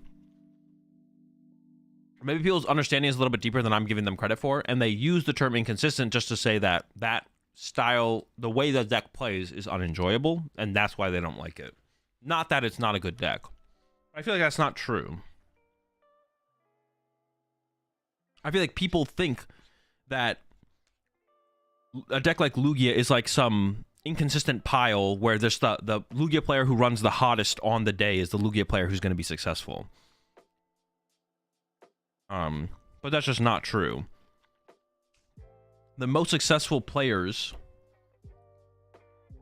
when people call decks like high roll casino decks, it's like all the Lugia players are basically, it's like 100 Lugia players show up to Baltimore, and then we just put a bunch of names in a hat, and then we draw out which Lugia player gets to do best in the tournament. And the players have no control over their destiny. There's no player variable. You can't play well. You can't play bad. You just get drawn out of a hat, and whichever Lugia placement you get is what you get. The highest placing Lugia player, that has to be you at this point, or something like that. That's not how it works. And if you just look at the results as well from the Lugia players who do well, like, we know these names, right? Most of them. But you can make that argument for like every deck. Where there'll be people who pop up with any deck who you're like, I don't know who that person is. But Rahul has been one of them. But then even at Baltimore, you had Kieran, Fairly accomplished player. Definitely very good. Who got second with Lugia. And then even the third Lugia in top cut at Baltimore, Steven Varesco, as a player who's been around for a while.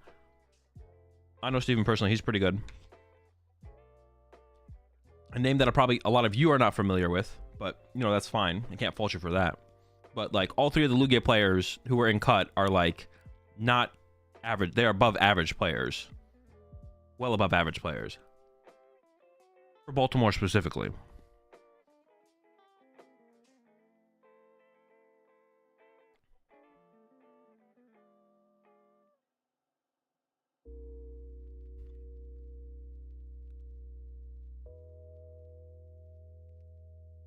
So back in the day when you called Rapid Strike inconsistent, what do you mean?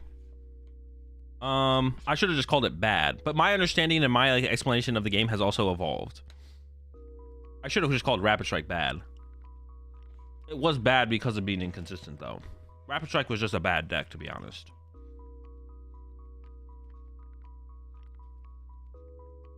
Yes, I do know that Cyrus won NAIC with Rapid Strike. That's not a secret to me. Whoever is currently typing that and about to click send in chat. Congratulations, you added nothing to the conversation. Wait, you actually might not send the message now, so actually you didn't add anything at all.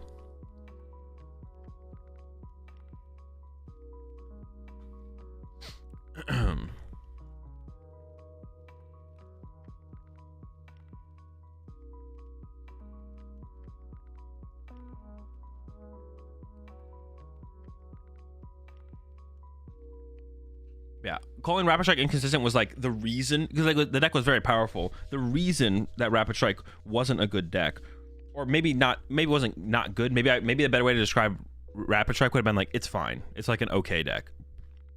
Might not have been a bad deck for the meta. I'd have to go back and like think about it, but let's call it a fine deck. The reason it's a fine deck, it's not a lack of power. It would be a lack of consistency for Rapid Strike's reasoning, but we also don't have to go deeper than that.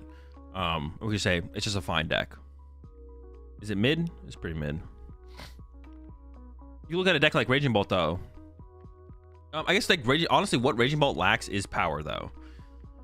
But power isn't just hitting hard. Power is options, not just hitting hard. So when I say Raging Bolt lacks power, it can one-hit KO many big Pokemon multiple turns in a row. That's not a problem.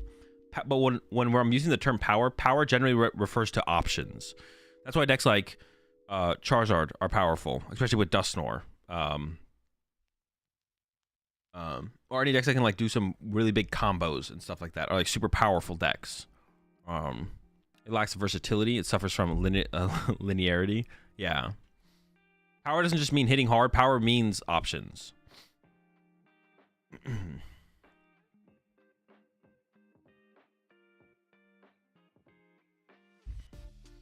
The relevant role that consistency plays is helping describe how a deck holds up against players of varying skill. A consistent deck forces more decisions out of the opponent, so it'll generally be stronger against weaker players. I have to think about that, but it's probably a fair take. All consistent does one thing pretty well, but it can't adapt or shift. Yeah. It does have Briar now, though. A little bit extra, you know, has been added into the Bolt options. It does have Briar now. And honestly, Dusknoir Bolt might be the best way to play Bolt, to be honest, for the current meta. Because we kind of like left like the big 2-prize meta. We were in like a 2-prize meta for a little while, where the Dusknoir felt pretty mid. But I think moving forward, Dusknoir is probably might be the correct conclusion, to be honest.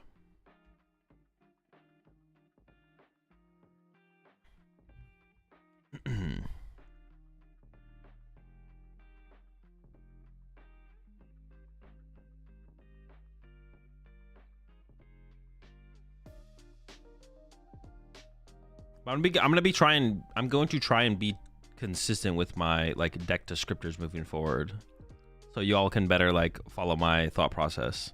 But like, yeah, someone brought up a good point, to be honest. Like back in the day, or not that long ago, last season, I would call Rapid Strike inconsistent, which was its flaw, but that is the reason for it being a mid deck. It was just a mid deck, though. But yeah, both things are true. But would Duskbolt want to go first then? No, you probably still want to go second. Go second, turn 1 attack. Every time. All right, here we go. We're in the finals.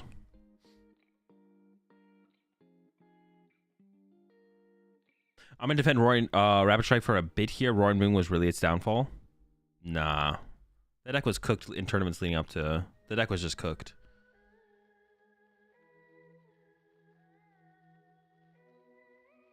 Cooked deck. Prediction time.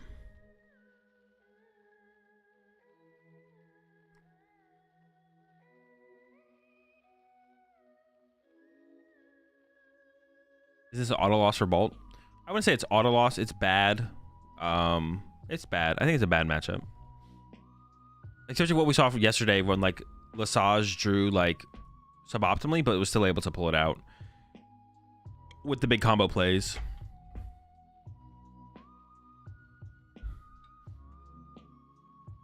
We didn't see the Briar from Miguel in the Top Cup match where we saw Miguel. So I don't even know if Miguel plays Briar, to be honest. Yeah, I don't even know if Miguel plays the Briar. Prize cards are like whatever for both players. They're fine. Nothing too crazy on either side.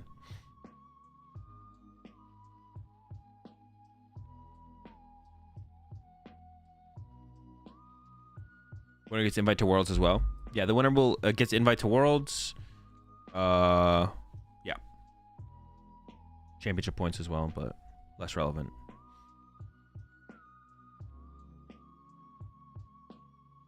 Isn't it top 2 gets invite? No, it's just number 1. Just top 1. Top 1 gets invite. It's top 4 at ICs. They increased it like the literal, like the smallest amount they could.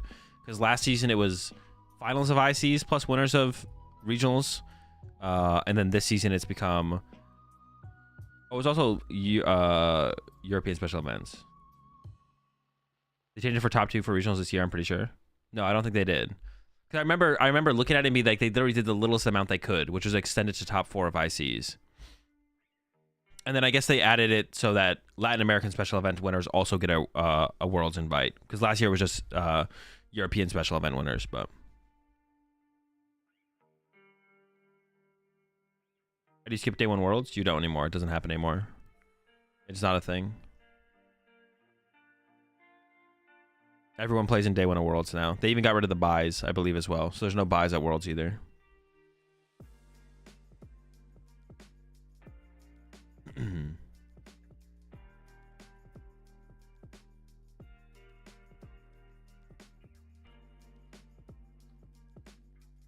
Turtle 2-1.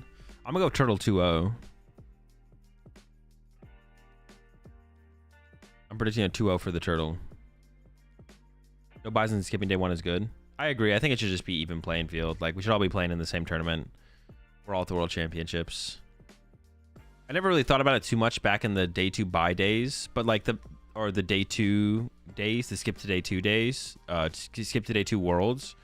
But the buy at Worlds felt kind of weird this year. It's like, I don't know, why do I have a buy? Like, it feels like we should all be playing the same tournament. They're gonna play or what? No, actually they're just gonna sit here for the next 2 hours and they're gonna choose to ID the finals.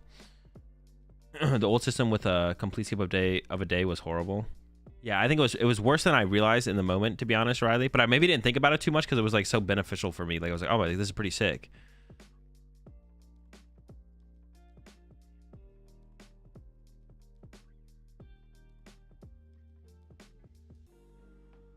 But playing with the buy this year did feel weird. I was like, I don't know if this feels weird. We should all be in the same... I don't blame people who took advantage of it, but it was just ridiculous.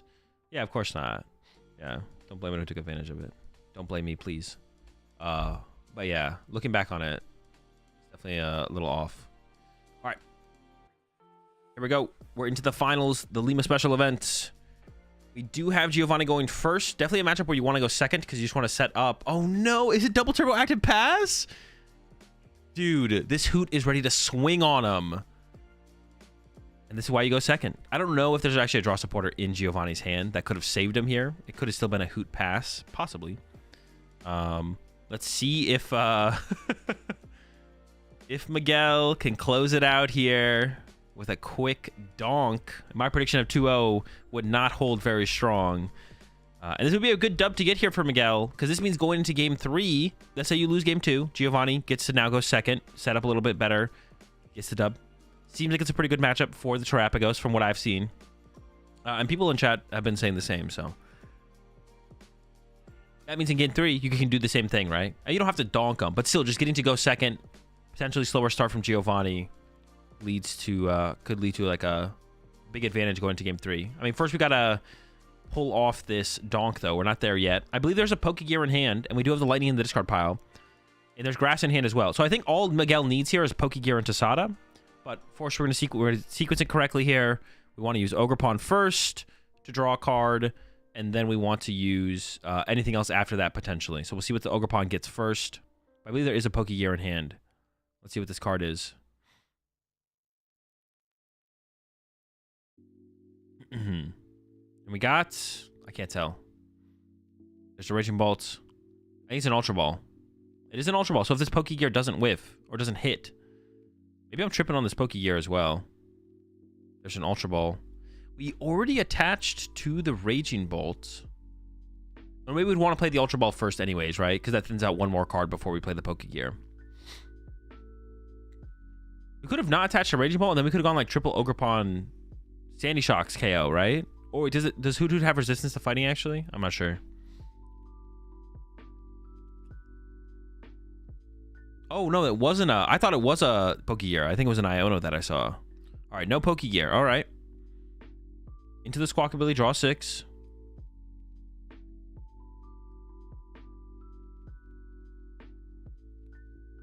Giovanni really needs her to not be a Sada here. Here we go.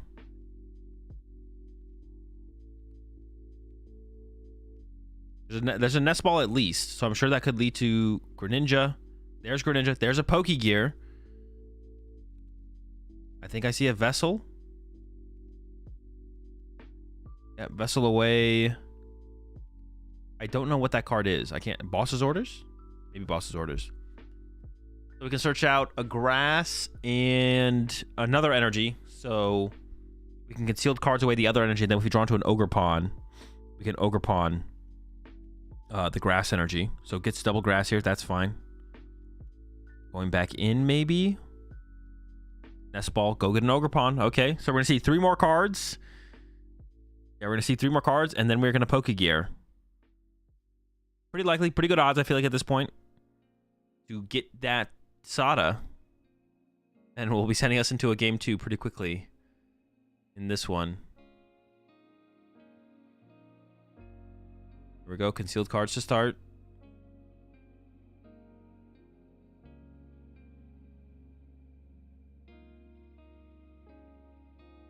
Vessel, then 2 more cards out of the deck, and then we have the Ogerpon for 1 into the eventual Sada here. We're not there yet, though.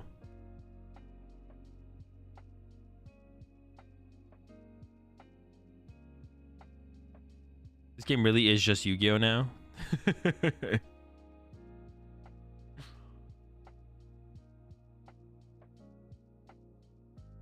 That's what I'm saying, man.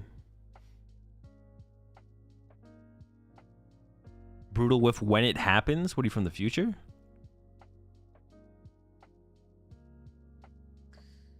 Here we go. Get 1. Wouldn't mind it being the Sada. But if it's not, we got the Pokegear coming up. Is it another Vessel? Dude, it's just another Vessel. Bro, we keep thinning out the deck. Time after time. Is there any energy to get? There might actually be no energy left. Yeah, there's 0 energy left. Okay. No hits on this one, then.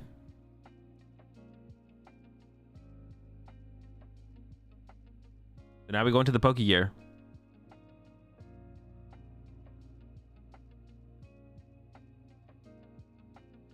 Here we go. Professor's Sada.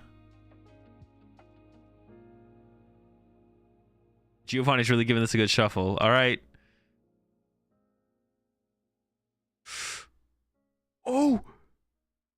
Holy smokes, the whiff! Okay. I'm pretty sure Giovanni survives the turn. I don't think there's anything else to play here. I think Miguel had the 1 Sada, and that was it. Now what do we do? Retreat to Sandy Shocks, right? We don't want to leave a 2 prize on our active, I don't think. Or burst roar. I don't know how good the hand is. It might have to be a burst roar angle. Yeah, we're bursting and roaring. And there is an Iono in the hand there for Giovanni. So, obviously the opening had no Pokemon search, but we've got a Iono at the very least. I don't see anything else. It literally is just immediately into the Iono here from Giovanni. So, still doesn't need to attack this turn, but you need some basic Pokemon. We need some Poffins, get a Pidgey, maybe a Duskull, some Hoot Hoots. Fan Rotom can't be used anymore. Oh, man. There's still, like, nothing there.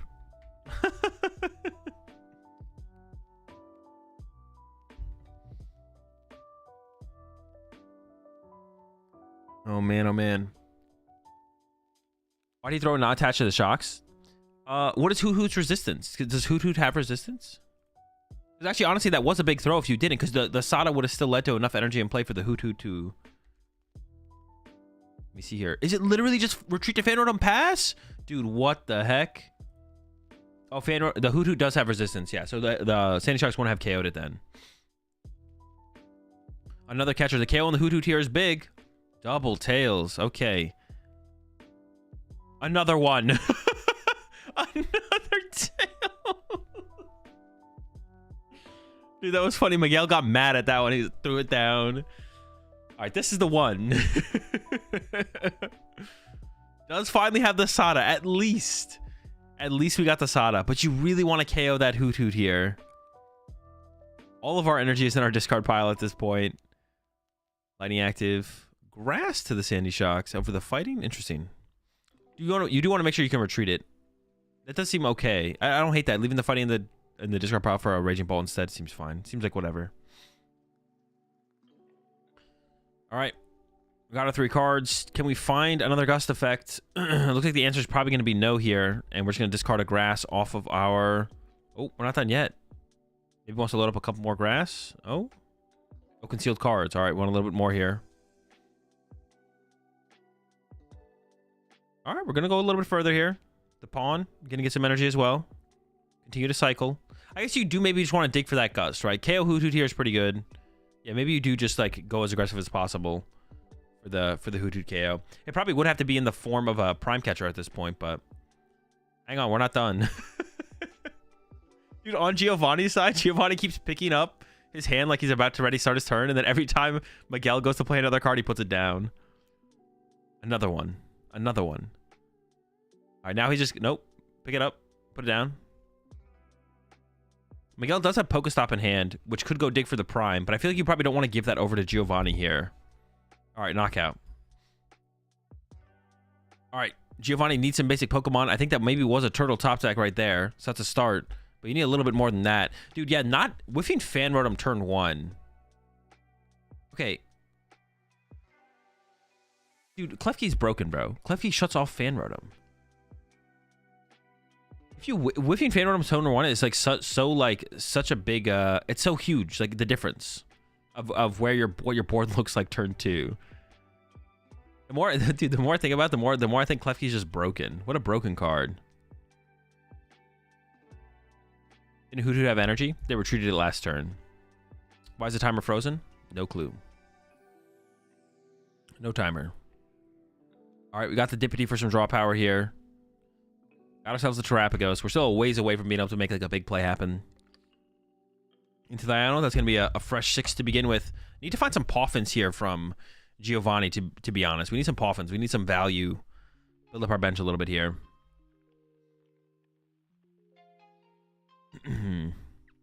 There's a 6. So they're saying every card is broken. No, Klefki specifically is broken. What other card? Name one other card that I said is broken, Nate. Or I'm going to time you out. You have to give me at least one card that I said was broken. All right, we did find that Poffin. Bundle, Briar, Dusknoir, Raptor. All right, fine. You survived.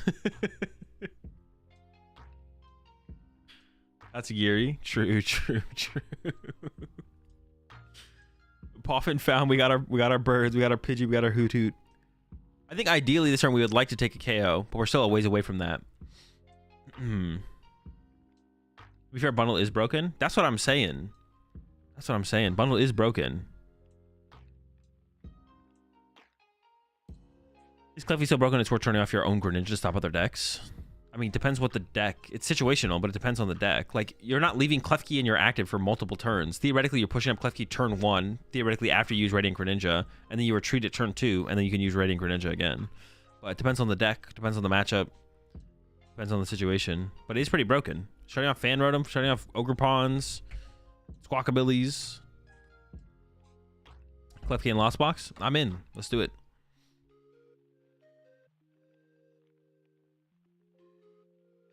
All right, well, it looks like Giovanni might be just passing here. But with the Radiant Greninja in play, Giovanni can still win this in 2 turns.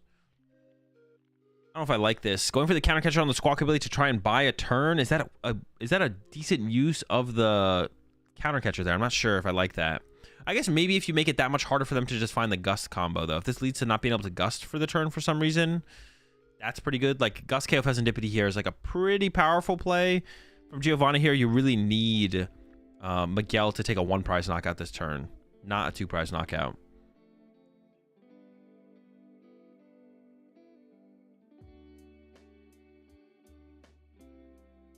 Is Miguel completely out of resources? Nope, there's a Superior in hand. Okay, I was like unsure though. Gonna go with the Superior. Oh, has a switch card as well. Literally has all the options. Looks like wants to preserve. What is that card? I can't tell what that card is under the Ogre Pawn. Help chat.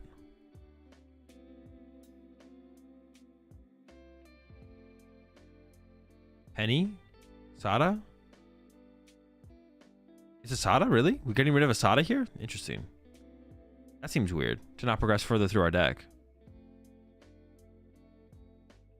That's weird. Why would we not just play the Sada and then draw first and then play Superior afterwards?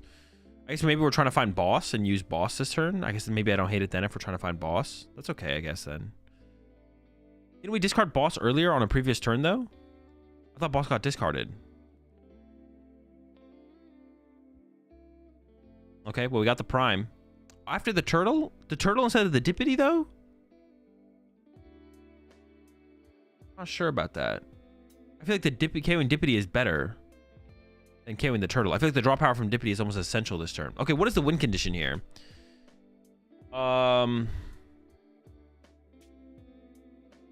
Miguel's down to 2 prize cards.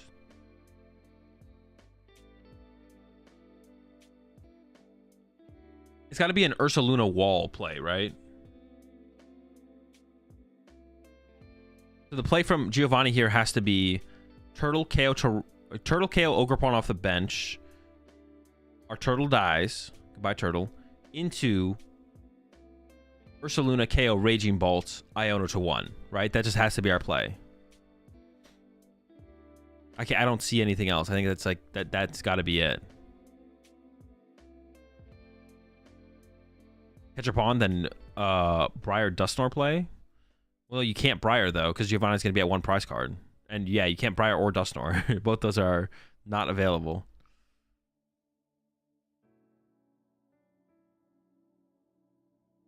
Yeah, both those will not be available at that point. Looking for Boss. Yeah, that makes sense. Trying to play Boss that turn instead of the Prime Catcher makes sense.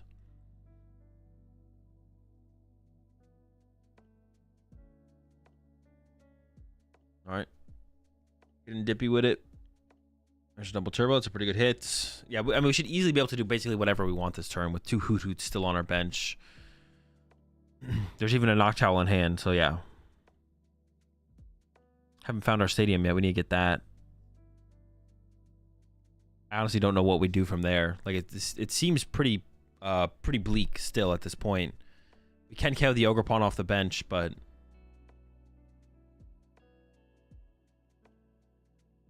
yeah, we can KO the Ogre Pawn off the bench. But we still need so much to go right after that. And now the stadium will be in play for a turn, so Miguel could like go really wide on the bench and get Pheasantipity down, another Raging Bolt, Ogre Pawn. Like, get a ton of stuff down. And maybe even bump the stadium and then get rid of... bumping the stadium, I guess, doesn't matter too much. Yeah, I guess that doesn't matter too much. We could do it, but, like, I don't think anything's, like, that big of a liability here for Miguel. everything is like kind of whatever at this point. You're so far ahead. Doesn't really matter that much. All right, there's the Ursaluna. Are we going to see a Night Stretcher right now for it? All right, we are. So we're just going to go ahead and get back the Ursaluna right now to have for next turn. And then, yeah, it has to be that Gust on the bench Ogerpon, right? You can't not do that. You need a 2-prize knockout this turn, and the best 2-prize Pokemon in play to KO is that Ogerpon on the bench with the Grass Energy. Yep. All right. We get our first couple prize cards here for Giovanni, but it's going to have to come down to that Ursaluna combo on the next turn, I think, with the Iono. There we go. Knockout. For Miguel here, it's all about just, like, getting as much in play as possible. Yeah, it's all about getting, for Giovanni, it's all about getting as much in play as possible. As many Pokemon down, the Pheasantipity, Ogerpons, second Raging Bolt, stuff like that.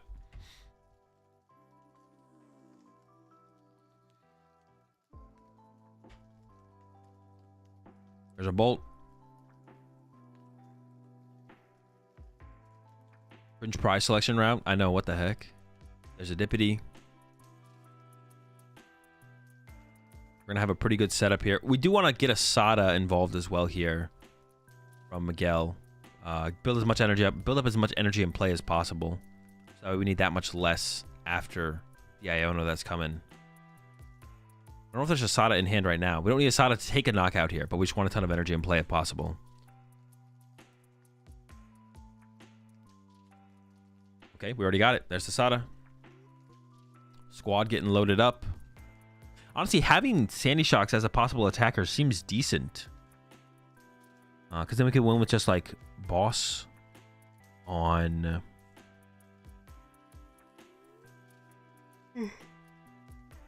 Boss on Duskull.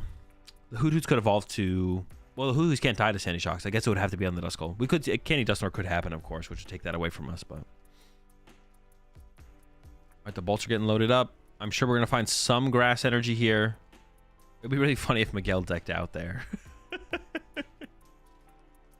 Maybe that was the win condition the whole time. Just wait for Miguel to overdraw cards and then deck out. I mean, we definitely want to accelerate some grass and energy in play if we have them. If we don't put any more energy in play here and we just knock out the active, honestly, I could see the whiff on the following knockout, to be honest. I could see the whiff happening. There's a Vacuum.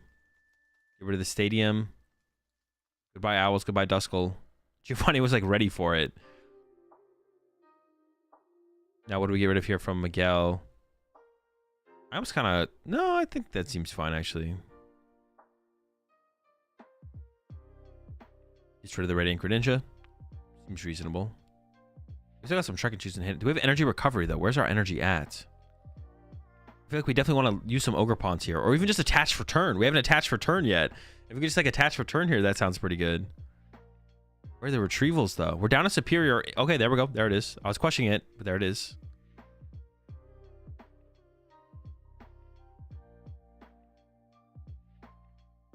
He attached to the Bench Bolt. Oh, did he already attach for turn? Oh, I guess I missed it. I thought that all came from Asada.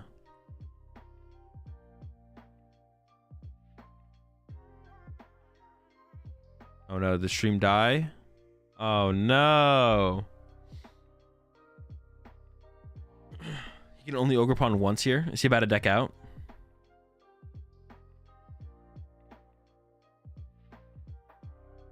We were good for a second. Uh-oh.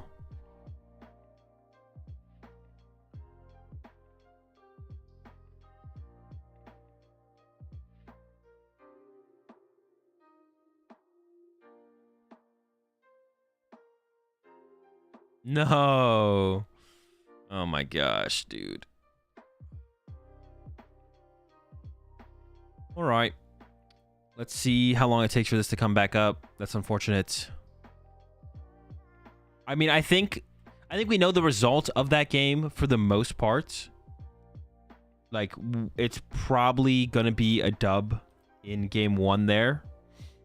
For Miguel, right? It's probably a dub in game 1 for Miguel. Probably, but we don't know for sure. Bolt base. It did look like Bolt probably had that locked up. Where's our man from the inside? Yeah, where's Felipe at? Felipe, we need the details. We need the info. We're When is there ever a rule against checking your opponent's discard pile? Like, can you do it too much? Yeah. You can't just like infinitely check your opponent's discard pile. At some point, you're playing like the progression. Oh, it says it's live again. Hold up. Are we already back? No. Okay. I think we're back. The progression in a game of Pokemon is when actions are made. So you can only take so long before you make your next action. Like an action that actually like moves along the board state. Attaching an energy for turn. Playing a Nest Ball or an Ultra Ball. If you're not making actions, then... you're not making actions, and that can be playing too slowly or slow playing. It says it's live, but the game's not back yet. Hold up here. Let me see.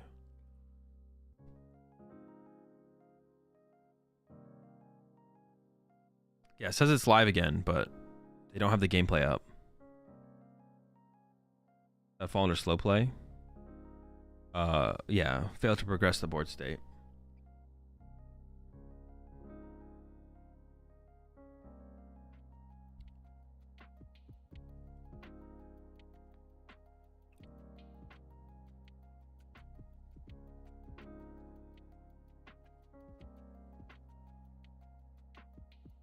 Oh, wait, this is Pokemon Go. Oh, what the heck? Hold up.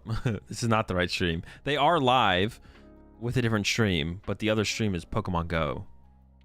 We're not trying to watch Pokemon Go.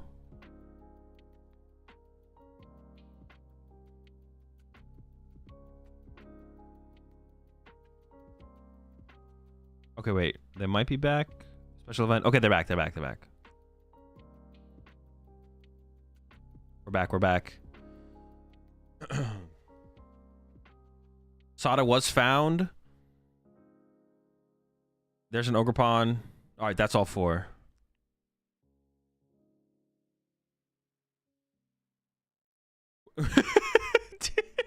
Dude, what was Miguel hoping that would... That's so funny. Miguel goes to use Ogerpon, and Giovanni's like, let me read that card real fast. Damn it, it does work. That's funny. I don't know why. I don't know what Giovanni thought he didn't know for sure, or was hoping that was unsure. Oh, because Miguel had 0 cards in deck. Okay, okay, that's what it was. That's what it was. Can you use the ability if you have 0 cards in deck? That's a fair. That's a fair question. That's a fair question. Yeah, I didn't know what he was hoping for there. You can in fact do that. All right. Game 1 goes to Raging Bolt. It was a pretty I mean, it was a weak start there from Giovanni for sure. Definitely a weak start. And yeah, Raging Bolt player able to take advantage of that. Whiffed the donk too. Like had the opportunity to like get the donk, but still the start was so weak, so slow. Even with the donk whiff, was still more than enough. What they were able to pull off in the following turns was more than enough to be able to get the dub there. So now we move on into game 2 here. I'm sure Giovanni will choose second. Please choose second, Giovanni, please.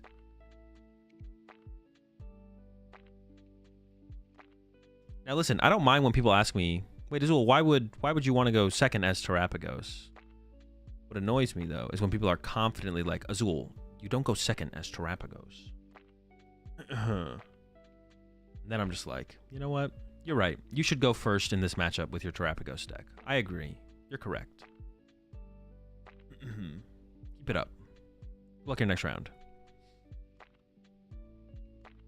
Azul, you never play Terrapagos? I don't. But even though I've never played Terrapagos, I know you're supposed to go second against Raging Bolt. Does Palkia ever go second into Bolt? No, Palkia, you have to go first. You have to go first. Because like the evolution part of your strategy is too important. Basically, it's just like on tempo of prize cards. If you go second as Palkia, you're basically giving the Raging Bolt a free non-supporter turn before they still draw the first prize card. It basically comes down to tempo of knockouts. No, wait. Did Giovanni actually choose first? Dude, did Giovanni actually choose first?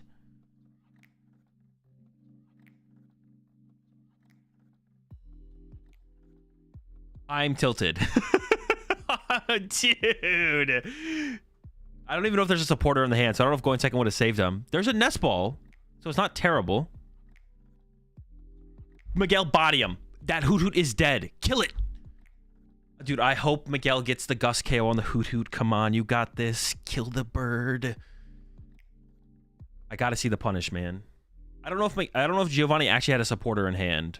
I don't know if Giovanni actually had a supporter in hand to be able to progress past this very slow start once again. No fan rotom. So Giovanni didn't go for fan rotom there because the hand is dead. Oh wait, that should tell us actually that Giovanni's hand is just literally dead. If you had like an Iono in hand, you would have nested for fan rotom. Giovanni didn't nest for fan rotom because there's no other option in the hand besides Noctowl. So because there's only a Noctowl in the hand, you need to save the nest ball for the Terrapagos, so your hand becomes live from what's it called? Bro, he had Fez. Oh, he has Fez in hand. He had a nest in hand. Yeah, he has a nest ball in hand, but the nest ball needs to become the if it gets fan rotom, it can't get if it gets fan rotom, it can't get Noctowl. Going second into Klefki Bowl is 100% incorrect. Wait, does Miguel have a Klefki? Does Miguel play Klefki? We can grab one to two owls with Rotom though and set up the next turn. You can't use Noctowl without Terrapagos in play, and if you're only out for Terrapagos is the nest ball you have in hand. If you use the nest ball to get fan Rotom, you can't nest ball into Terrapagos.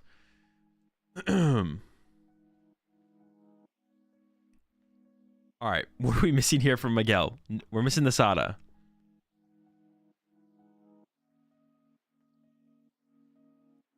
We could also attack with Sandy Shocks here, actually. You could just go at Sandy Shocks, knock out the active. I mean, you want to KO the Hoot Hoot. The Hoot Hoot needs to go, ideally. The Hoot Hoot needs to go. He is double bricking in finals. Not true. Game 1 was not a brick. It was unfortunately go first and then can't play Iono, pass, slow setup. It wasn't like a full brick. That's what happens when you go first. You get less outs to setting up. Less outs to setting up is not good.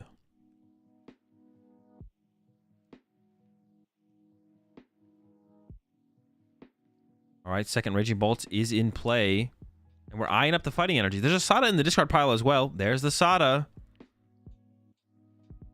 for Miguel. The bolts are getting set. We need a lightning energy, and we need a gust. And that we got to KO this Hoot Hoot. It's got to go. The Hoot's got to go. No lightning? Maybe a Pokestop? Pokestop into the lightning might have to be the move here. From Miguel. That's it. There's a catcher. That's a nest ball. Oh, no lightning. Once again, whiffing the turn 1 attack. And not able to capitalize on Giovanni's slow start. I think it's just going to be a pass here. You could Burst Roar, I guess. Seems kind of sus, but you actually just don't have anything in your hand, I don't think. Maybe you have a Pokegear. Pokegear could Sada for a grass, and that could be draw into a lightning.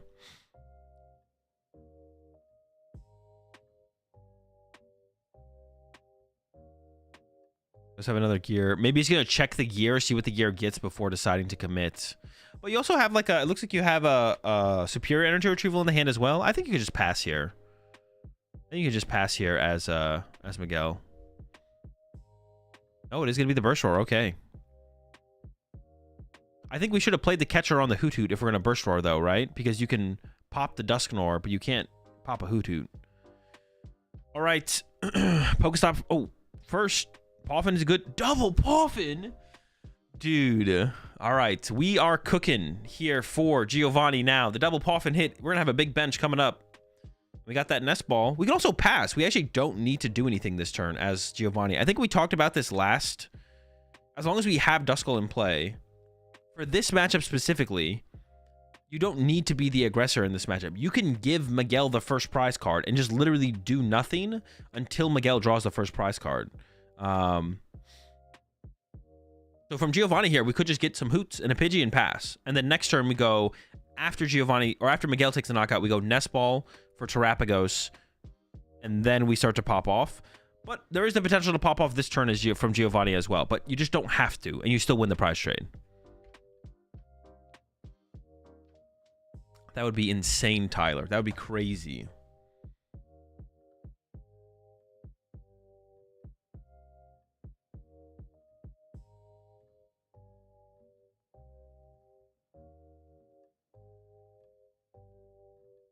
Yeah, so I still actually don't know if I think Giovanni made the correct call, to be honest, with the Nest Ball. Nest Ball for Fan Rotom was still fine. Now, hang on. That's a lot of Hoots. From everything I said, just so you guys understand, I think Nest Ball for Fan Rotom was still a potentially good play, but there was it's not like he just like threw there. There was a reason why he didn't play the Nest Ball for the Fan Rotom. It was to hold onto it for the Terrapagos to combo with the Noctowl in hand. Just so we like understand. I could see just trying to just like go for the Fan Rotom and hope to top deck though. I don't think that's a bad line to take either. All right. We're hooted here. Candy on the Dusknoir. Is it just going to be a pass? Wait, why would we candy the Dusknoir if we're just going to pass, though? Does that make sense to, like, use those cards? I'm not sure about that. All right. Miguel should definitely be able to pull off an attack this turn. Finding Light Energy should not be... forces another energy out. It forces one more energy, but now we can't, like, play an Ultra Ball if we draw into an Ultra Ball. Or we could still play Ultra Ball, but those would be, like, the targets for it, right? Do you think these the deck lists are going to end up on Limitless? Yeah, the list should definitely be on Limitless or PTCG Legends at some point, for sure. They'll make their way up there.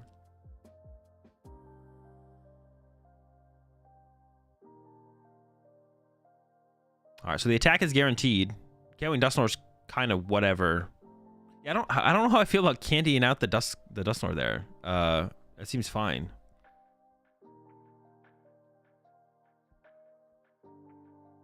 I think leaving a Duskull in the active is just as good though. Like I don't know. I don't understand why we candy the Dusknoir. I guess maybe to play around Iono.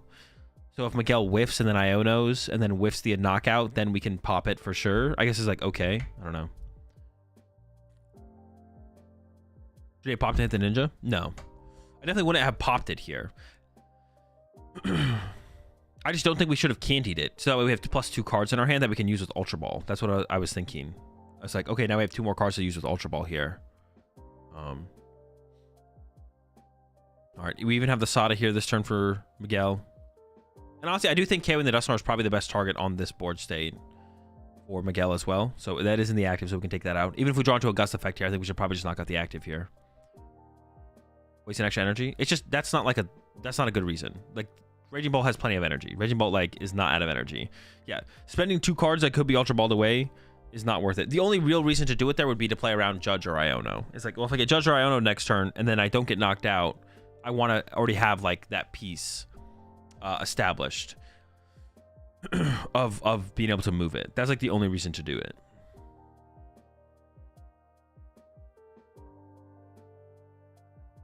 Okay, here comes the Nest Ball, which means I'm sure the Terrapagos is on the way here.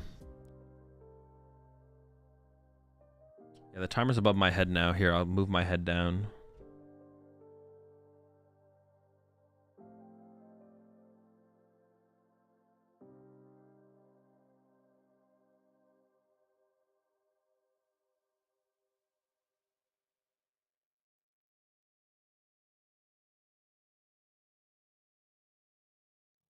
There we go. There's the timer.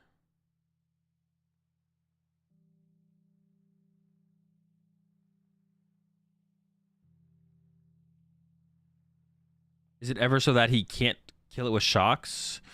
Don't think that matters though. Well, no, that wouldn't matter because the bench is locked. There's no way to get Sandy Shocks onto the bench.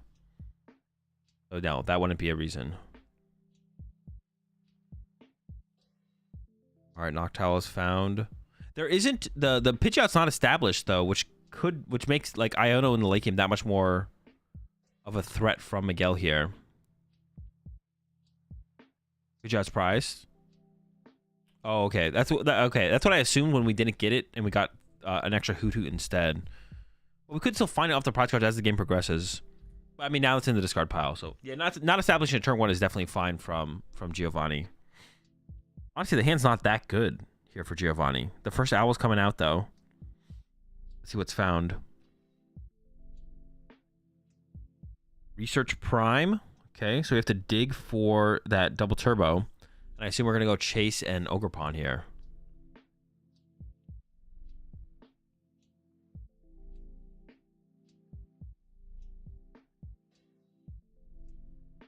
If your stadium is both get 8 bench, so there's a way to get shocks. Yeah, but Duststorm's not going to be... If we put a stadium in play, Duststorm's not going to be in the active. Like, that's not a relevant play. Like, you're not wrong, but that's also not going to happen. That's just not the way the progression of the game will ever go. Giovanni has control over when Sandy Shocks gets to come into play.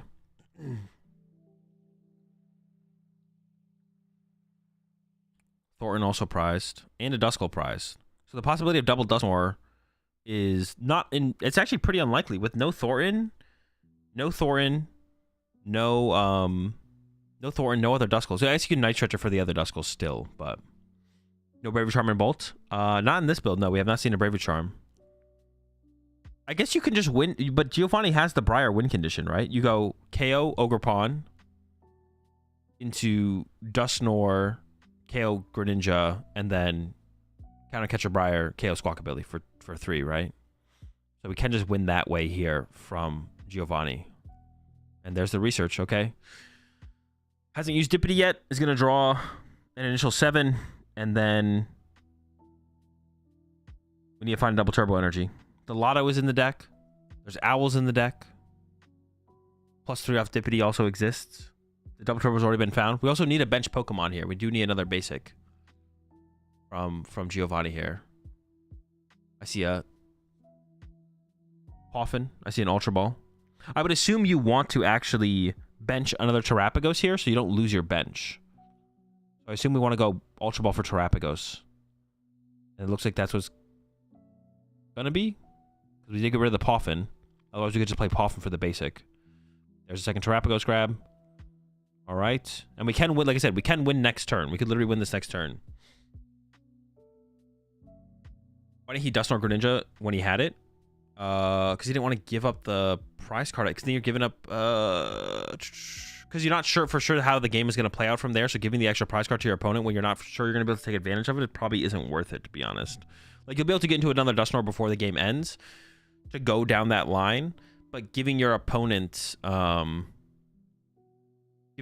extra prize card to work with ahead of schedule doesn't seem correct. Yeah, I don't think you want to give it to your opponent ahead of schedule, because then if the game doesn't go down that line and you want to go 2-2-2, now all of a sudden you could lose a turn sooner and can't go 2-2-2, right? Because at this point, Miguel would have 4 prize cards, and if Miguel goes, Iono knockout 2 prizer, and then you whiff the Dustnor combo, well, then you could just lose, right? So I don't think you want to give up that extra prize card ahead of time. Would be my guess.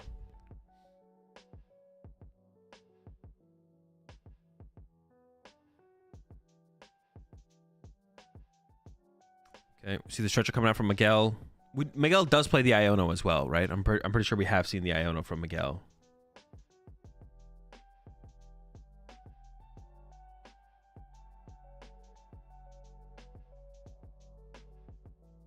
Dippity draw coming in off the stretcher.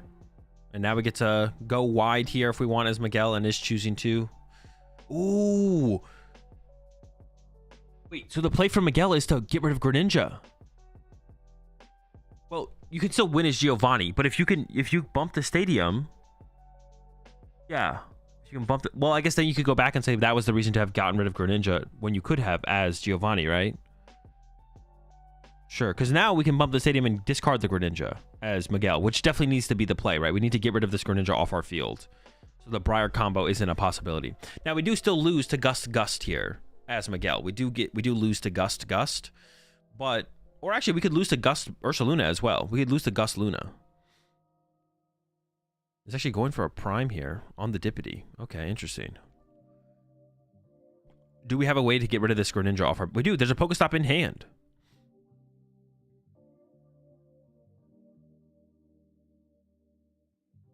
Got some grass. We're still going to be able to draw some more cards here.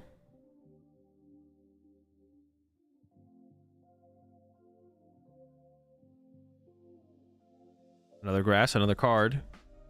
I guess also removing Squawkabilly would be nice as well, to be honest. Removing Squawkabilly would also be nice.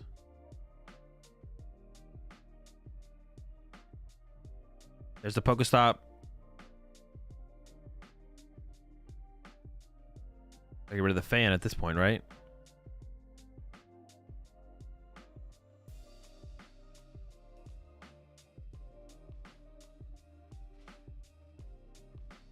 And then we do have to discard one here off Miguel's side. And it should be the Greninja. No, Greninja! Oh, wait, the Duskull's gone. I guess maybe it's fine. No, but the Thornton still could happen. We could see Thornton countercatcher, right? No, but you can't Briar and Thornton in the same turn. Okay, was it correct for Giovanni to remove? So Miguel takes 2 prize cards. You go bench Duskull. No, okay, maybe it is fine. Maybe it's fine. Thorn is prized? Yeah, but Miguel doesn't know that. Giovanni knows that. But if there's no Duskull on the bench... maybe it is fine. It's fine to keep the Greninja. I still don't love it, but it's maybe fine. Squawkabilly is like an easier prize card as well. Than like an Ogerpon. Alright, and there's the Iono. I think Giovanni wants to make sure that Miguel didn't play Asada.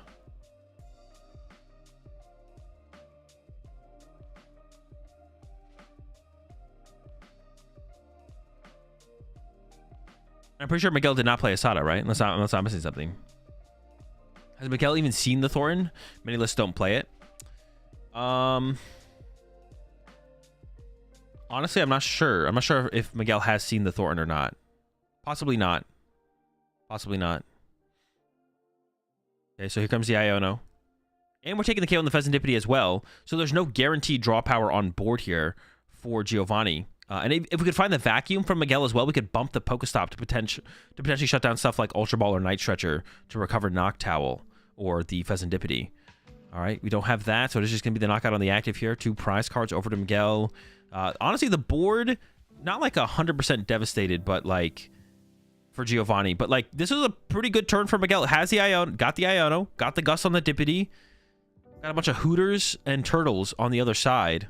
We'll have to see how good the draw was here from Giovanni. And then the only other thing on board for Giovanni to work with is that Pokestop. But I think Giovanni's already been through a couple Night Stretchers, if I'm not mistaken. So I don't even know how many Night Stretchers are left here for Giovanni. We'll see, though. Here comes the top deck. And the Dusknoir play is not available this turn either, which was like a way to actually win the game this turn from Giovanni. Could have been a Dusknoir line on the Greninja plus like a Squawkabilly or something like that. He used 2. I think a lot of lists play 2. All right. Do you need to win this? What do you need to do this turn as Giovanni? I'm trying to think, like, you need to take a 2-prize knockout, right? I think you have to get a 2-prize knockout here because we're assuming Miguel gets a 2-prize knockout next turn.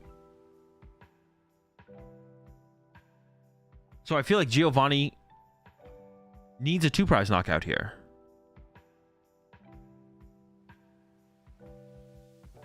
So what do you think of Bolt? It's mid. Yeah, it has to be a 2-2 here from Gio from moving forward, right? Gio doesn't really have another play besides 2-2. Not a good play. There's no good play here for Gio that doesn't involve 2-2. Boss Punch Fez? I mean, Boss Punch Fez isn't great. Iono Countercatcher Punch Fez, but don't KO it would be okay. That'd be like an okay play, but... And Prime Catcher's gone as well here from Gio. But I guess you have Countercatcher active right now. You could use Boss to close it out. But another Iono potentially from Miguel could be game, to be honest. You might not be able to recover from another Iono. Oh, but Miguel has played Iono and Palpad at this point. So there is no second Iono from Miguel happening, actually. So if Giovanni can just set up through this turn, there's no potential hand disruption coming out after that. There's an Owl. It looks like for Night Stretcher and Research. That seems pretty good to me. If there's Countercatcher in the deck, I think there's a pretty good chance that we get the return KO here from Giovanni. That's a lot of cards. I assume Night Stretcher is going to go get Pheasantipity. Oh, and then once again, though, we actually don't need Gus though. We have... I always forget about this. We have Ursaluna. We have Ursaluna here coming up. Actually, an interesting play from Miguel could be KO a 1 prizer plus bump Stadium. Huh. Let's see what happens this turn. There's Night Stretcher. Oh, it's actually prioritizing the Ursaluna. Okay. And then into the research. That might have been our only way to recover Ursaluna. What if Miguel can KO the Ursaluna and bump Stadium?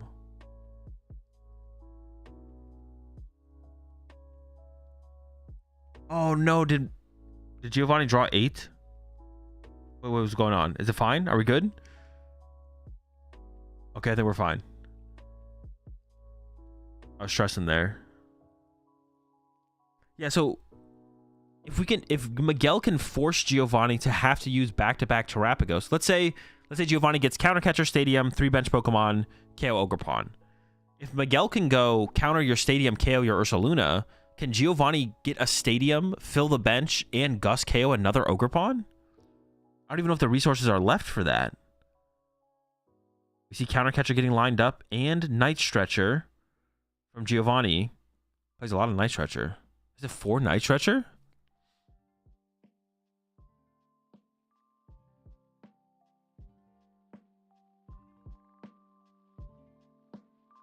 All right. Well, I guess we're going to go after the Dippity here, right? At Giovanni, you KO the opposing Dippity.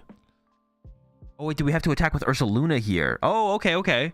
We can attack with Ursaluna this turn, and then Terrapagos next turn. That's not terrible. Okay, I don't hate this. So from Miguel here, what if we go Gust KO Hoot Hoot? Are we scared of the Ursaluna? Are we scared of Giovanni just having boss? Or is the Hoot Hoot the way to the boss? I mean, I think the best play from Miguel here would be Iono knockout, but I think Miguel's out of Iono. We played Iono and Palpad last turn, and the Palpad recovered 2 Sada. So I don't think there's an Iono potential here for Miguel.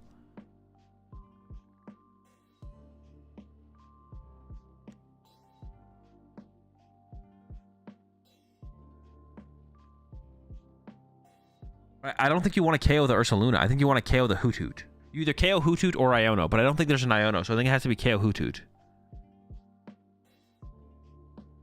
Got the vacuum off the prize cards.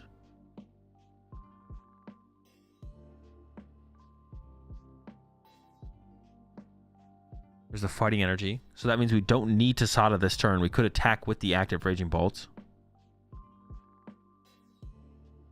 Why do you harder treat Ursaluna instead of using the cart in hand?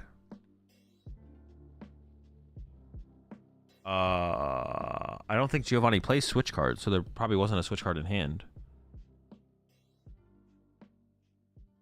Okay, it is a Sada, so that means no Iono for sure. Also no boss, but I think the best target here is definitely the Hoot Hoot. The best thing to KO here is Hoot Hoot for sure. Fighting active, fighting bench. Draw 3. We might still have Pheasantipity available to us. But yeah, I really want to see the Gus on the Hoot Hoot here then. He's going to search for Ursaluna next turn if he has cart. Oh, that is fair, actually. Do we know there's a Stretcher in the hand here? Giovanni does have another Stretcher in hand right now, right? Or do we use the Stretcher that we got to get the Ursaluna?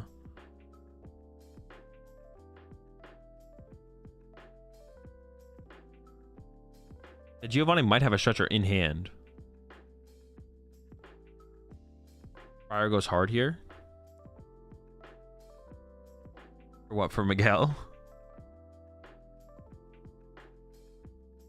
If there's a Stretcher in hand, I guess KOing the Hoot Hoot feels weird, because then the Stretcher just gets the Ursaluna and we... No, wait. No, wait. Am I tripping? No, the Stretcher doesn't matter if we KO the Hoot Hoot. No, KO Hoot Hoot is still the correct play here, I feel like, yeah. KO the active feels weird if they have a Stretcher in hand, but I don't know where that's at. So yeah, KO Hoot Hoot here is definitely what we want to do here, I think. It would allow Giovanni to send up a Hoot Hoot for a turn and pass. If we don't have another Gust effect, though, I guess. I think we got to go for the Hoot Hoot, though. I think we got to go for the Hoot Hoot KO. If we KO the active, they can just Stretcher the Ursaluna. Yeah. That makes KO an active even worse. KO the active is that much worse. because of that.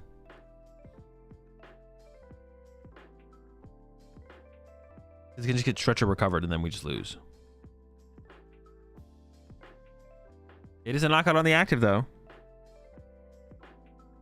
Oh, I imagine that Giovanni has game here, but let's see. Going down to 1 prize card left. And yeah, Night Stretcher, Ursaluna, Double Turbo active, retreat, knockout. Okay, so I'm curious, going into game 3 here. In game 1, Miguel went second. I don't know if Miguel chose second, but second is what Miguel ended up going. In game 2, Giovanni chose first. So Giovanni thinks going first in this matchup is correct. I'm curious what Miguel thinks. Does Miguel think going first or second is better in this matchup? We'll find that out here going to game 3, because now Miguel gets to choose first or second. And yeah, I think second is correct, for sure.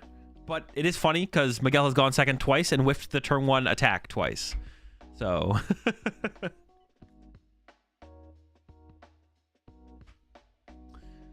we'll see. Or in the Ursaluna into Night Stretcher, it would have been wild if he had killed the Hoot. Oh, that would have been a sick play if that had come up. Yeah, actually would have been sick. Would Raging Ball ever not pick second? Up against like Regidrago, going first is probably correct. But besides like that matchup, going second usually feels better. Does going first give any advantage to the turtle in this matchup? Only if you going first as turtle only makes sense if you think Raging Bolt doesn't pull off the turn 1 attack going second that often. So it depends on what your perspective is of, or it depends on what how often you think Raging Bolt attacks turn 1 going second. And I think it's like 80% of the time. I think it's pretty high. It's like, I think it's a pretty high percentage. If you think it's like 50, then I could see choosing first as turtle, because then you get 2 turns before your opponent does anything, and you don't have to still do anything in those 2 turns. So that's like the question you ask, is how often does Raging Ball actually pull off a turn 1 attack going second? And yeah, like I said, I think it's pretty high. But if you think it's lower, if you think it's like 50%, then I could see going first being correct, to be honest. Can we see a fan rotom, please? That would also be interesting to see, to be honest. We have yet to see a turn 1 fan rotom from Giovanni, but that is Pidgey with a Poffin, so that's a fan rotom. All right. Mulligan as well here from Miguel. So in this situation, even if Miguel chose second, Giovanni's got the fan rotom to work with, which is something that Giovanni was missing or unable to go get in the first 2 games. Miguel's bolt 10%, other bolts 80. True.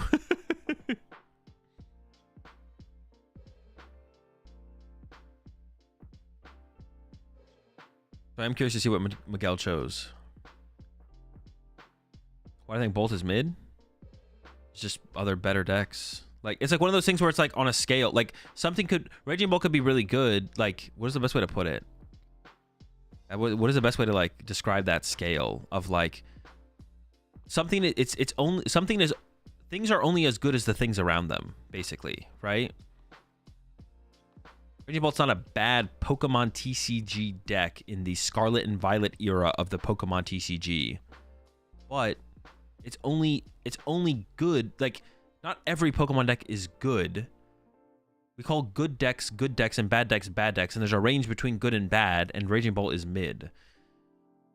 But that's, yeah, there's just other decks that are, there's just enough other decks that are better than Raging Bolt that I think it's mid. And there's no overly redeeming quality of Raging Bolt besides it has a favorable Drago matchup. Like, that's it. That's the extent of Raging Bolt's redeeming qualities. It has a favorable Drago matchup. And that's it. It stops there. It's like, okay. And then besides that, it's a Pokemon deck. Like, cool. Yeah, what is the kind of scale I'm talking about? What is a better way to describe that? Where it's like, Raging Bolt is not a bad Pokemon TCG deck, but it's only as good. Pokemon decks are only as good as the other decks around them. I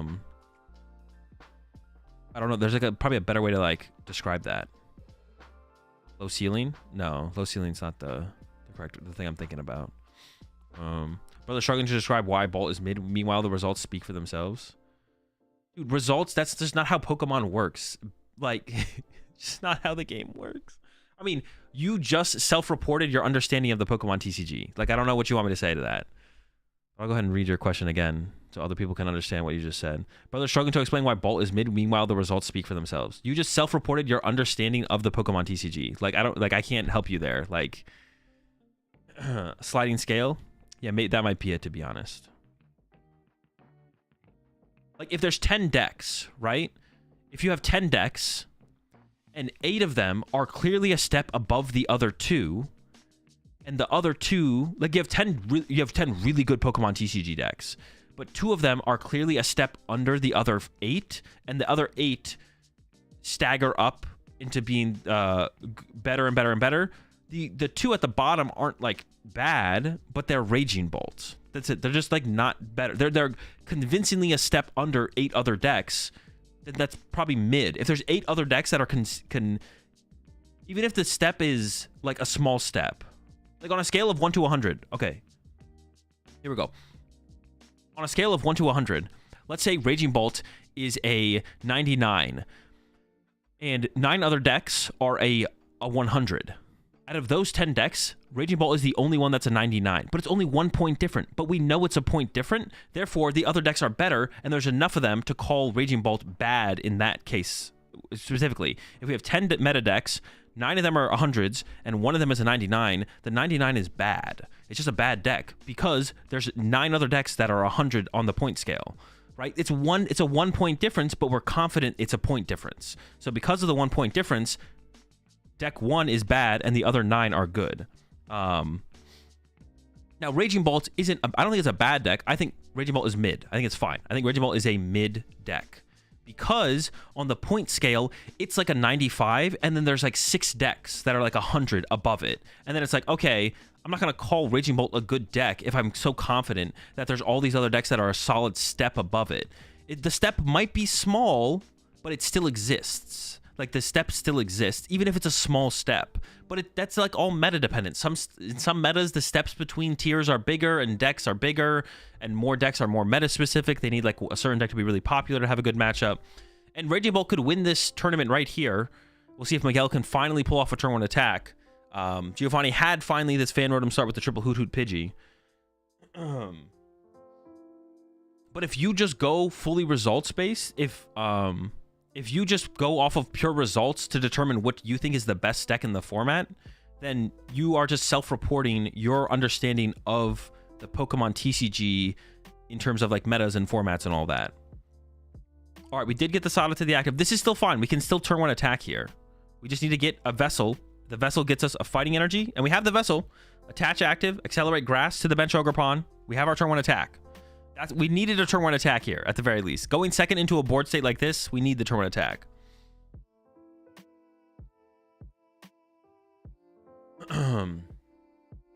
Yeah, results don't purely tell the whole story in a game like Pokemon. Like, it's just not how it works, basically. Does ease of play ever matter when evaluating Bolt, considering it is less mentally taxing over a long tourney? Where not everyone will be operating 100% capacity the whole day. For certain players, yes. For the really competitive players, that shouldn't be a factor. So the answer is yes. It depends on your experience in the game. It's not self-reporting if you're basing off of others' results. It's self-reporting if you're only basing your understanding of a format or a meta off of, like, purely just results. And just all you do is, like, look at the results and you're like, okay, Dragapult's the BDIF because it won the Dortmund Regional Championships. Dortmund Regional Championships was bigger than the Joinville Regional Championships, so even if there was 2 regional championships that happened on the same day because one was bigger, the new BDIF is Dragapult. And now we're here at this finals. It's like, okay, Dragapult was the BDIF, but Dragapult is no longer in the finals of the next major tournament. The finals of this major tournament is Terrapagos and Reggie Bolt. Therefore, the BDIF must be Raging Bolt or Terrapagos, and we'll find out through this tournament which the next BDIF is, and that will be my new BDIF moving forward. And then this deck wins the tournament, and then the next major tournament happens, and you're like, well, now Lugia won this major tournament. Therefore, Lugia is the BDIF. It's the only Tier 1, Tier S deck, and we move over from there. Repeat, repeat, repeat.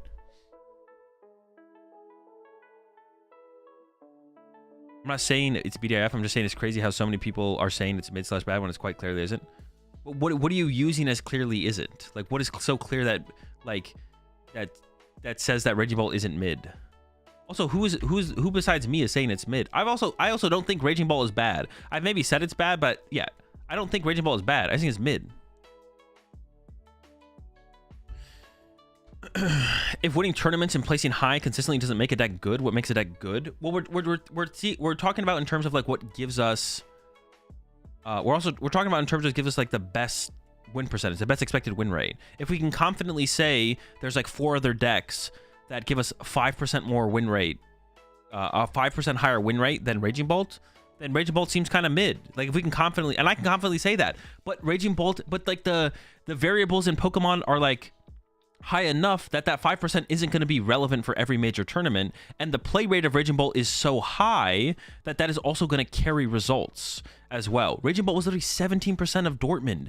Like it having like 2 or 3 top 8s or asymmetrical cuts isn't like a shock. Like I'm very confident in still calling Raging Bolt mid despite it having 2 top 8s at Dortmund. Like that doesn't phase my my intuition, or what's it called in the Pokemon TCG, seeing what's it called make like 2 top 8s at Dortmund doesn't phase my what is the word I'm looking for on Bolt. Like it doesn't phase my, I'm still confident that Bolt is a mid deck. Like, but if it won a tournament, I wouldn't be surprised because it's not a bad, it's not like a terrible deck. It's not like United Wings. Like I just don't think a lot of you don't understand like my breakdown of why I call Bolt a mid deck. Like, yeah, it's not like it's United Wings or something like that. Just like the percent chance that it wins a tournament is lower than if you play Terrapagos, like, or a Reggie or a Drago. But it's also people are also playing it at a rate of 17% of the meta, which is huge. Which means like that's gonna carry its results further, right? Like that means you have a higher chance of doing well. Because it's not like for some reason there's 17% of the meta is United Wings and they're all just gonna not make day 2. Like, Now results of decks can change my opinion on them for sure, right? I'm not saying that doesn't ever change my opinion. I'm just saying Raging Bolt, like getting to the finals here, is not changing my perspective of Raging Bolt.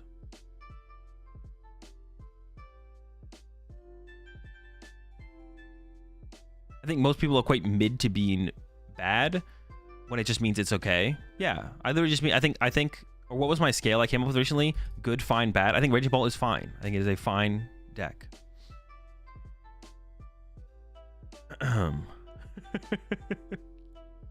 All right, let's get back to the match. Giovanni, first knockout taken by Miguel. We're on pace, but Giovanni has finally had like the good start that you want. We don't have the Pidgeot established quite yet, but we're getting the first 2 prize knockout here with the Prime Catcher onto the Squawkabilly. It's a pretty good start.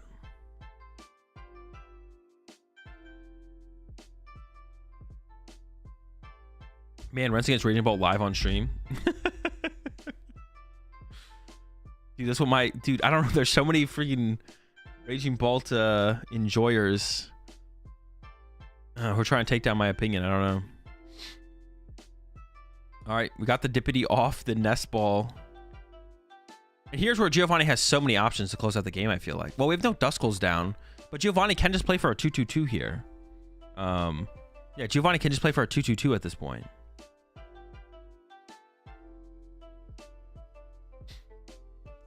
Well, enjoys 30% of Azul's chat meta.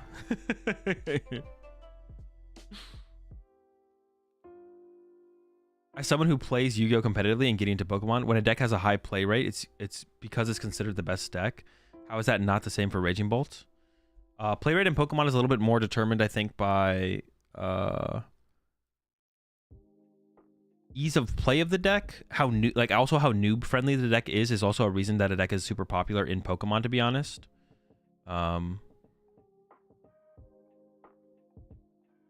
Yeah, like how noob friendly a deck does increase its popularity, for sure.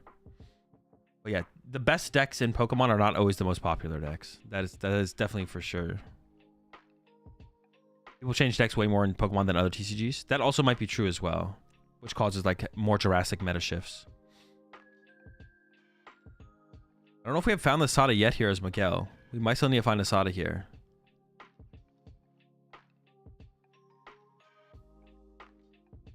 Oh, okay. One way I can just like stump you guys real fast. At Worlds, we said the BDIF was at Worlds, everyone thinks the BDIF was Drago, right? Which is fair. Like the best deck for that tournament, the best deck overall was Drago. No one thinks leaving the World Championships, no one thinks Iron Thorns was the best deck. Maybe it was one of the best plays for Worlds, but no one like left that was like, "Oh, dude. Iron Thorns, that's the best deck right now. That's by far it's a broken deck. BDIF, it'll be like 15% of the meta at Baltimore. I mean, it proved it at Worlds. Broken deck. It's just insane. It was a good call for Worlds, but no one entered that tournament thinking it was like insane. People have like a problem with Raging Bolt because it's not like a fringe meta deck. So there's like the nuance, I guess like the nuance needed to understand why Raging Bolt could be a mid deck but still be played it the way it does and still be making top 8s is like a little bit more because it's like such a popular meta deck. Whereas like Iron Thorns is like a little bit different. Iron Thorns is like a little bit different for that reason. Iron Thorns shouldn't have one. Oh shoot, well I guess I can't use that as an example then.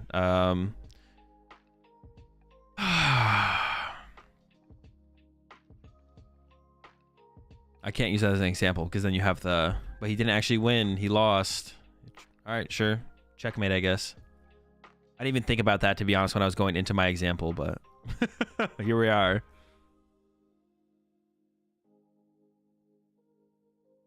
Are we even watching the game anymore? I'm locked, all right? I'm locked in. We found Sada.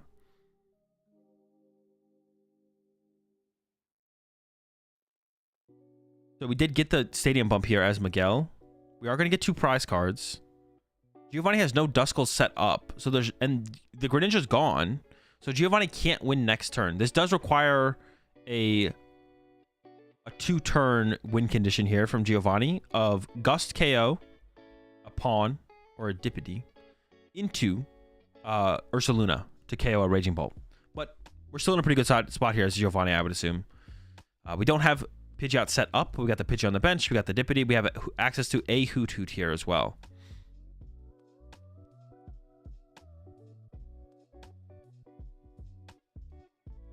The other example I could use, I could just jump to would be the second place Roaring Moon deck. We could just go to that instead of Iron Thorns would be like the follow-up example.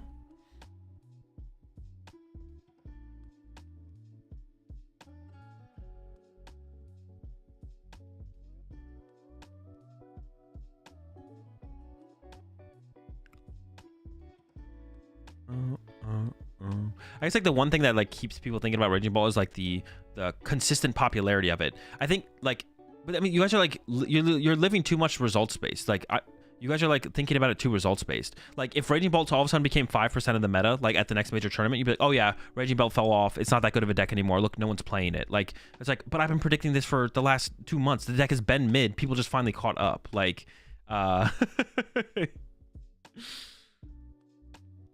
it's like then I get no credit for it as when it hits 5% because people realize how mid of a deck it is. Now you can disagree with me, that's fine, but it's not like this kind of goes back to like what I said yesterday. It's like you have to assume I'm being bad faith if you think like I don't genuinely think that it's like you're like it's like you're being like Azul knows Raging Bolt's not mid. I mean, look at how popular it is and look at the results that it gets. He just says it's mid because I don't know. He just says it's mid. But then you're just assuming I'm being bad faith, which is the next question. Are you assuming I'm being bad faith? All right. Over to Giovanni. We got the Pheasant Dippity knockout here from Miguel. We need, like I said, this turn from Giovanni. We just need a KO. And honestly, you probably go after the Dippity here because there's so much energy in play on Miguel's side. Going after the Ogerpon doesn't really make any sense. Why not KO the active? I think taking out the draw power makes more sense here from Miguel. Like you need a hope. Like you need like Giovanni's in such a commanding position. Removing the draw power is the better play for sure. You need to get rid of the draw power. The double turbo energy I don't think has as much value as the +3 from Dippity. Okay, Pokestop hit. No items. Was it that important for Giovanni? Because Giovanni went for it. The hand looks pretty mid. There's a stretcher though. We have a stretcher. Stretcher can become that Pheasant Dippity.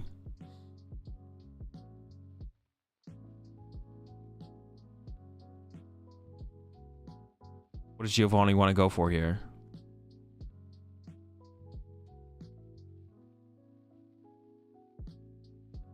Giving it some more thought. I mean, I think it has to be Stretcher for Serendipity, right? I don't even know what else would you ever Stretcher for here. Oh, Noctowl, I guess. I guess Noctowls are out as well, right? That'd be the other thing to go for here would be Noctowl. So I guess it makes a little bit of sense for us to hit the stop first and see what that gave us before we committed to a Stretcher target here. Makes sense. Because I was kind of questioning like hitting the stop at all before we used the Stretcher for Serendipity, but it could have gotten the Owl. So depending on what the stop gets us, we maybe want to adjust. Bolt didn't get top 4 at Dortmund or Joinville. How people calling it? No one's calling it BDIF. People are mad that I call it mid. Or let's call it fine. I guess the term mid, I guess, generally means is like a little bit more negatively loaded. Let's use the term fine. Raging Bolt's fine. People are mad because I'm calling Raging Bolt fine and not good. Not mad. They just heavily disagree with me and think it should be very obvious that I should be calling Raging Bolt good and not fine. I don't think they fully understand the criteria that I put decks through to then determine if I think they are good, fine, or bad. But it's fine to get annoyed at the term mid. Mid is definitely a negatively loaded term. Okay, we got Boss. There comes the Ultra Ball to go for the Ursaluna.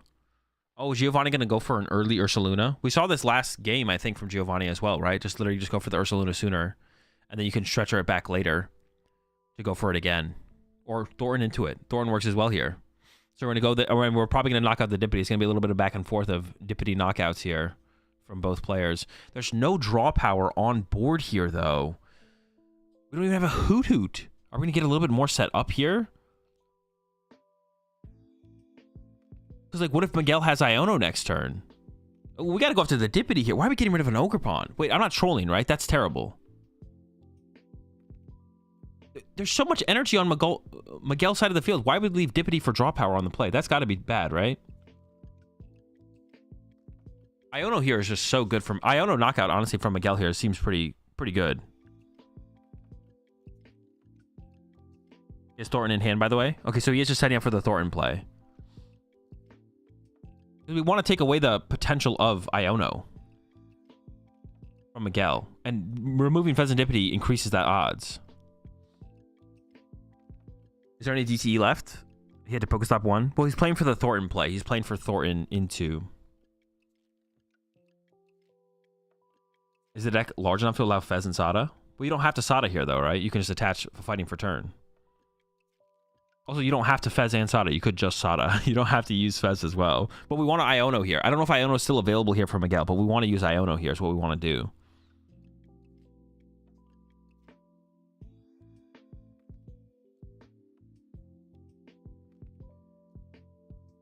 Needs to leave the DT on the bear. Well, no, but then you could just get gusted. Then you get your Serendipity or your Ogerpon gets boss KO'd. So you can't leave the DT on the bear. It's like boss versus Thornton here, right? Or I guess Night Stretcher is more possible, so maybe leaving it in play makes more sense because then you force the boss. That's maybe reasonable, to be honest. I guess if you like gust it, if you could gust around it, maybe that is better. Wait, do you ever gust? You ever go gust Iono then? Do you ever gust Pidgey plus Iono? Or should you always go knockout active plus Iono? Wait, that's actually interesting. No, because then Counter Catcher is live. You don't want to lose the Counter Catcher right here as Miguel. So I think you want to force it to be a Thornton. So I think you want to go knockout plus Iono. There's the Palpad. We don't need the Sada, though, do we? We should just not take the Sada, I feel like. Goes for the Sada. We might need it to close out the game on the next turn. It's possible. Gear in hand? Not sure. But we still have at least an Ogerpon. Has everything else been used? Have we used Pokestop as well? Killing Pidgey doesn't turn on Counter Catcher? Oh, true. So is the best play here actually KO Pidgey? Yeah, you're actually right. Is the best... Oh, here we go. Is it, I don't even know if it's guaranteed. Is it guaranteed?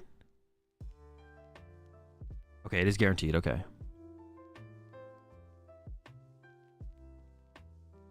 Yeah, so maybe you're right then. The best play might be Gust Pidgey. Yeah, Prime Catcher is gone. So Gust Pidgey... Yeah, Gust Pidgey is probably the best play then.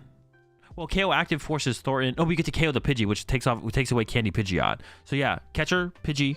If we have catchers left. I don't know if we have catchers left.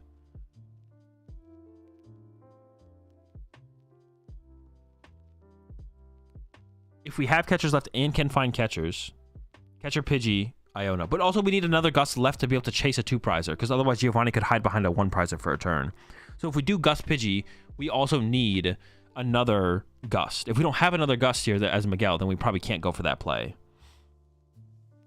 So we need to make sure not only do we have... Yeah, we have to make sure we have another Gust on the next turn. Otherwise, we run out of ways. Yeah, so the best play here is Gust, KO Pidgey. If we have another Gust for the following turn. Because otherwise, Giovanni could like push Fan Rotom and pass until he draws the combo. Or like get one more extra turn. He could Thorn into Duskull and then pop Clop and then pop Countercatcher. That'd be an insane draw off an Iono to 2 though. It'd have to be like the Iono plus Pokestop hit would have to be crazy.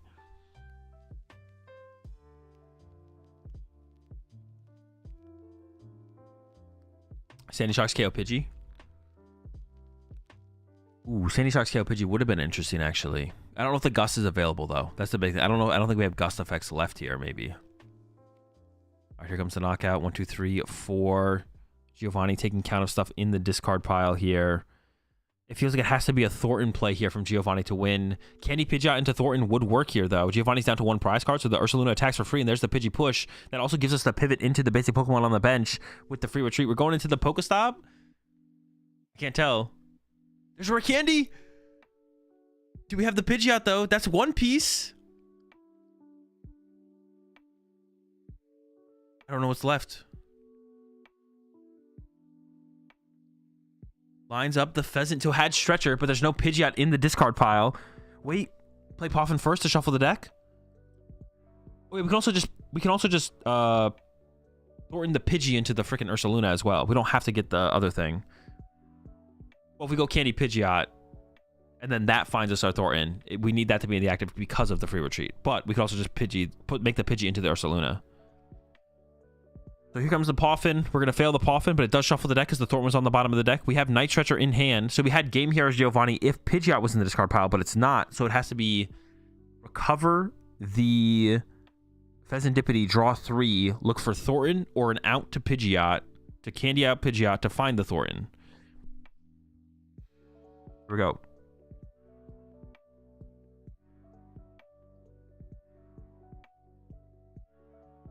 Here comes the Fez for 3. Featherball. All right, that's it. Featherball for Pidgeot, Candy Pidgeot. The quick search will find the Thornton. And Giovanni goes from getting 2nd place literally last week at the Joinville Regional Championships to the winner of the, where are we at? Lima special event. Back-to-back finals at majors. A 2nd place into a dub. It's pretty consistent. It's pretty consistent right there. With the maybe I don't know about the exact same 60, but played Terrapagos last week, played Terrapagos this week, played the same archetype. Maybe some cards got changed, but that's pretty impressive. That's pretty impressive back-to-back weekends right there. It doesn't get too much better than that. Congrats to Giovanni on the dub. Sick to see. It was good to see some more Terrapagos action over the weekend in general. The deck's pretty good. It's a pretty good deck for sure. All right, chat. Well, after my Raging Bolt ran, I think we know BDIF, Terrapagos, and then the 2nd best deck in the format is Raging Bolt because they got 1st and 2nd this week. So you know what to play going forward. That's it. Call it quits there.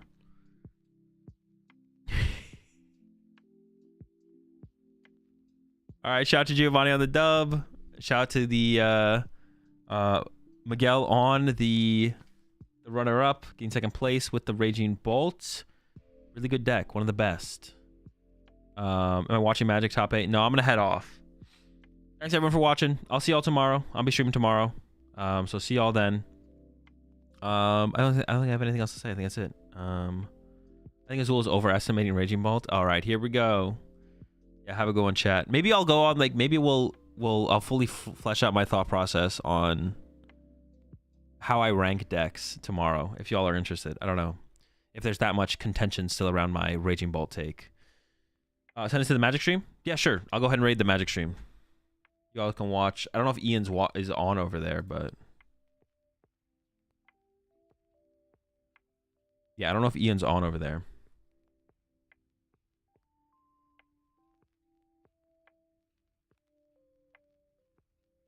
But hopefully he's on at some point because he'll make the finals. Dude, I'm struggling right now to find their freaking channel. Magic the Gathering. What is just Star City Games? Star City Games. Okay, yeah.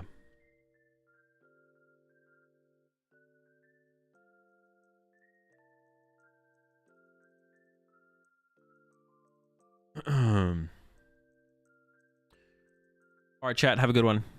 See you tomorrow for more stream shenanigans. I don't know. We'll figure it out. More rants about Raging Ball, probably. Have a good night. Or not even night. Have a good afternoon. Peace. Oh, yeah. If you want more content from me, check out the YouTube channel. And then specifically, I will upload... If you want to go back and rewatch the Top Cut games, I'll post a video probably a couple hours from now with the Top Cut games from the Lima special event that we just watched. So all the Top Cut games will be on the YouTube channel in a couple hours. See you tomorrow. Peace.